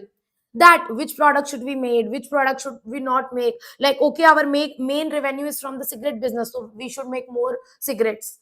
And if okay, our revenue from hotel business is less, okay, we might discontinue the hotel business. We should discontinue this business, or we should continue this business. So what we should do, what business should we do, which product should we make, which product should we not make, these decisions are taken at the central level, at the corporate level. So this is known as business level strategy, corporate level strategy. All the strategies made at the corporate level, top level, corporate level. This is known as corporate level strategy. Like ITC, at the main top level of ITC, when you make strategies relating to your business, what business you should do, what business you should not do, that is your corporate level strategy. Now, let's say in ITC there are different business segments. One segment of ITC is cigarette business, another segment of ITC is FMCG business, another sector of ITC is hotel business. Now, can you make same strategy for cigarette business, for FMCG business, hotel business? No, now you have to make different strategy for cigarette business, you have to make different strategy for FMCG business, and you have to make different strategy for hotel business. So here you make different strategy for different business. This is known as business level strategy. This is known as business level strategy. And this different business units of a one company is known as SBU, strategic business unit. Like I can say cigarette, FMCG, hotel. These are three SBUs of ITC, three strategic business of unit of the ITC. If one company is into multiple product or multiple services, that particular multiple business become a separate unit in itself. That is known as SBU. Let's say LG. LG is making refrigerator, TV, washing machine, all this become a separate SBU. Like refrigerator is a separate separate business unit, TV is a separate business unit, washing machine is the separate business unit of LG. So LG is a one company, and this is having different SBUs, strategic business unit. And when you make strategy for each SBU, for each business, that is known as business level strategy. And here you decide how to compete with your competitors. Like FMCG product you are making classmate copies.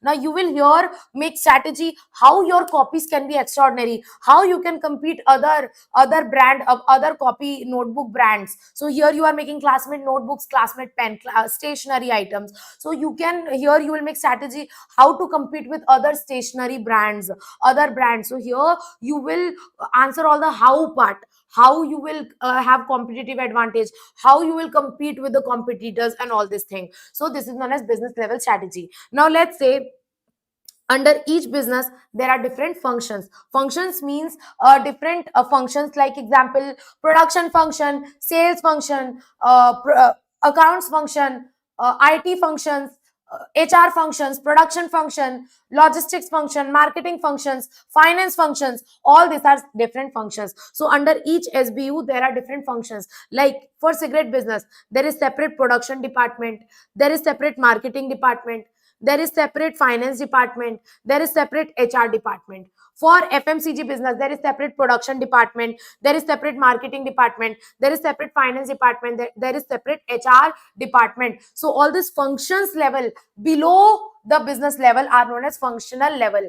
And do you have to make same strategy for production also, for marketing also, for finance also? No, you have to make different strategy for production function, you have to make different strategy for marketing function, you have to make different strategy for finance function, and that is known as functional level strategy. Are we clear with this? So there are three levels in the corporate business organization: corporate level strategy, business level strategy, and functional level strategy. This is the made at top level is corporate level strategy. At SBU level, at different business level strategy is made, and at the functional level, at the lower level functional level, functional strategy is made. Now in corporate strategy you decide what business you want to do, what product you want to make, what services you want to give. All this thing you decide at corporate level. At business level you decide how you will compete with the competitors, how you will gain competitive advantage. In functional strategy you make different strategies for production function, finance function, HR function. I hope this is clear. So these are the three levels of strategies in a business: corporate level strategy, business level strategy, and functional level strategy, right? So these are the three type of organization level strategy.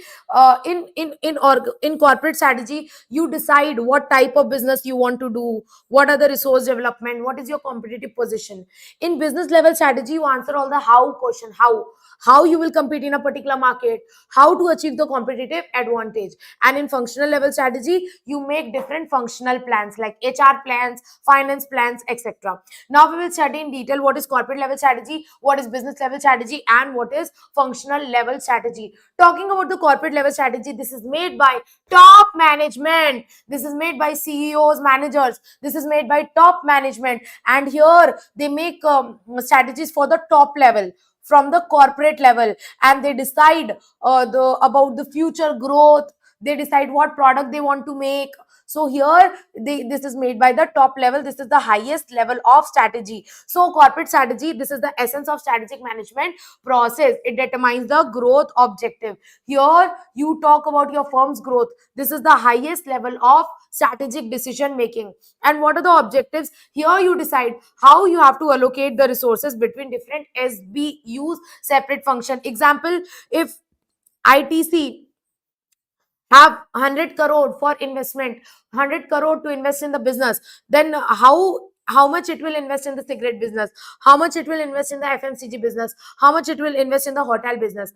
So how ITC will allocate these resources in different SBUs, this is decided at the corporate level. So in the corporate level we decide about the allocation of resources among different SBUs. It highlights the pattern of business and goals. Here we talk about the business and goals, and this is formulated by highest level in the organization. Obviously Corporate level strategy is not made by lower level management. Corporate level strategy is made by top level management. Corporate level strategy is made by top level management, right? So this is all about the corporate, this is all about the corporate level strategy. Next is business level strategy. Business level strategy will be only in those organization which is into multiple business. Like ITC is in multiple business, hotel, cigarette, FMCG. That is why it have three SBU, different SBU. Like Apple. Apple is making phone also, iPad also, MacBook also,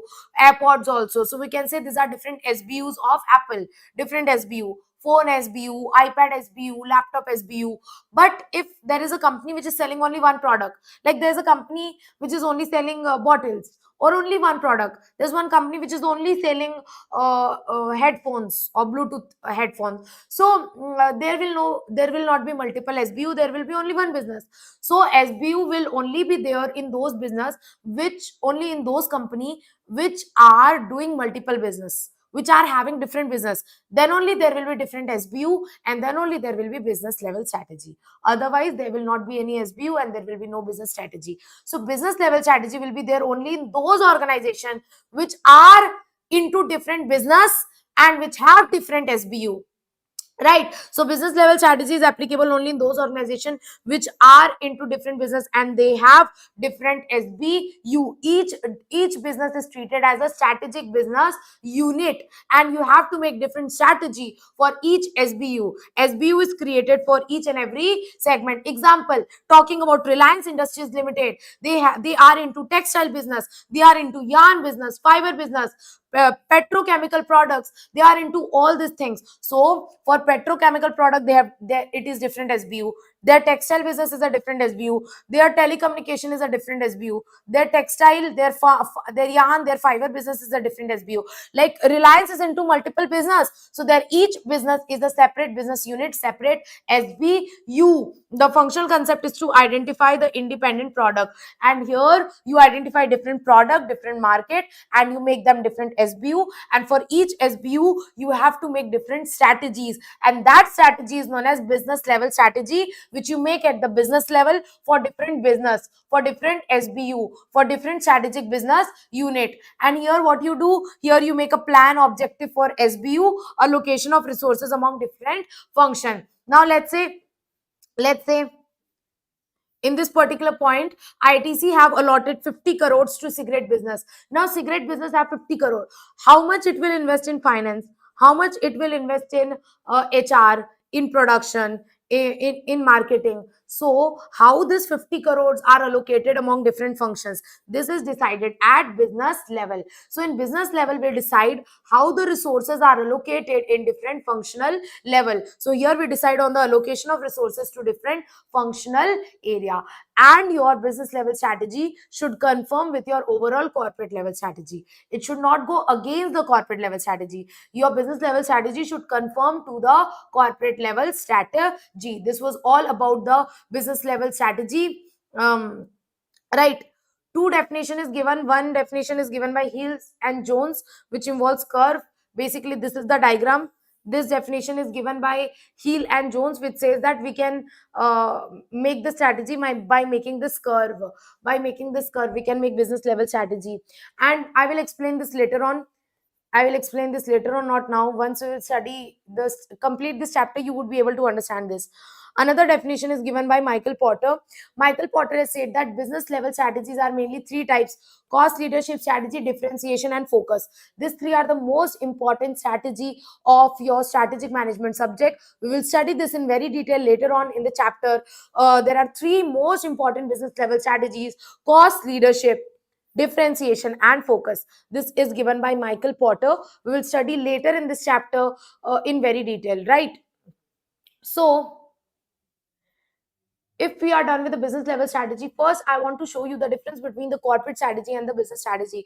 What is the difference between the corporate strategy and the business strategy? What are the key differences between the corporate strategy and the business strategy? Corporate strategy is made at the top level, business strategy is made at the middle level, at the business level. So first thing is, corporate strategy is made by top level, and um, Business strategy is made by middle level. For a time being, I'm just hiding my camera so that you can see the difference in a better way. Right. So here, corporate strategy is made by top level. Business strategy is made by middle level. This point done. Yes. So that is why here you are more concerned with making. So it is legislative, and here you are you are concerned with executing it. So here this is executive function. Executive function. You make corporate level strategy for long term, so this is a long term strategy, but you make business level strategy for short term, it might change. So basically this is, since this is middle level, this is a short term strategy. In corporate level strategy, you make strategy for entire business organization, but in business level strategy, you don't make strategy for entire business, you make strategy only for particular SBU, particular business unit. In the corporate level strategy, you select the business, what business you want to do, but in this business level strategy, you see how you are going to compete, what plan you are going to take. So here you select the plan, how you will compete your competitors, right? So here in corporate level, you focus on profitability and growth, but in middle level or the business level, you focus on competing with your competitors, how you are going to compete with your competitors. This how question is answered by business level. So that is why the major strategies of corporate level is your expansion, stability, retrenchment, expansion, how you will expand your business. Major strategies of business level is cost leadership, focus, differentiation. This we will study in very detail in chapter number 4. Sorry, not in this chapter, but in chapter number 4 we'll study cost leadership, focus, differentiation in very detail. So your corporate strategy deals with what product you are going to make, what business you want to do, and your business strategy deals with how you will compete with the competitors, how you will attain the competitive position. So this corporate level strategy is extroverted. Extroverted means you focus on the external areas, and in making the business level strategy you focus on the internal area, so that is why it is introverted. Corporate level strategy is, since it is your main business strategy, main level, so it is stated in your mission statement. But what is your business strategy? Business strategy is not stated in mission statement, it is framed by only the business managers of that particular area, like finance manager, like cigarette head, FMCG head, hotel business head, right? So different managers, this is made by different managers for improving the overall performance. So this was the basic difference between the corporate level strategy and the business level strategy. I hope this is clear to you all. The last type of strategy is functional level strategy. Functional means different functional areas. And you know what is this top level? The top level is your corporate level. Below corporate level there is business level. Below business level there is functional level. And you know what, even below functional level there is one more level, operational level. Example, mm, ITC is your corporate level.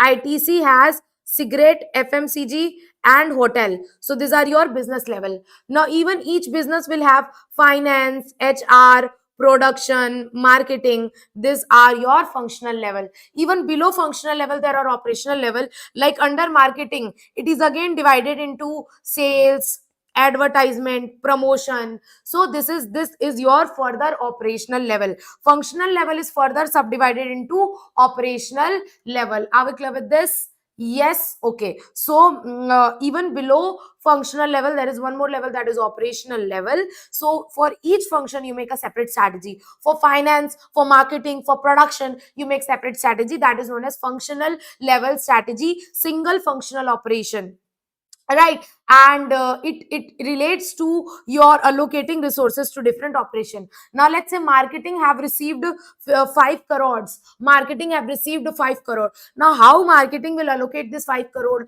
in sales, advertisement, promotion? So how do you allocate your resources in different operation? That is decided at functional level. It is also known as tactical level. Functional level is also known as tactical level. So below functional level strategy, there is operational level strategy. Example, marketing strategy is divided into promotion, sales, distribution, and pricing. Are we clear with this? So this is all about functional level strategy. This is all about functional level strategy. So we are done with the three types of strategy, three types of strategic level in a business: corporate level strategy, business level strategy, and functional level strategy. top is corporate level, below this there is business strategy level, below this functional level, and below this operational level. In corporate strategy we deal with what business we want to do. In business level strategy we deal with how we will compete, how we will gain competitive advantage. In functional level strategy we make strategy for different functions, like production function, production strategy, HR strategy, marketing strategy, etc. So this is the relationship among your three level strategies: strategic levels, corporate level, business level, and functional level. With this we are done with this. Now in functional level there are different levels, there are different strategy we make. Like in functional level, there are different functions like production function, finance function, HR function, marketing function, logistic function. So how we make functional strategy, how we make finance strategy, how we make marketing strategy, how we make production strategy, how we make logistic strategy, this we are going to study now. And that's it. This last five topic of chapter number 3 is left. After that chapter number 3 will complete. Done, jana jan, jan jana jan. Okay, so break, small break. After that we will start with this last topic, which we will complete in 1.5 hours maximum. 1.5 hours maximum, right? So small break. After that we will continue. Just have a revise over this. In case of any doubt you can ask me. Yes, Chanchal, I saw your doubt, I will clear it. Yes, in case of any doubt you can ask me. In this break you can have something, you can have water, right? And you can just revise the topics, you can just go through all the topics which we just revised. In case of any doubt you can ask me. So small break till 3 5. Small break till 3 5.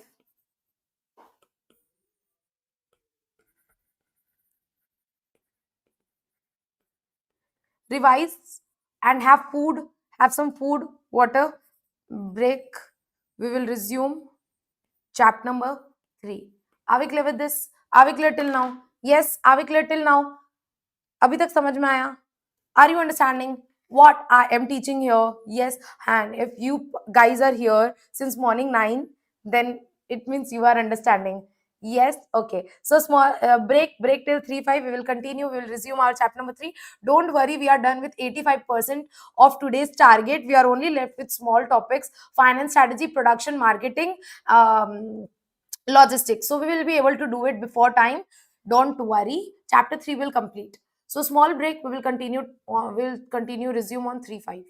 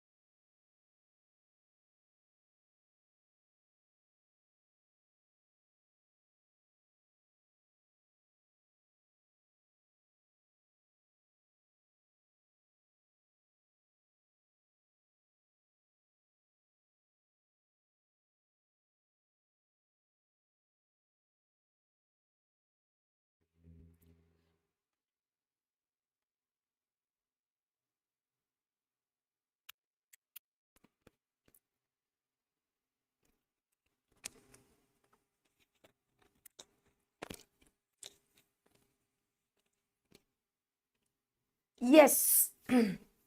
Yes, yes, yes. Have we come again? Have we joined?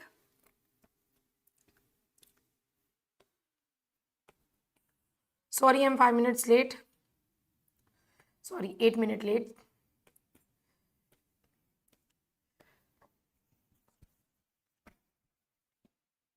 Shall we resume? Shall we resume? Shall we resume? Give me a quick fat thumbs up in the chat box and then we will start. Yes. Are we ready? Shall we resume?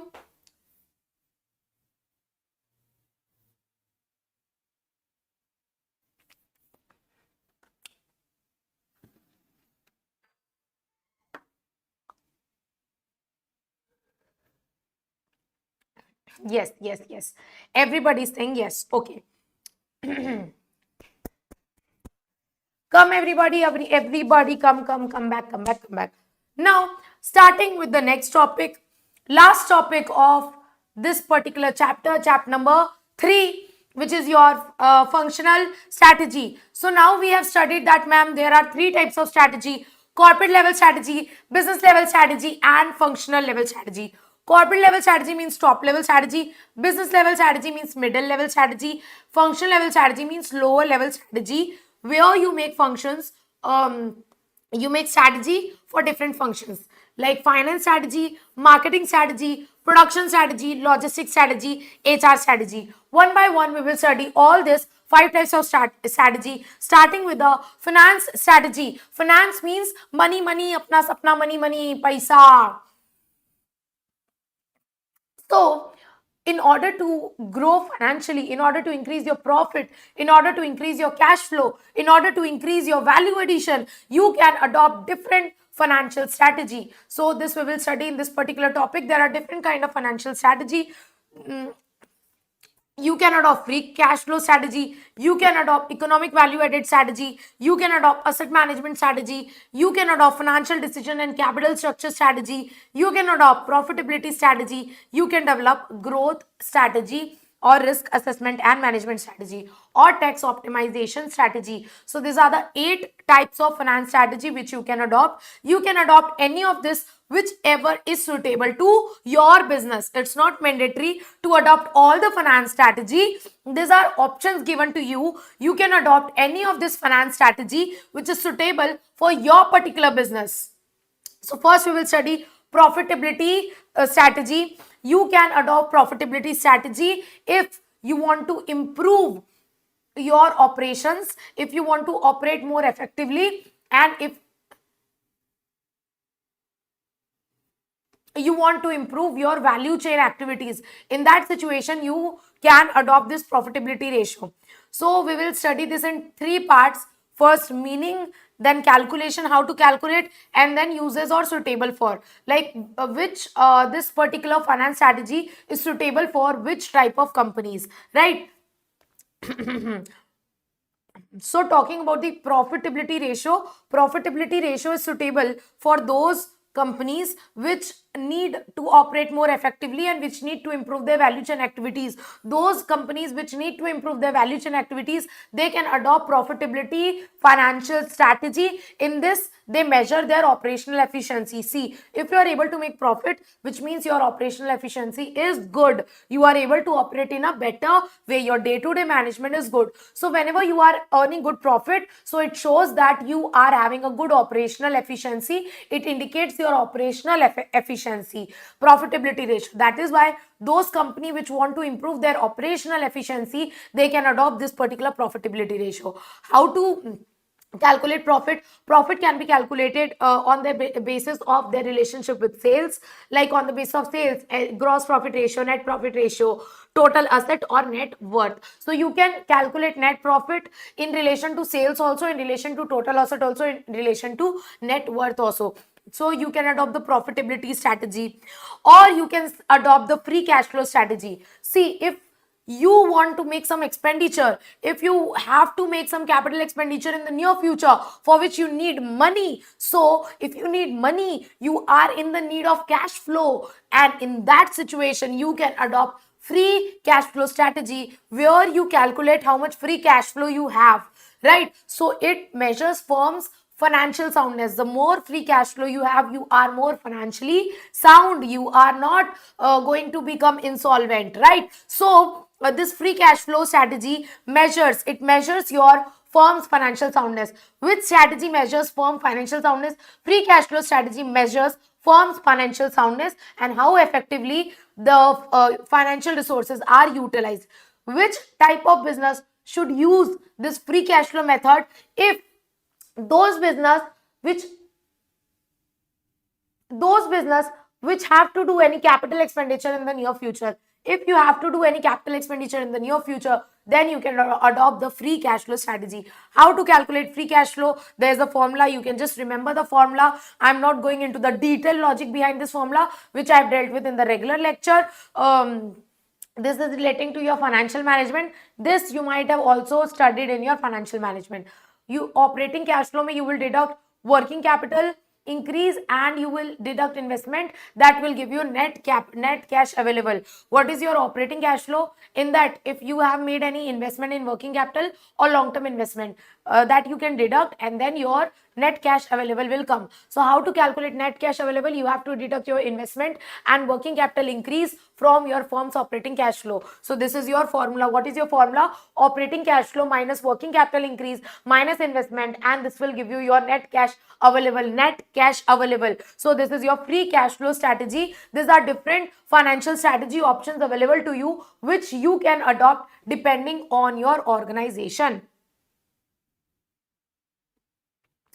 One strategy we did is profitability strategy. Another is your free cash flow strategy. Next is your economic value added. Value added means how much value you add to a particular product. Example, I purchased this pencil for 2000 and I did something in this pencil. Now I am selling this for 3000, which means I added the value of 1000 to this. So value added means how much value you are adding to a particular product. This is known as economic value added strategy. When do you use this particular strategy? If you use this particular strategy to assess your value contribution and to improve your resource allocation process. See here, if you know which product is adding value, you are making 10 products. Let's say you are making Apple Pencil, you are making iPad, you are making iPhone. In that case, let's say you are able to create more value in iPhone, but in Apple Pencil the cost is too much and the price is very less, so you are not able to add value to this. So you will not allocate your resource in Apple Pencil, you will discontinue making Apple Pencil. So here, by using this particular strategy, economic value added, you will come to know which product is creating value to your business, and it will help you in resource allocation, so that you will allocate your resources in that business which is creating value for you. If I am incurring cost in making this pencil 5000, I am selling this for 5000. Is this adding any value to me? No, this is not adding any value to me. In that case, I will discontinue this particular product and I will not allocate my resource to this product. So if you are someone who want to assess your business value contribution, how much value you are creating, and you want to improve your resource allocation, in that situation, you can adopt this particular strategy, which is economic value added strategy. This is the bottom line contribution on a risk adjusted basis and helps the management to make timely decision to expand business. So this is like a bottom line contribution. Here you see how much value you are adding on a risk adjustment basis, which helps you to take decision. You see how much value this is adding. If you know that iPhone is adding more value than Apple Pencil, then automatically Apple will take a decision of making more production of iPhones. So it helps in taking timely decision to expand the business. Also, it helps in taking corrective action to discontinue making pencil and continue making iPhone. So it will help you in taking corrective action. Economic value added means you assess how much value you are adding to the product, and on that basis you decide, you take decision, you take corrective action. So which companies adopt this EVA method? Those companies which want to assess their value contribution and those who want to improve their resource allocation process, they adopt this particular method, EVA, economic value added. What is the formula to calculate EVA, economic value added? Net income minus operating capital cost. The income That is sale. I'm selling this for 1000. What is the income? 1000. And how much cost I incurred for making this? 6000. So what is the value addition? 4000. Then sorry,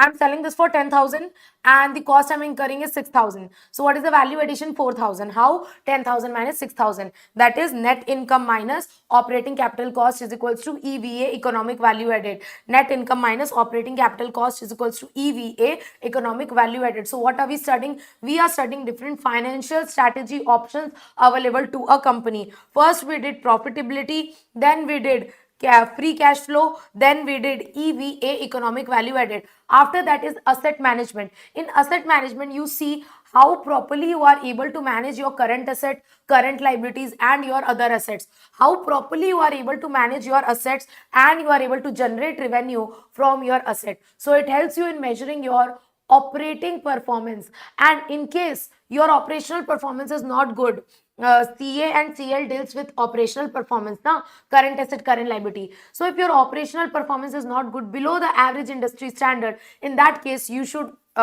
follow the asset management approach and you should focus on efficient management of your current asset and current liabilities. So which company adopt this asset management method? Those companies when their operating performance fall below the industry standards. In case their operating performance is fall below the industry standard, then you can adopt the asset management strategy. In this, what you do the efficient management of your current assets and your current liabilities. Next is financing decision and capital structure.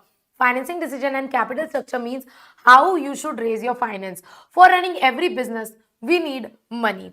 Now, from where we can get money? Either we can invest our own money, which is known as capital, or we can take loan, which is known as debt. So whenever you have to raise money for a business, there are two options. Either go for capital or go for debt. Either go for equity or go for debt. And the ratio of debt of equity is known as your capital structure. Let's say I have invested total 3 crores in my business. Among that, 2 crores I have taken loan and 1 crore my own I have put as a capital in the business. So I have invested, I have raised 3 crore finance for the business. 2 crore is a debt, 1 crore is equity. So this is your capital structure, 2:1. So do you have to incur cost for raising debt? Yes, of course. Either you can raise debt by equity, that is by giving equity shares, or you can raise money either by issuing equity shares, that is equity, or by debt, that is by issuing debentures or taking loans. In all this case, you have to incur some cost of capital. That is, if you are raising loan, you have to give interest. If you are issuing debentures, you have to give interest. If you are issuing equity shares, you have to give dividend. So there is a cost of every financial loan which you take or the finance which you raise. For the every finance that you raise, you have to incur some cost. And if you are someone whose cost of capital has risen so much, which means your capital structure is not optimum. Your capital structure should be such that your cost should be minimum. Your cost of capital should be minimum. There should be optimum balance between the debt and equity. There should be a proper balance between debt and equity. Your cost of capital, that is the interest payments and all this cost which you incur, this cost of capital should be minimum. And if you are someone, if your organization cost of capital is above your competitors, if your cost of capital has risen, it is above your competition, in that case you should adopt this particular strategy, financial decision and capital structure, where you try to maintain an optimum balance between the debt and equity so that your cost of capital is minimum. What you do here, you maintain an optimum capital structure of debt and equity so that your cost of capital is minimum. Right? It also determines the firm reserve borrowing capacity. What is reserve borrowing capacity? See, the optimum capital structure is 2:1, which means that if I have put 1 crore of my own, owner has put 1 crore, then a maximum how much loan I can take? 2 times of equity, that is 2 crore. So this is the optimum debt equity ratio, that if 1 crore you have put your own, then maximum 2 crore you can take loan, which means debt should not exceed 2 times of equity. Debt should not exceed 2 times of equity. Now, let's say I have put 1 crore of my own and 1 crore I have taken loan. Do I still have some borrowing capacity? Yes. I can borrow up to 2 crore. So I still have 1 crore borrowing capacity left. So this particular strategy helps you in determining your reserve borrowing capacity, how much borrowing capacity you still have, how much money you can still borrow, right? And also, when you follow this thing, it helps you reduce your risk of financial distress, because the cost of capital reduces and you maintain your optimum capital structure, so it helps in reducing your potential financial distress. This is your financial decision and capital structure. Next is your growth indices. Here simply you focus on the market growth, more and more sales, more and more growth. Here you don't care about the profit, you just want more and more people to buy your product, you want your market share to increase, you don't care about the profit. Even if you are making less profit margin, or you are getting less rate of return, it's fine to you, but you want growth, more and more people to buy your product. In that case, you can follow the growth indices.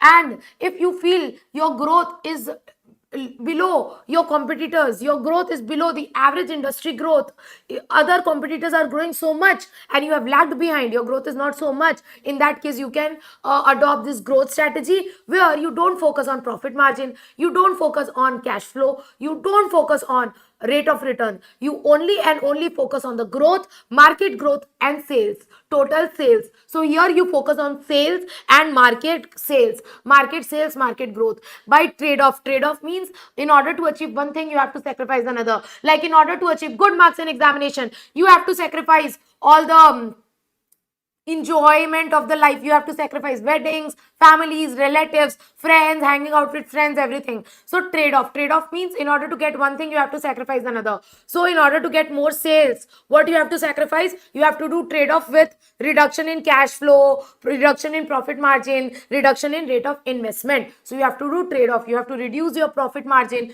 reduce your cash flow, reduce your rate of return. In that case, you can increase your sales. This will help you to grow, this will help you to grow. And ultimately in growth, now we invest so much in marketing and increasing the sales that it drains our cash, our borrowing capacity. So this is your growth indices. This strategy can be adopted by those business whose growth is lagged behind the average industry growth. So if you are someone whose growth is lagged behind the industry norms, in that case you can adopt the growth financial strategy, where you don't focus on profit, you don't focus on cash flow, you don't focus on rate of return, only and only you focus on sales and growth. This is growth strategy. Ma'am, is it mandatory to adopt all the strategy? No, you have to adopt any of this strategy which is suitable to you. Like you can adopt any of this strategy, these are these options, you can adopt any of this strategy which is suitable to your business. Are we clear with this? Yes. The second last strategy is risk assessment and management. If you feel like, oh my god, your business is in too much risk, there is so much risk in your business, there is so much uncertainty, there is high risk in your business, then you can follow this strategy, risk assessment and management, in which you identify and mitigate the risk. Mitigate means reduce and control the risk. Simple, सीधी बात, no बकवास. Which company should adopt this risk management strategy? Those company who have greater risk, greater uncertainty, then they can adopt this strategy, risk assessment and management. In this, they first identify the risk, what is the risk, and then control the risk. That's it, that's it. After that, last strategy is tax optimization.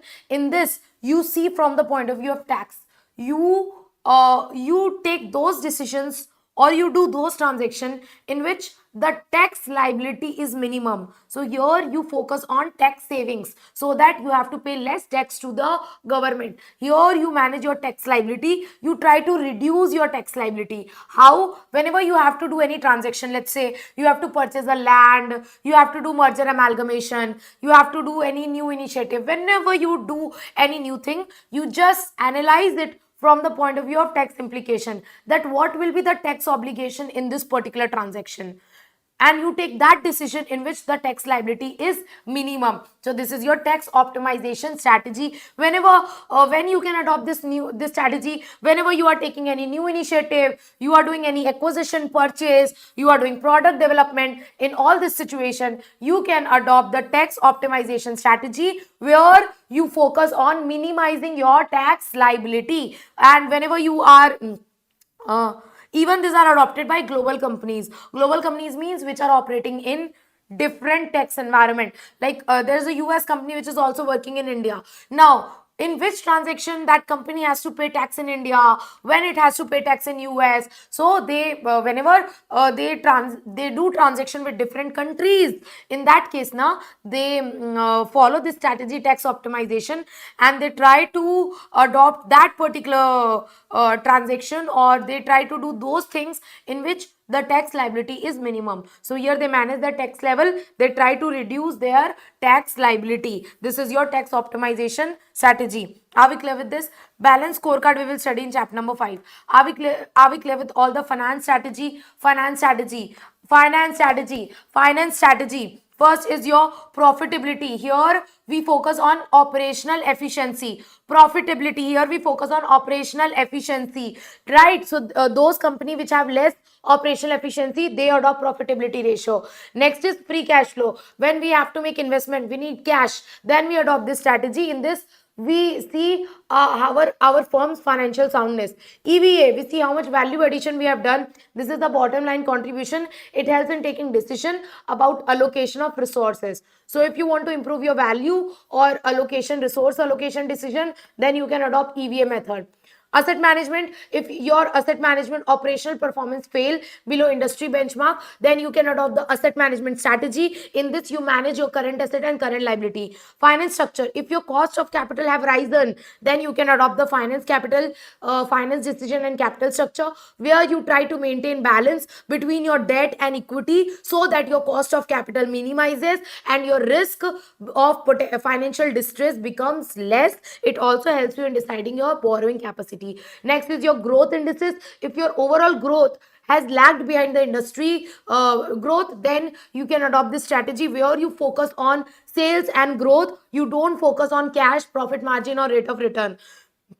Next is risk assessment. If you are working in a highly risky environment, then you can adopt this strategy, where you identify and control the risk. Lastly, when you do new initiative, acquisition, product development, in that case you are subject to tax liability. So you adopt this particular tax optimization strategy, in which you focus on reducing your tax liability. Are we clear with all the types of financial strategy? Yes, are we clear with this?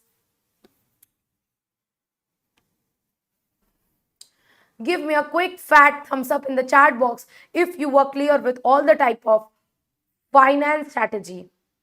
Quick fat thumbs up in the chat box if you're clear with all the types of finance strategy.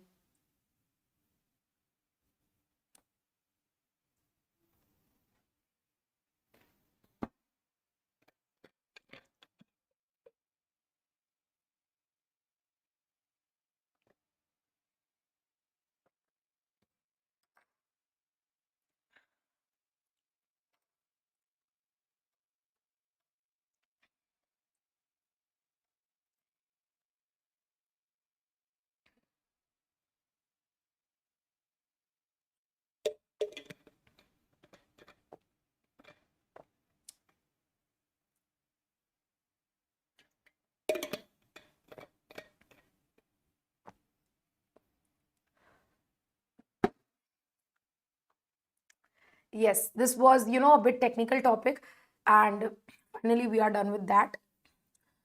And my throat is about to die. Yes, it's 6 hours 30 minutes, and you guys are still live. I'm so proud of you. I'm so proud of you. You can definitely crack it in December, because I can see your enthusiasm, like 6 hours and still with the same Josh. Great. So proud of you. You are doing really great, really great. And have a full faith in yourself. You can definitely do it in the upcoming examination. Examination is nothing, you are more above than that. Yeah, right. Feel very confident and positive about yourself. Always and always that yes, I can do it. Yes.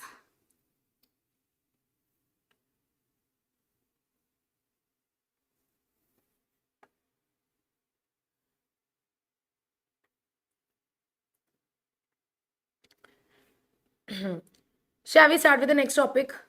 Yes.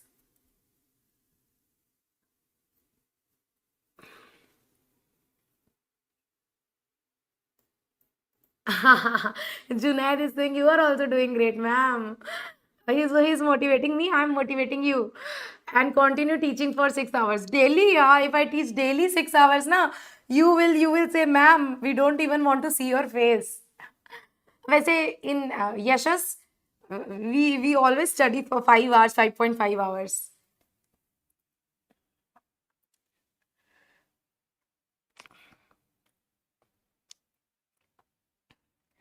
Yes, yes, yes, yes, yes.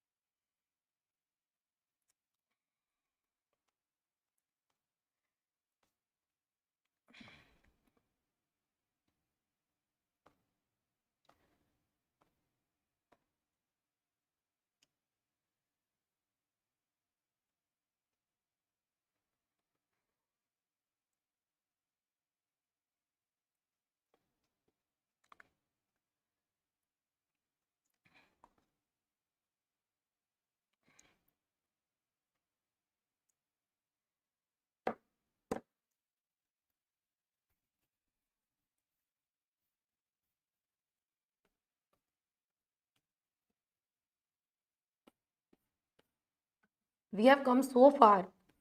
I was just seeing how many topics is left and how many topics we have done. And really, we have come so far. One done, two done, three more than half done. Starting with the next topic. Um, Starting with the next topic, formulation of financial strategy. And this topic is similar to your FM topic. This topic you also have studied in your SF, in your FM, that is financial management. In financial management, you have to take various decisions, and those decisions are three type: investment decision, finance decision, and dividend decision.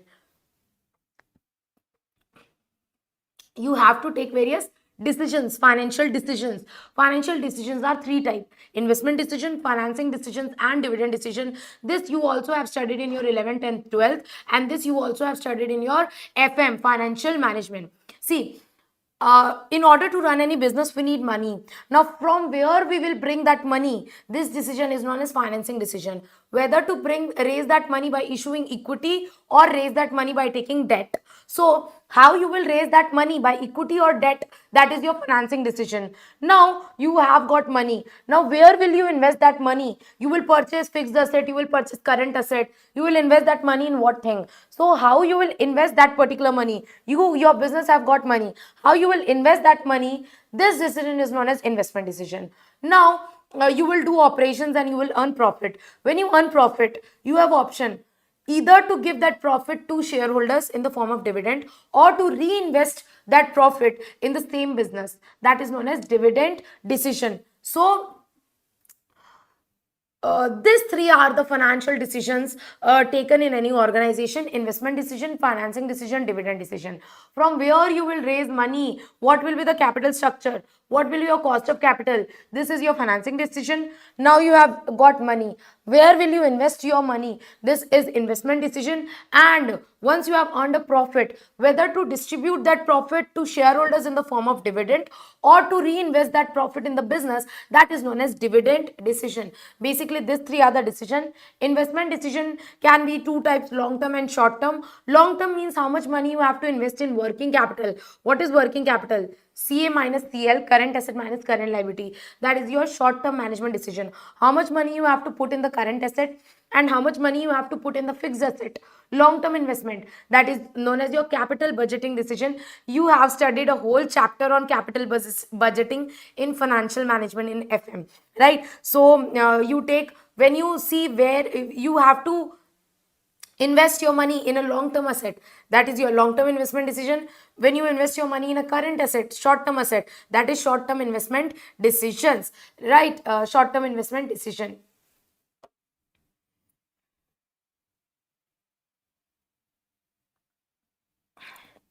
Example, current asset example, how much money you want to put in the stock, in the inventories and stock is one and the same thing. Receivables, cash and cash equivalent. Example of long term investment decision, how much money you want to put in the capital expenditure, and which will give you benefit over a period of more than 1 year. So if you are putting money somewhere for more than 1 year, that is known as your long term capital decision.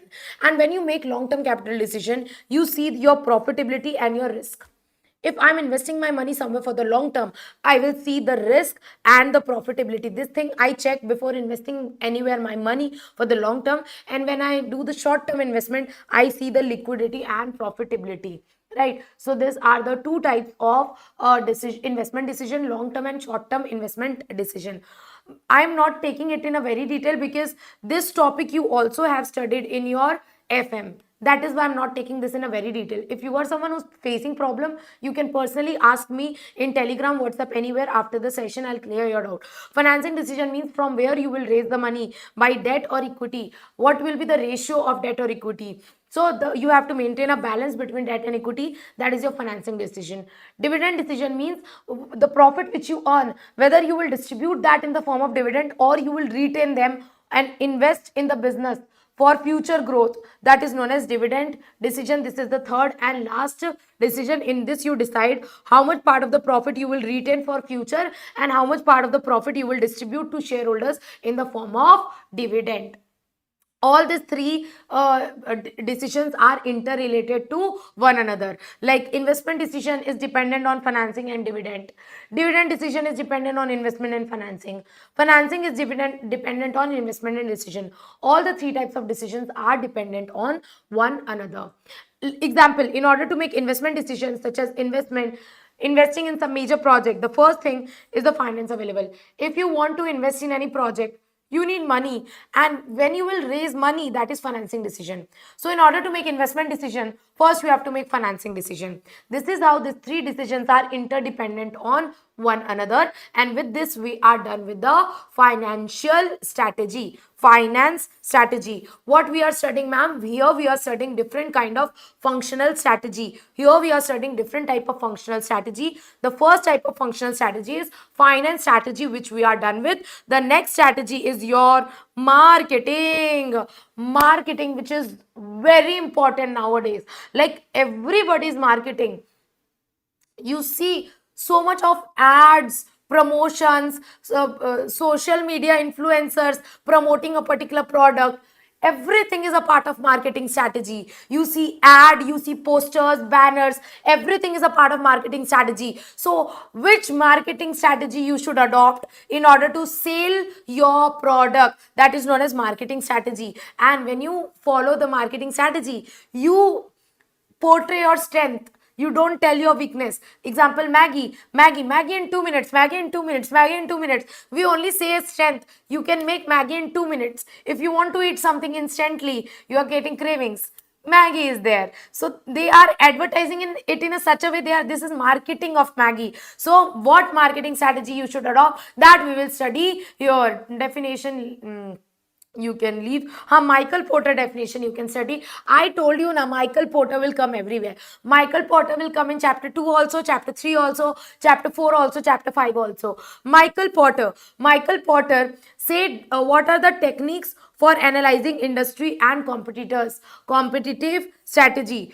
Essentially a formula for how a business is going to compete, what its goal should be, and what policy will need to carry out these goals. So here now Michael Porter has given a competitive strategy where he has given a techniques of analyzing the competitors which can help in better marketing. So here he has said focus on three things. First thing is how we are going to compete. Second, what our goals are. Third, what policy we are going to carry out. So this is said by Michael Porter.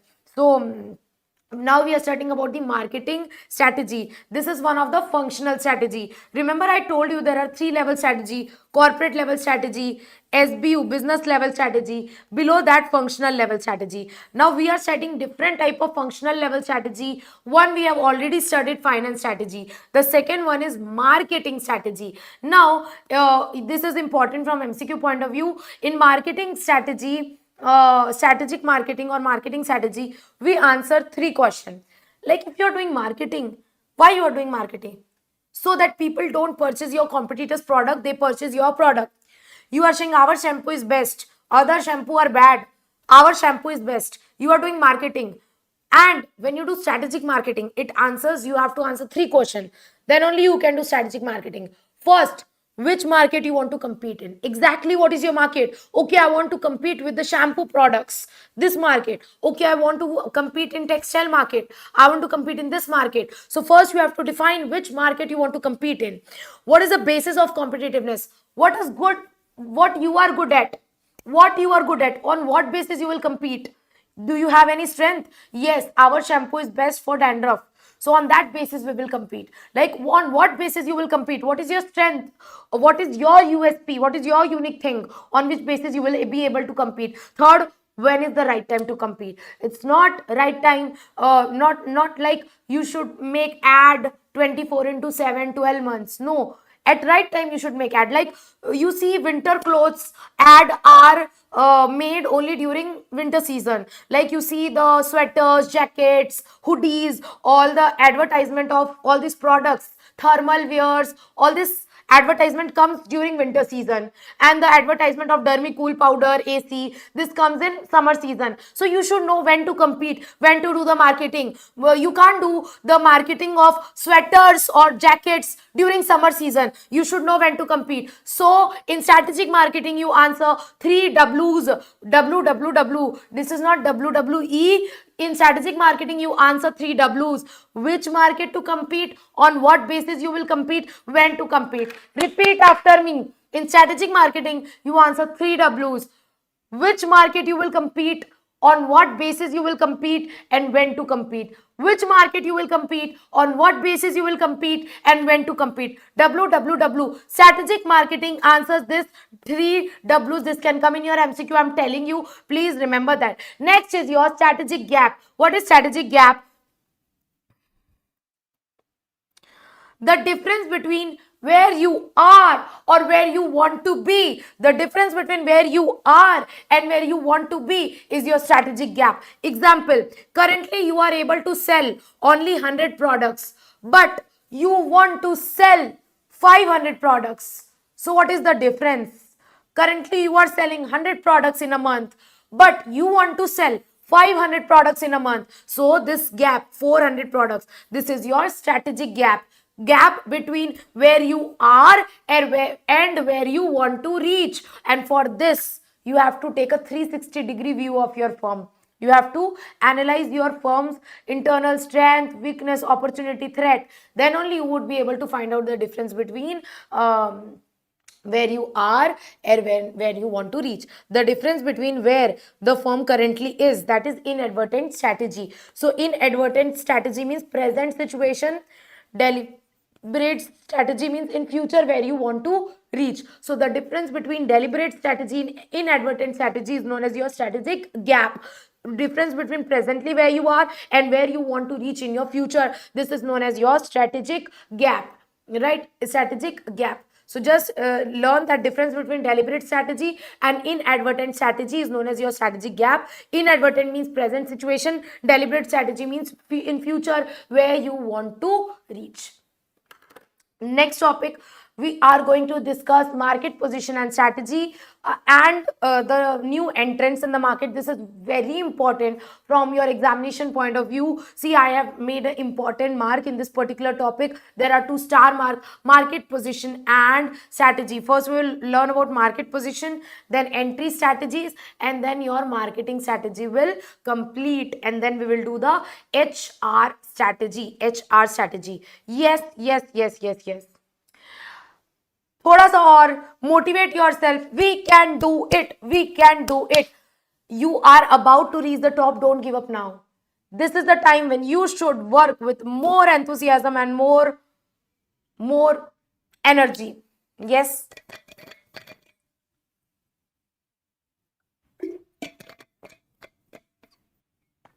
Yes.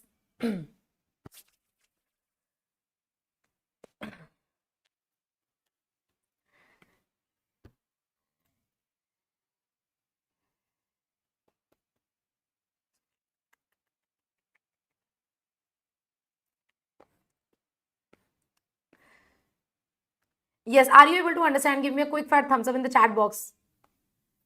Give me a quick fat thumbs up in the chat box.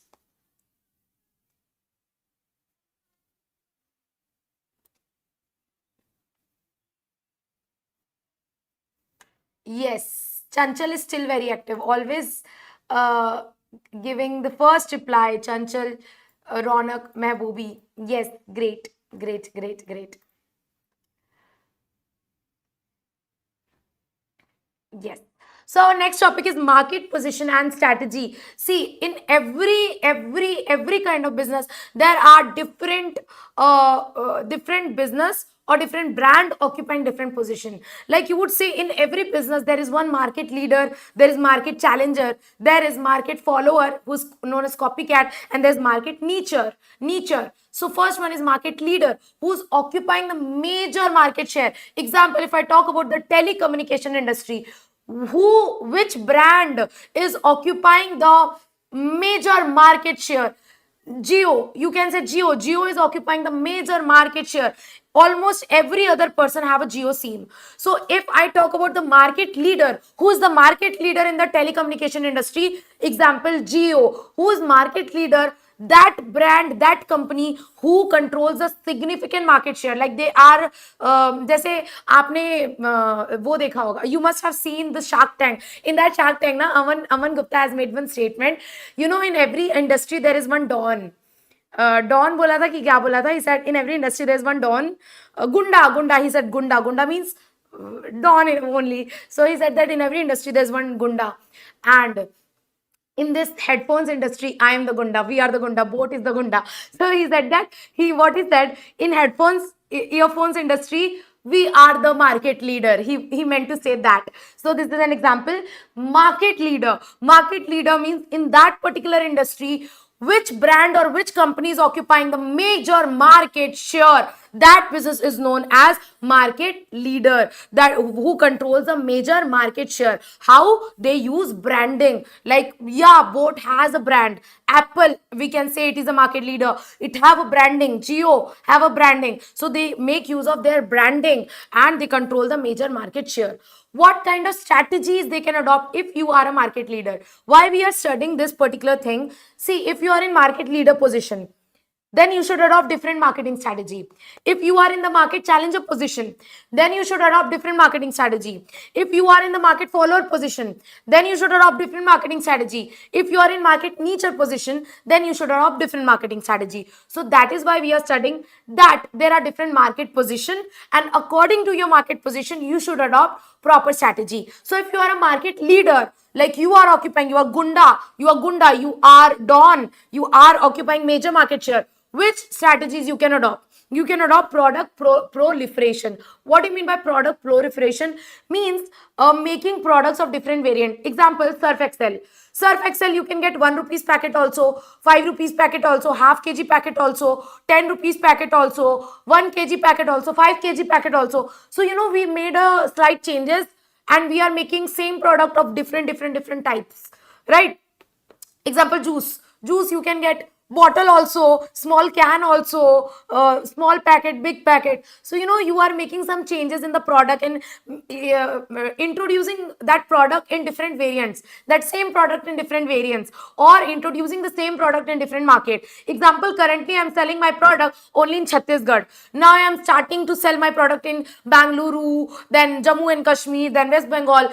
These two are the types of product proliferation. I can adopt this marketing strategy if I am the market leader. I can adopt diversification. Diversification means selling different kind of product. Currently I was selling cigarette, now I started selling biscuits. Now I started selling classmate copy, stationery item. So diversification means selling different kind of product and services. Multi branding, start different brand like Nestle have a brand Espresso also, Nescafe coffee also. So make different brands. You know, if one brand will not work, another brand will to work. So make different brands that will help you. Multiple branding will help you increase your sales and become maintain your position of market leader in same business, same product. You can bring of multiple brands with a multiple brand name. You know, this. Rin and Tide, they both belong to the same company. So this different you can use multiple branding. People will say, yeah, this is a different detergent, this is a different detergent, but ultimately they belong to the same company. So this way you can you can use the strategy of multi branding, erecting barriers to entry. Make barriers of entry in your industry, make your branding so strong so that people, you know, people get scared of entering into your area. So create barriers to entry. Vertical and horizontal integration and acquisition.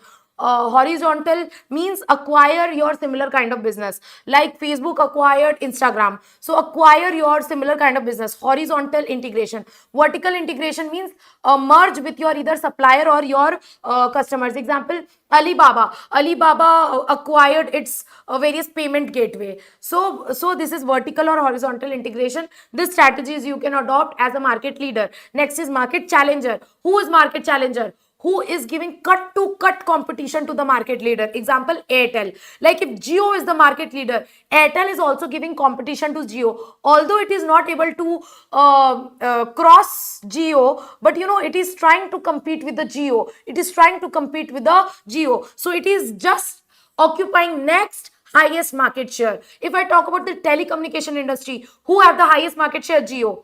Who have the next highest market share? Airtel. So Airtel is having the next highest market share. This is your market challenger. Market challenger who is challenging the leader, who is doing neck to neck cutthroat competition with the market leader, and he is generally offensive. He's generally very offensive, very eager to, you know, replace the market leader. So he is very closely monitoring the dominant player. He's very closely keeping an eye over the market leader. He's very offensive, and market challenger gives neck to neck competition to the market leader. What strategies they can adopt? They can adopt strategy like product. They can focus on improving their product, their packaging. They can improve their services. They can enter into new market. These are the strategies which a market challenger can adopt. Next is market follower. ये copycat है. These are copycat. You know, they don't compete so much. They wait and watch. They are like, okay, let the market leader and market challenger fight. We will just enjoy the movie with a popcorn and we will adopt Me Too approach. Let them fight. Whatever they will bring, whatever innovation they will bring, we will adopt a Me Too approach. We will not spend a single penny on the research and development, on marketing. We will not do.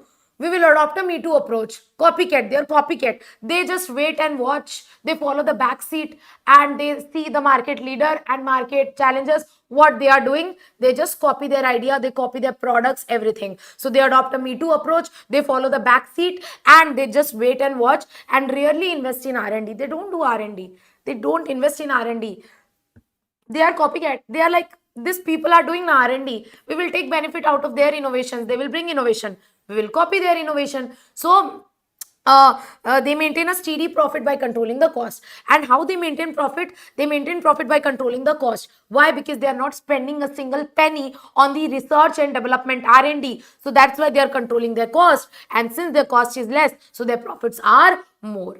What strategy they can adopt? They try to maintain their particular position by preserving their existing customer. Example, Vodafone Idea. Like Vodafone Idea, you know, they are not able to fetch many new customers of Vodafone Idea, but they are trying to maintain their existing customers. They try to maintain at least those people who are already using Vodafone Idea. I think they should not uh, go to any other scene. They should use Vodafone Idea. So they try to maintain their market position. Like competing to dur ki baat hai. They are in a very bad situation. If they maintain even their existing position, that is okay with them. So what they do, they don't try to compete with the market challengers. They try to maintain their existing position by preserving their existing customer base. So they are the market follower. Next is market nicher. Nicher means when you focus on a very small market segment. Example, I am not focusing on teaching CS, CS, CMA. I'm not focusing on teaching CS, CT, CS executive, CS professional. If I am focusing only on CS executive strategic management, I'm only confined to CS executive strategic management, which means I'm focusing on niche market. Niche matlab narrow. Niche means narrow. I'm focusing only on small market, and I'm maintaining my customer base, my loyalty, my position in that narrow market. That is known as market niche. We don't want to overall compete. I don't want to compete in CS, CS, CMA, anywhere. I'm focusing on a very small market. Example, you are making clothes. You are not making women clothes. You are not making men clothes. You are only making kids wear. Kids wear. You are only making kids wear. So here you are in textile industry, but your market is not wide. Your market is niche. Your market is small. Only kids wear. Only kids wear. Only kids wear. So you focus only on kids wear and you avoid neck to neck competition. Example, that cry baby cry. Arey yaar.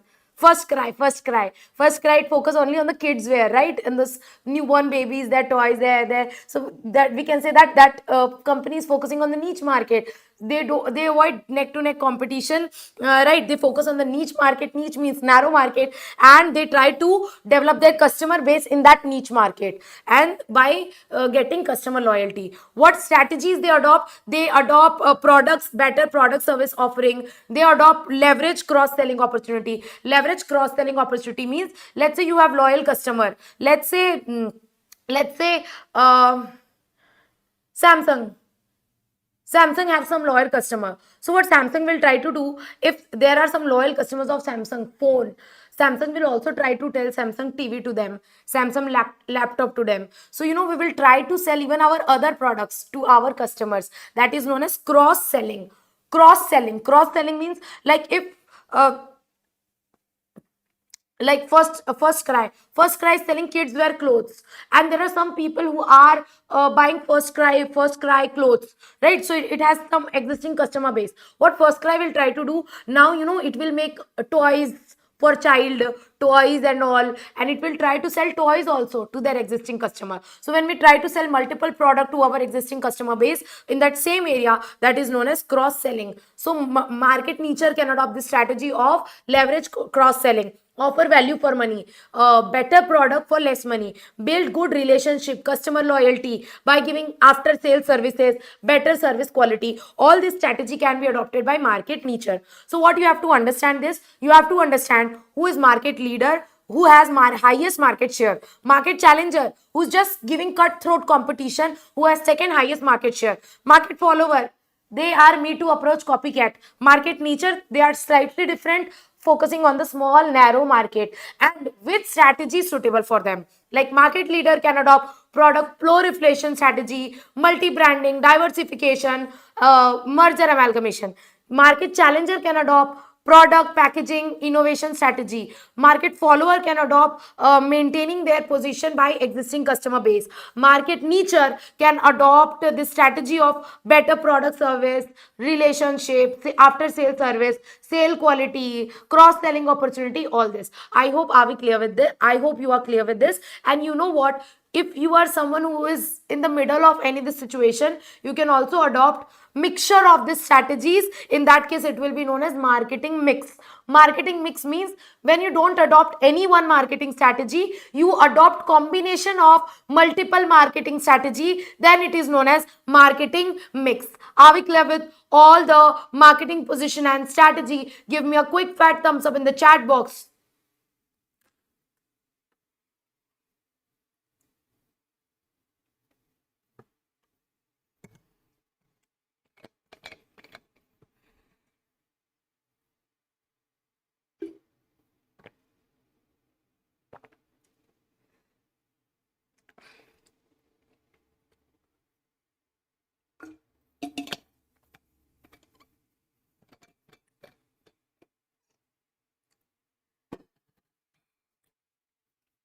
Yes. Now, the last topic of marketing strategy is entry strategies. This is also important. Entry strategies is given by Lieberman and Montgomery. And there are three entry strategies. One is pioneers, another is close followers, and then is late entrants. Pioneer, close followers, and late entrants. See, when you want to launch a new product, you are bringing innovation. You are launching a new product. You are bringing innovation. You are launching a new product. There are different marketing strategies, entry strategies you can adopt. Entry means how to bring a new product, how to enter a new product, enter into a new segment. So entry strategies, if you want to bring innovation, if you want to bring new product and services, what entry strategies you can adopt? Three: pioneers, then your close followers, then your late entrants. Who is pioneers? Pioneer means who does R&D, research and development, and they are the first person to bring the innovation. They are in the top. They are in the top. Like, you are doing research and development, you are bringing any innovation for the first time, you get first mover advantage. That is pioneer. Example, Apple bring any innovation. Most of the innovation in phones technology is brought by Apple, like iOS and different system. Mostly it has different interface. iOS is so total different, and nobody can copy even iOS. Android is so cannot copy. It is total different. They cannot even come closer to iOS. Okay, so pioneers means those who bring innovation for the first time, and they get early mover advantage. They are known as innovative product development, known for this, and they get early mover advantage. And you know how they get early mover advantage? They have any of these three they have any of these three primary sources. Either they have technological leadership, or they have preemption of asset, or they have buyer switching cost. First one is technological leadership. Like Apple is, leader in technology. Nobody can copy iOS. Nobody can copy iOS. That is why they are unique. Now they are pioneers. They are bringing innovation, right? So they have technological leadership. In order to bring innovation for the first time, you should have either technological leadership or preemption of asset. Preemption of asset means you know what raw material you need for making that product. Let's say you need some raw material for making iPhone, and only you have access to that raw material. Nobody else have access to that raw material. That is, you have preemption of asset. You can acquire that scarce asset which nobody else can. You have control over that raw material. You have control over that existing asset. That is known as preemption of asset, which means nobody can nobody can acquire that asset, which means nobody can copy your product. Not even a single phone brand can make a phone like iPhone, can copy the features of iPhone or the system iOS of iPhone. Why? Because they have preemption of asset. Next is buyer switching cost. Buyers have a switching cost. If they switch from one brand to another, they will have switching cost. Example, if once you are an iPhone user, or you are a MacBook, or you are an iPad user, you will not prefer switching to another brand. Why? Because iPhone has a total different system, and you cannot easily transfer the data from iPhone to Android. So you will not prefer shifting to another device. Buyer have high switching costs. So pioneers have any of these three resources: either the technological leadership, or preemption of asset, or buyer switching cost, and they bring innovation for the first time, and they are the first entrants, so they avoid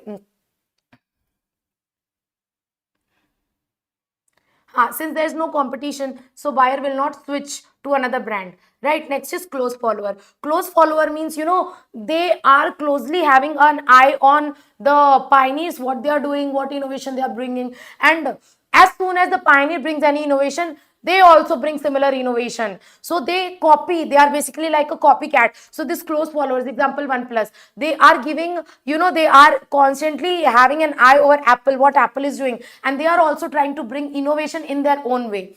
Although not copying Apple exactly the same way, they cannot copy Apple in the same way, but they are trying to bring innovation. Whenever Apple brings new model, OnePlus also brings new model. Why? Because they want to challenge the Apple, and in their own way. Like, they are also spending in some research and development. It's not like they are too copy paste. It's not like they are copying every idea of Apple and they are copying it. No. They are also spending in research and development. They are copying the innovation, but also making their own modification, bringing it in their own way for their target audience, right? So here, if there is a profit potential in the innovation brought by market pioneer has brought any innovation and that have a profit potential, then many other business closely follow that. So if one market pioneer has brought any innovation, other close followers immediately copy that thing and make some changes, do some R&D, and they also bring that innovation. So they are market challengers. They act as a market challengers. So basically you can say that pioneers are market leaders, like this market leaders. Pioneers are market leaders, and close followers are market challenger. You can say that close followers are market challengers, right? They are the challenger to market pioneers, and they also spend in product research and development, and they are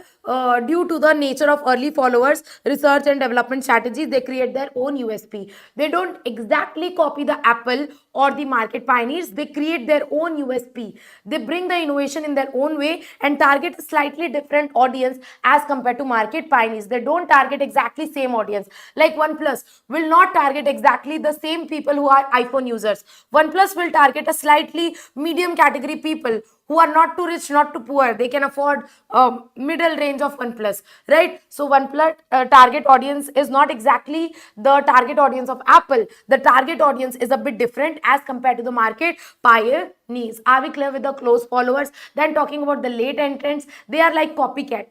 They are like copycat. They wait and watch. They follow the back seat. They just see pioneers and close followers fighting, and whosoever strategy they find good, they follow it, they copy paste it, right? They do copy paste, they do imitation, they are like copycat. So they don't spend on R&D. So this late entrants are like this market follower. This late entrants are like market follower. So they don't immediately bring innovation as soon as the innovation is bought by pioneers and close followers. After close followers, after very late they bring innovation. So we are talking about innovation. First, who brings innovation? Pioneers. As soon as pioneers bring innovation, it is immediately copied by close followers, and later on ekdam aram se, later on late entrants bring that. Whosoever strategy they find good, they adopt that, right? So they follow the close followers and they learn from their early competitors, and they gain market share by controlling the cost. Why? Because they're not spending a single penny on the research and development, so that is why they can gain cost advantage. And by imitation of product imitation, they don't have to spend on research and development, they just copy the product brought by product brought by pioneers and close followers. They just do product imitation. Imitation means copy, right? So, and here what they do, they focus on the requirement of individual customers. Like they focus on the requirement of individual customer. This kind of customer need good camera, so we will make realme phone specifically with the quality of good camera. So they focus on the individual customer need. So this was all about the late entrants. So there are three type of new entry strategies. Entry strategies means how you bring innovation. Those who bring first time the innovation are known as market pioneers, and as soon as the market pioneers bring innovation, it is immediately copied by close followers, and at last the late followers just do copy paste. They copy the product of close followers and market pioneers. Are we clear with this? Marketing strategies. So different kind of marketing strategy can be adopted by different kind of business, different kind of brands. So with this we are done with the marketing strategy. With this we are done with the marketing strategy. Are we clear with this? Yes. Are we clear with this? Are we clear with this marketing strategy? We are almost done. Only HR and production and logistic is left. Yes, are we clear with the marketing strategy? It took a little bit more time in explaining the marketing strategy because this is important and a bit technical. HR will be done very earlier. HR will be done in just 10-15 minutes, and then 10-15 minutes product will take, 10-15 minutes, 10 minutes logistics will take. Before 5 I will do, don't worry. Before 5 I'll leave you.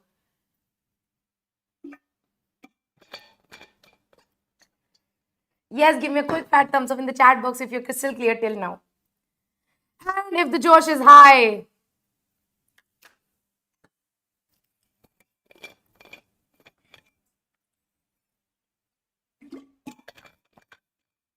Anuj, Josh is very high. Okay.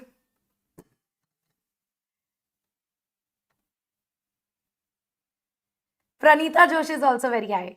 Great. Where is Chanchal?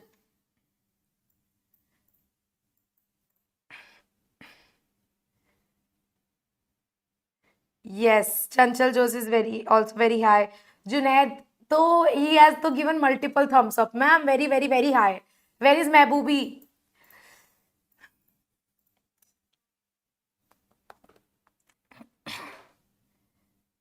Yes, others are to not even texting. There's few more people who are watching, but they don't reply in the chat box. I don't know why.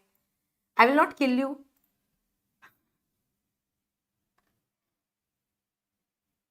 Yes, okay. Starting with the next topic, HR strategy. HR strategy.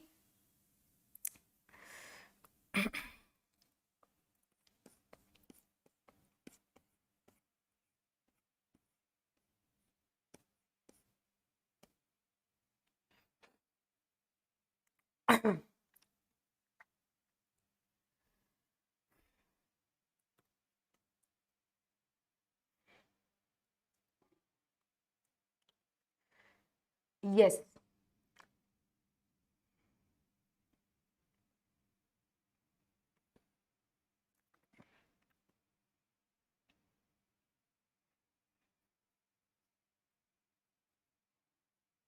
Okay, great.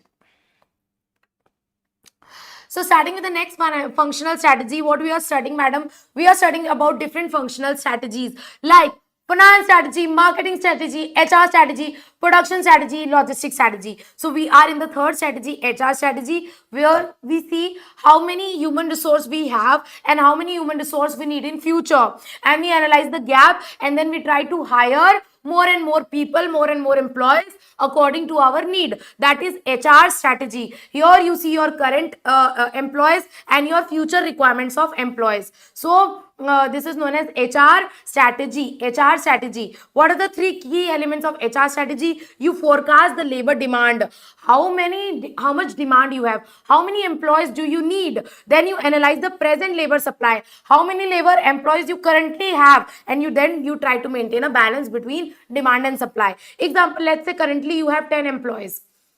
Currently you have 10 employees. How many employees you need? You need 15 employees. So first you analyze how many employee you already have, then you see how many employees you need, then you analyze the difference. Okay, 5 more employee you need, so 5 more employees you have to hire. This is done in HR strategy. So what are the process, what is the process of implementing the HR strategy? First you have to assess the current HR capacity. Currently how many people are working, so you have to analyze the current HR strategy. Currently HR capacity, currently how many people are working? Currently there are 10 employees. Then you have to forecast the future requirement. How many total employees you need? Okay, we need 15 employees in finance department, we need 10 employees in production department. So here you will now forecast in future how many employees do you need. HR relates to employees, personnel, human resource, right? So here you will decide which position you want to fill, number of staff you want, and effect of external factor in getting new human resource, whether you can get easily or not. So you forecast the future HR requirements, then you do the gap analysis. You analyze the difference between the present employees and future need of employees. Presently there are 10, in future you need 5. So what is the gap? The gap is 5. You need to employ 5 more employees. Then you do the gap analysis, then you develop HR strategy accordingly. There are different HR strategies available. So what are the strategy? What is the steps of implementing HR strategy? First you assess the current HR capacity, then you forecast future HR requirement, then you do the gap analysis. After doing the gap analysis, you develop HR strategies. There are different HR strategies. Number one is restructuring. Let's say there is one production department, there is one Finance department. In production department, there is a 1 2 3 4 5 6 7 8 9 10 11 12 12 people. In finance department, there is 1 2 3 4 5 6 people. In this, there are 3 people extra. Production, in finance, there is a need of 3 people. So what you will do, you will restructure, you will transfer these 3 people from production department to finance department. So this is known as restructuring. You will just internally restructure your employees. So this is how you can adopt the HR strategy, which means you want to hire people. Which strategies you can adopt? You can adopt the internal restructuring strategy, where you are reducing the staff, or you are just regrouping the task, or reorganizing the work. Next, you can adopt the training and development strategy. If your current staff are not properly trained, you don't need to hire new staff. You can just train your current staff to do the higher work, technical work. Instead of hiring new employees, you can train your current employees. You can train, you can give training to your current employees. And if you are not able to train, and you know the existing employees are not able to fulfill the requirement, then you can go for external recruitment, where you invite outside people to come to your organization, to join your organization. So here you can adopt recruitment strategy, where you are recruiting new hires, you are inviting new employees. You can adopt outsourcing strategy. Instead of hiring employees, you can outsource the work.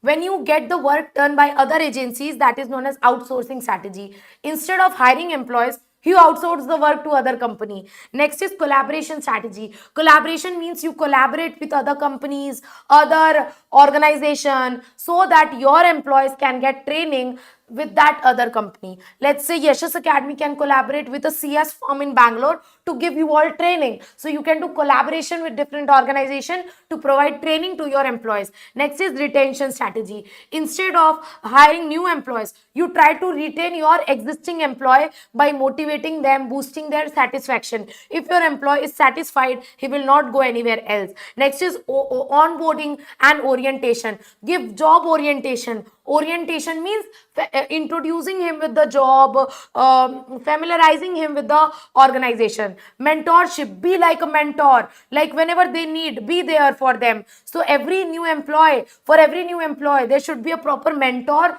to guide them, to tell them everything. You can adopt mentorship. You can adopt employee compensation. By giving proper compensation to employee, you can give them salary, bonus, paid leaves, health benefits, retirement benefits, and all other perks like traveling benefits, traveling accommodation benefits, etc. So you can adopt this strategy for giving proper compensation to employees. You can adopt recognition and reward system, where you reward your employees for taking initiative and bringing innovation. You should maintain work life balance. Work life balance means it's not like in Sundays also you are giving work to your employee, but they also have a personal life. Allow them work from home, give them flexible schedule, maintain proper work and personal life balance. You should give them proper training and development. You should properly communicate with them, so that if they have any idea, any question, they can communicate with you. You should take your employees confidence, so that they can deal with the change. If you are bringing any change, first take your employees in confidence, so that they would be easily be able to handle the change. Next is maintain, foster the teamwork, and lastly, team celebration. Like if there is any achievement, you won a court case, celebrate it, have a party in our office. So in big organization, they always do lots and lots of celebration whenever there's a small achievement, small success. This is how you can motivate your employees. And these are HR strategies relating to employee. These are the different HR strategy, like restructuring, training and development, recruitment, outsourcing, collaboration strategy, retention, onboarding, mentorship, employee compensation, recognition, work life balance, training and development, communication, dealing with change, teamwork, and team celebration. You don't have to memorize each and every point, but yeah, just understand that, so that in case MCQ is asked, you will be able to solve this. With this, we are done with the HR strategy, that is human resource strategy. In your study material, there's one table given, diagram is given, and relating to this diagram, no explanation is given.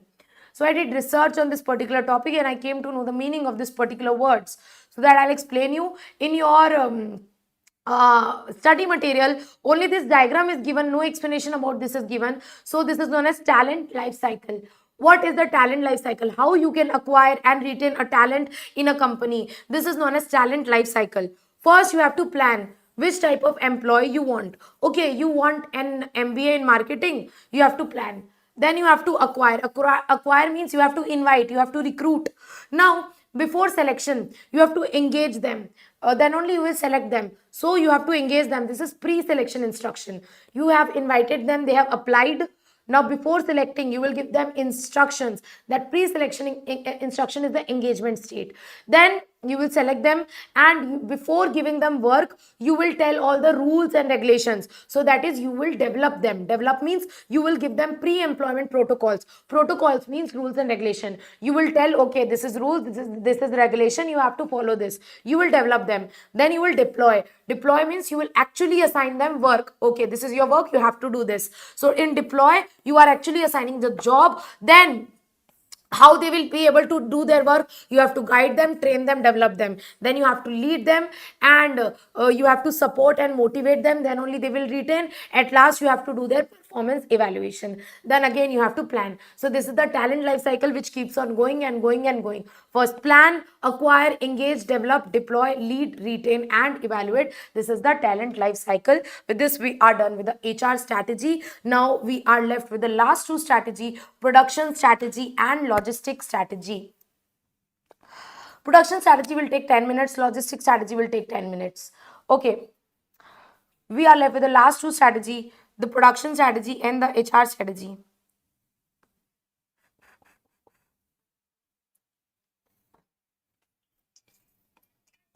Almost on the verge of completing our today's 3 chapters.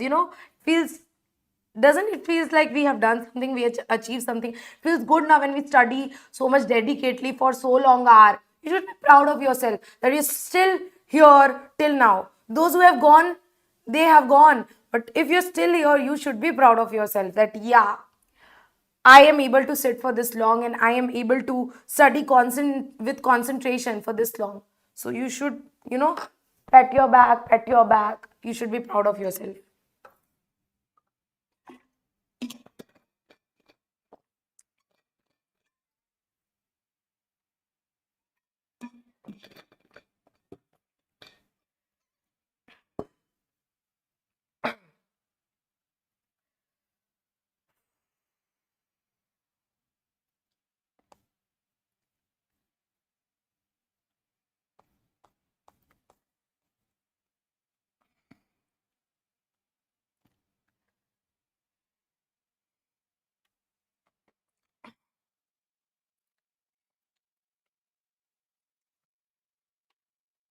Yes, yes. Production strategy is very easy. Production strategy is very easy. So now the second last topic of your chapter is production strategy. What we are studying? We are studying different type of functional strategy, in which we have done the finance strategy, the HR strategy, the marketing strategy. Now we are doing the production strategy. How you should do the production of your product.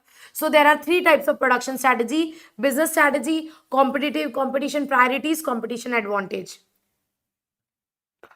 Sorry. Business strategy are 3 types: differentiation, cost leadership, and market segmentation. Business strategy are 3 types: differentiation, cost leadership, and market segmentation.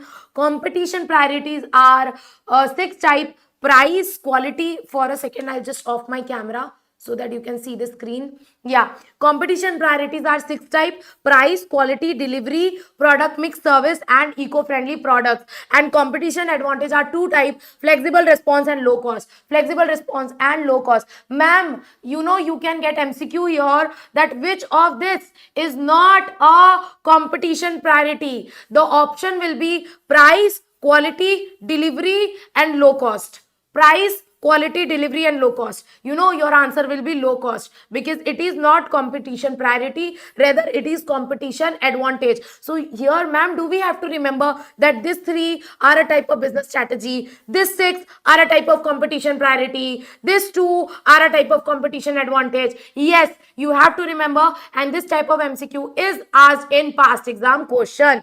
So you have to remember that business strategy are three types. Speak along with me. Business strategy are three types: differentiation, cost leadership, market segmentation. Competition priority are six types: price, quality, delivery. Price, quality, delivery. Product mix, service, eco-friendly. Product mix, service, eco-friendly. Shout it out along with me, then only you would be able to retain it. Competition priorities: price, quality, delivery, product mix, service, eco-friendly product. Competition advantage, two type: flexible response and low cost. You can easily remember, like these three are so very different, so they are business strategy. This two also you can remember competition advantage. Rest all are competition priority. So if you remember these three and these two, you can just develop this technique that the remaining all rest are competition priority. So flexible response and low cost is your competition advantage.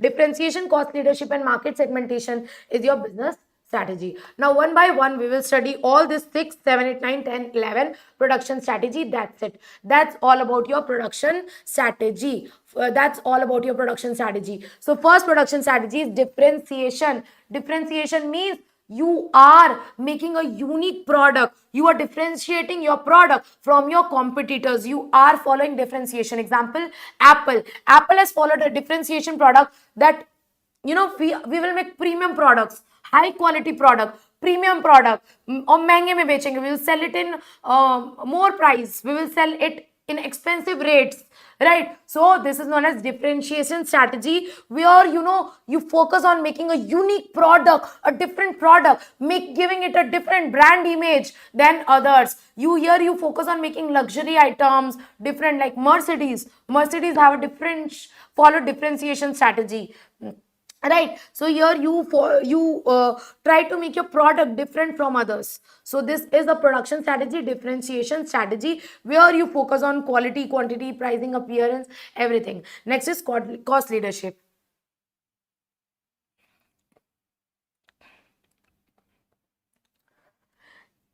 In cost leadership, you don't focus on the branding, you don't focus on making unique product, you focus on making the lowest price product. Example, if I talk about the matchstick, matches ki tilli, matchstick. If you're selling a matchbox, you won't focus on making a unique product. You don't care about the brand. Nobody even read the brand name of a matchbox.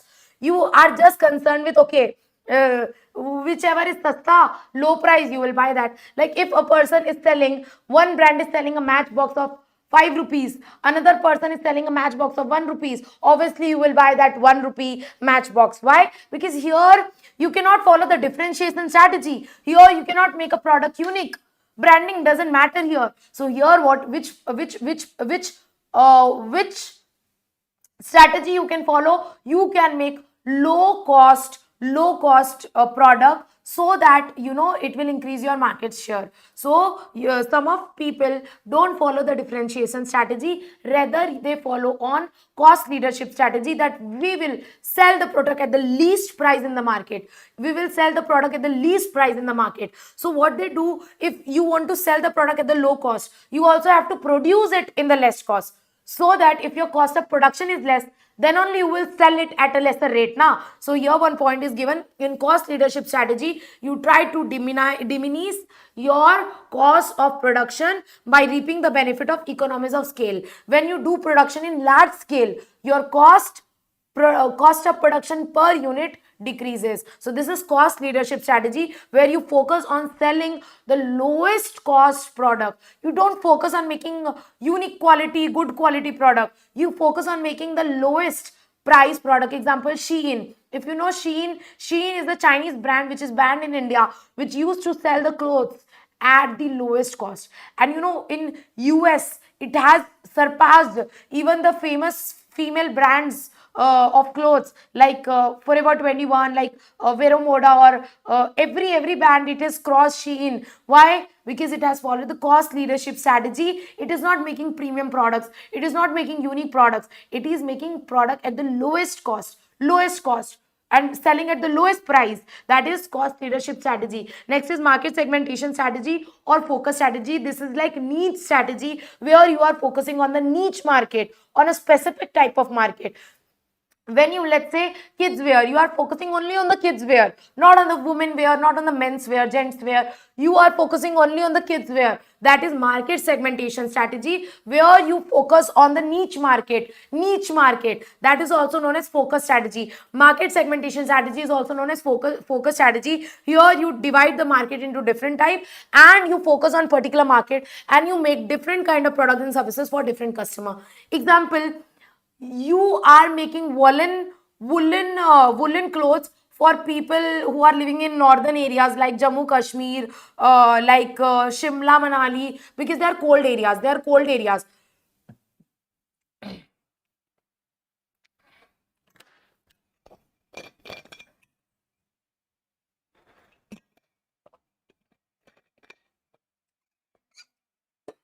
So you will sell winter clothes to people living in Shimla, Manali. But people living in Mumbai, there's not much winter. It is nearby sea. So you will in Mumbai there is much hotter as compared to other areas. So there you will focus on selling the cotton products, cotton clothes. So you will focus on selling different products and services to people from different area as per their needs. So like people from Mumbai need cotton clothes, people from Shimla need woolen clothes. So you will sell them product according to their needs. So here you focus on the specific market segment, niche market. That is why it is known as focus strategy. Example, detergent company with different price bracket. Example, not everyone can purchase 1 kg detergent packet or a 5 kg detergent packet. Somebody want to purchase 1 rupee detergent packet. So here you are following on the focus strategy, market segmentation. You are dividing the market and following on different market according to the need. So you are making different type of detergent packets in different price brackets. So this is the example of market segmentation strategy. So we are done with these three business strategies: differentiation, cost leadership, and market segmentation. In competition priority, the first type of strategy is price or cost strategy. This is similar to cost leadership strategy, where you focus on the least price. You want to sell at the least price. Okay, in market, one brand is selling matchbox in 5 rupees, another brand is selling matchbox in 10 rupees. I will sell matchbox in 2 rupees. I will sell it in the minimum price. And how I will able to achieve minimum price? If I have minimum cost of production.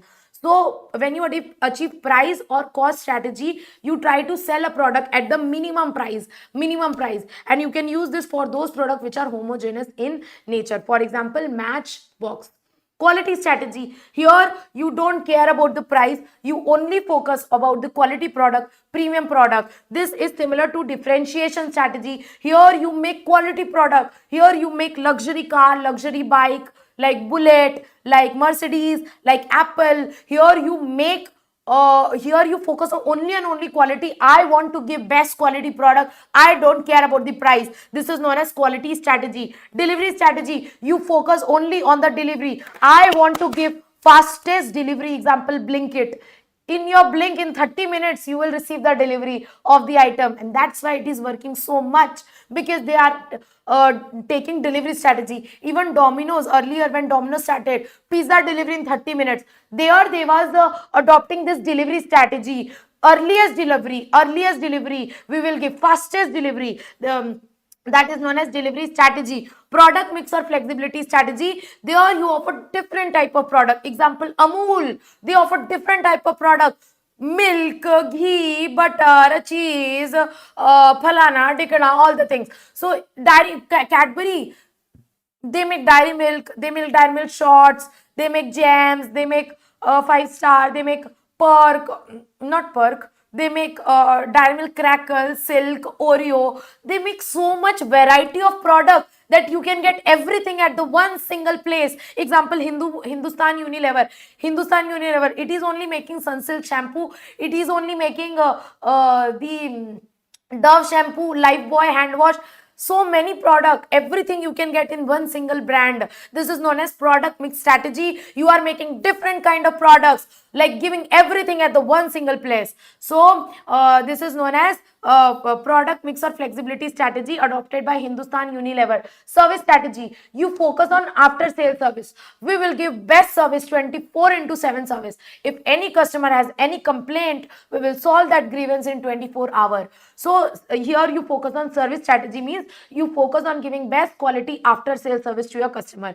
Eco-friendly means you focus on making those products which will not harm our environment, which will not do pollution, which will reduce pollution. Example, Mama Earth is making products, and they promise that for every product they sell they will plant one tree. So they are following eco-friendly system. And some restaurant, they don't make food delivery in plastic box, they make food delivery in cardboard box. They give wooden spoon to eat, not a plastic spoon to eat. Why? Because plastic is harmful for environment. So they are following this eco-friendly products. There are some companies which don't make plastic products, which only make eco-friendly products. Why? Because they don't want to pollute the environment. That strategy is known as eco-friendly product strategy. That products are known as green products. Example, lead-free petrol. Example, mercury-free television panels. It helps in reducing pollution and protecting your environment.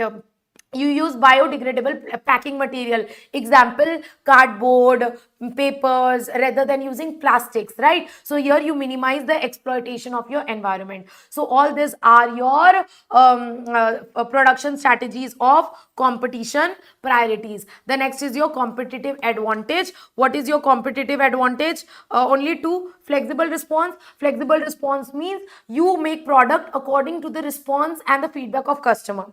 Like I change my way of teaching according to the feedback of students. If they give me feedback that, ma'am, you are going too slow, please speeden up, then I increase my speed. If my student says, ma'am, you are teaching too fast, please slow down your speed, then I slow down my speed. So I change according to the feedback. So there are some companies which don't make bulk production, they make production according to the feedback of the customers. According to the feedback, they change their market according to the feedback response. That is known as flexible response strategy. Lastly, low cost strategy. Same, this is similar to cost leadership strategy. Here you focus on reducing your cost of production. How you can reduce your cost of production? If you produce in large quantity, so you can reduce your cost of production also along with maintaining quality. That is low cost strategy. Example, Parle-G, sasta sundar tikau. Parle-G is a biscuit which is low cost as well as good to eat. Like nowadays also we eat Parle-G. It's not like we only prefer premium biscuits like Oreo and Dark Fantasy. We also prefer Parle-G. It is cheapest, so it is low cost, also of the good quality. That strategy is known as low cost strategy. Parle-G, they are able to produce biscuit at the low cost plus of the good quality. It's not like just because they are low cost they are of bad quality. In low cost strategy, you make low cost product but also maintain the quality. So with this, we are done with the production strategies. I hope this is clear to you. The last topic is your logistic strategy. Logistic strategy.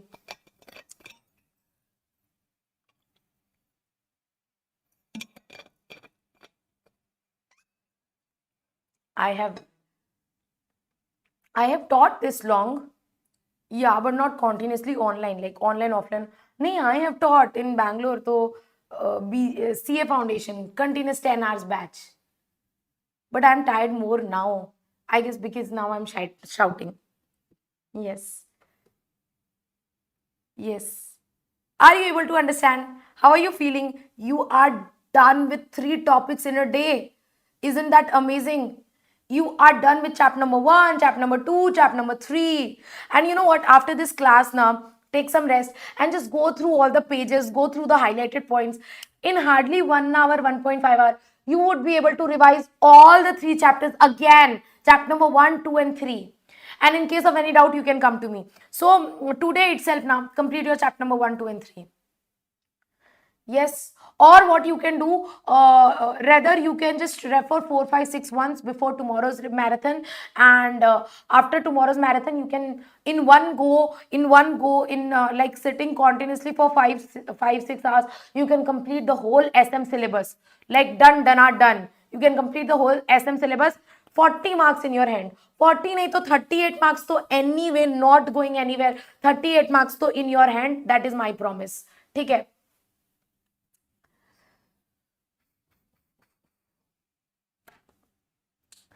Give me a quick fat Thums up in the chat box. जल्दी से, थोड़ा motivation मुझे भी चाहिए. Give me a quick fat Thums up in the chat box.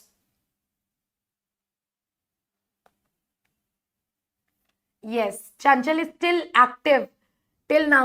How many hours? 7 hours 40 minutes. Bro. Pranita is also active till now. Yes, great. Yes, your spirit is commendable. Junaid is also active till now. Yes, what about others? Where is Anuj?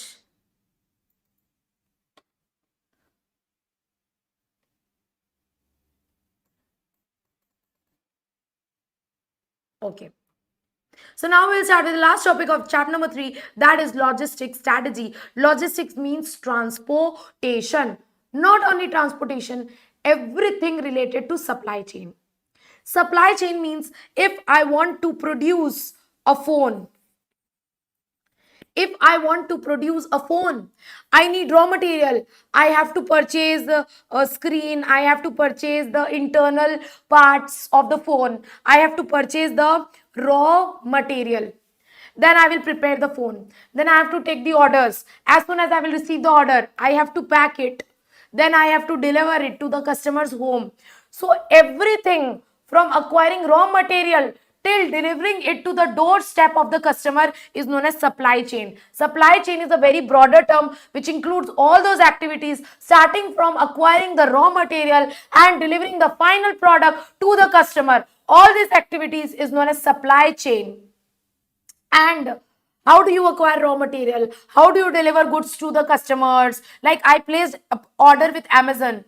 You know, Amazon place order with the seller. The Amazon facility packs the product and then they dispatch it, and then through transportation they deliver it to the customer. All this strategy which we follow for transportation, for supply chain is known as logistics strategy. Logistics means basically transportation, but it is not only confined with the tactical decision of transportation, rather it is much broader. And here we will study there are 4 levels of logistics strategy: strategic level, structural level, functional level, and implementation level. There are 4 levels of logistic strategy: strategic level, structural level, functional level, and implementation level. There are 4 levels of logistic strategy. In top level, strategic level, you decide how what customer service you want to give, how much customer satisfaction you want. You want 100% customer satisfaction. How important your customer satisfaction is to you, this you decide in the strategic level, and according to that then you design the channel and network strategy in the structural level. Example, let's say Amazon facility is in Bombay, Bangalore, Delhi, West Bengal.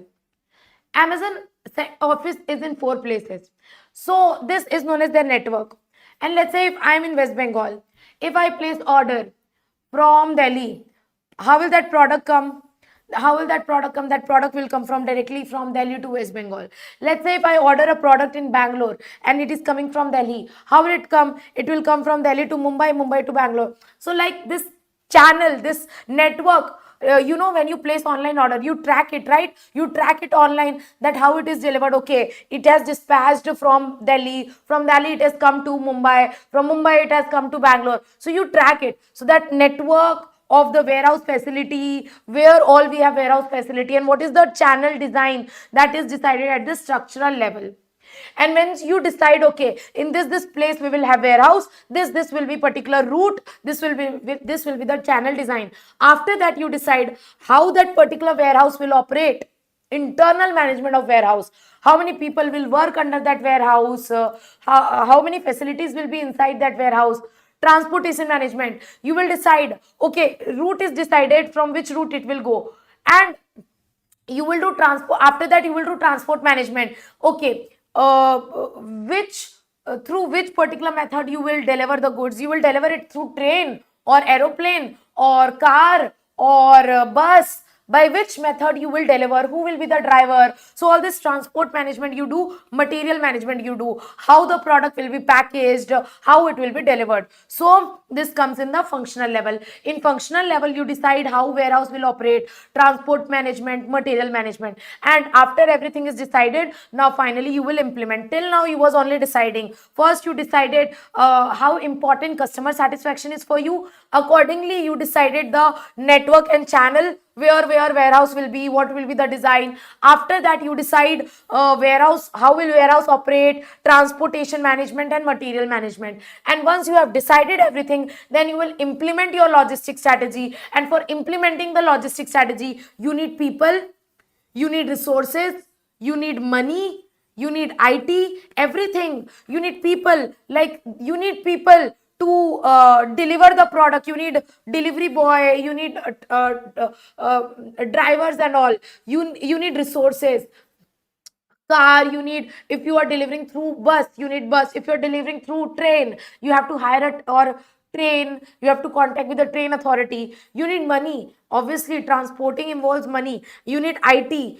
As soon as your product dispatch, it is immediately updated online. With one click you can track your online order, where is your product. So it involves IT also, information technology. So for implementation you need lot of things. For implementation you need IT, you need policies, you need facilities, you need equipments, you need change management. So these are the different levels of logistics management. The top level is strategic level, then structural level, then functional level, then implementation level. Are we clear with this? Yes madam. The top level is your strategic level. In strategic level you decide how important customer satisfaction is for you. So here you define your customer service strategy.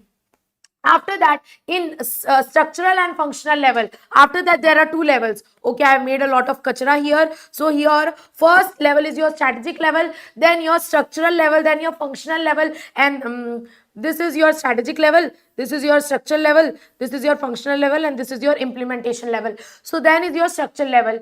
In the structural level you will decide your channel design and your network. In network you decide in which all location you will have offices, warehouse, what in which all location you will have facilities, and what activities you will do, what functions you will do, what will be the route of delivery. All this thing, your channel, your design, your network strategy, you decide in the structural level. Then in the functional level you decide, then in the functional level you decide how your warehouse will operate internally. You do the transport management, through which particular vehicle you will do the transportation. Material management, how the product and material will be packaged and delivered. And these things are done in functional level, which is also known as detailed structural level. So basically this is the structural level, and this functional level we can also say this is the detailed structural level. This is the detailed structural level, right? So after structural level there is functional level. In functional level you decide all this thing. At last there is implementation. How do you implement? You need people, you need IT resources, you need process resources to implement your logistic strategy. So this was the levels of logistic strategy. This diagram is not important. Last topic is element of logistic strategy plan. Element means which all points you should mention in your logistic strategy plan. If you are making a logistic strategy plan, which all points you have to mention in the logistic strategy plan? First, you have to mention about the customer service policy, how you are going to provide the customer service. Inventory location, where all you will have warehouse, location of sites, where all you will store the inventory, whether it is centralized or decentralized. There is one centralized warehouse or different warehouse at different place. So inventory policy, you will mention, yeah, inventory policy you will also mention. My pencil is discharged and my iPad is also about to get discharged. Anyway, we are almost done, right? Okay. So, inventory policy, here you take care about your outbound and inbound logistics. Outbound logistics means when you deliver final goods to the customer. Inbound logistics means when you get raw material to your business. So, when you get raw material, it is known as inbound logistics. When you deliver the final product to the customer, it is known as outbound logistics. This you decide. Cost plan, you decide how much cost it will take. You decide on transport and distribution, how you will do the transport and distribution. You decide the IT technologies, whether you want inbuilt software or you will outsource these services. You will get any other ready-made software. Logistics organization structure. Yeah, you will maintain this internally or you will outsource this particular activity. Logistics target and metrics. What are your targets? Like my target is I want to deliver all the products in 10 days. So you have to make logistic target and metrics. All these things you have to mention in your logistic strategy plan. All these things you have to mention in your logistic strategy plan. With this, we are done with your particular chapter number 3. What is the weightage of this chapter? The weightage of this chapter is 6 to 7 marks. In last 4 attempts, December 2019, 7 marks question were asked. December 2020, 6 marks, then 6 marks. Then December 2021, 7 marks question was asked from this particular chapter. So the average weightage of this particular chapter is 6 to 7 marks. So we are done with almost 20 to 22 marks portion. Like we are done with 50%, more than 50. Yeah, 50. In your 40 marks portion, we are done with 20 marks portion. Like we are done with 50 marks portion, and 50 marks portion we will do tomorrow. So with this, we are done with chapter number 3. If you have solved past exam question, it's well and good. If you haven't solved past exam MCQ, you can solve the past exam MCQ today itself, and you can revise the chapter number 1, 2 and 3 in a very quick manner. In case you don't understand any particular point or you have doubt in any particular point, you can WhatsApp, Telegram, Instagram me anywhere. I will surely clear your doubts. In case you want notes, this particular book, you are not from Yeshas, then you can message me. I will send you. If you're from Yeshas, you already have this book. Yes. How was this today's revision marathon? So we are done on time. I thought of completing this by 4, but yeah, we are done. We are done till 5. It's 8 hours. Yes, thank you for your time. Thank you for staying here for 8 hours, for 8 dash hours with me. Yes. Are you feeling confident about chapter number 1, 2 and 3? That ma'am, 20 marks in hand, in your muthi, in your hand. 20 marks in your hand. 20 marks in your hand. Are you feeling still energetic and confident कि मैं तो तोड़ दूंगी, मैं तो फोड़ दूंगी, I will to do it, I will to clear it? Yes, how's the Josh? How's the Josh? It was great. Yes. Awesome. Great. With this, we are done with today's marathon revision. And today we are done with chapter number 1, 2 and 3. Thank you for staying here. Go take rest, eat something, have water. You should have water in between your studies. It helps your brain to work properly. If you drink proper water, it helps you study properly, take care of your health and study properly. In case you need any motivation, any support, any guidance, I'm just one ping away. Ping me. I will be there for you for solving your any doubt, any query, any motivation. Treat me like your mentor, like your friend. Okay. So with this, we are ending our today's session. Don't forget to attend tomorrow's revision sharp at 9 a.m. in the morning. If you like this revision session marathon, do tag me in your Instagram story, and I will see you tomorrow in the tomorrow's marathon revision of chapter number 4, 5 and 6, which are very important chapters from your examination point of view, right? So with this, we are ending our today's marathon revision. Take care. I'll see you tomorrow. Bye bye.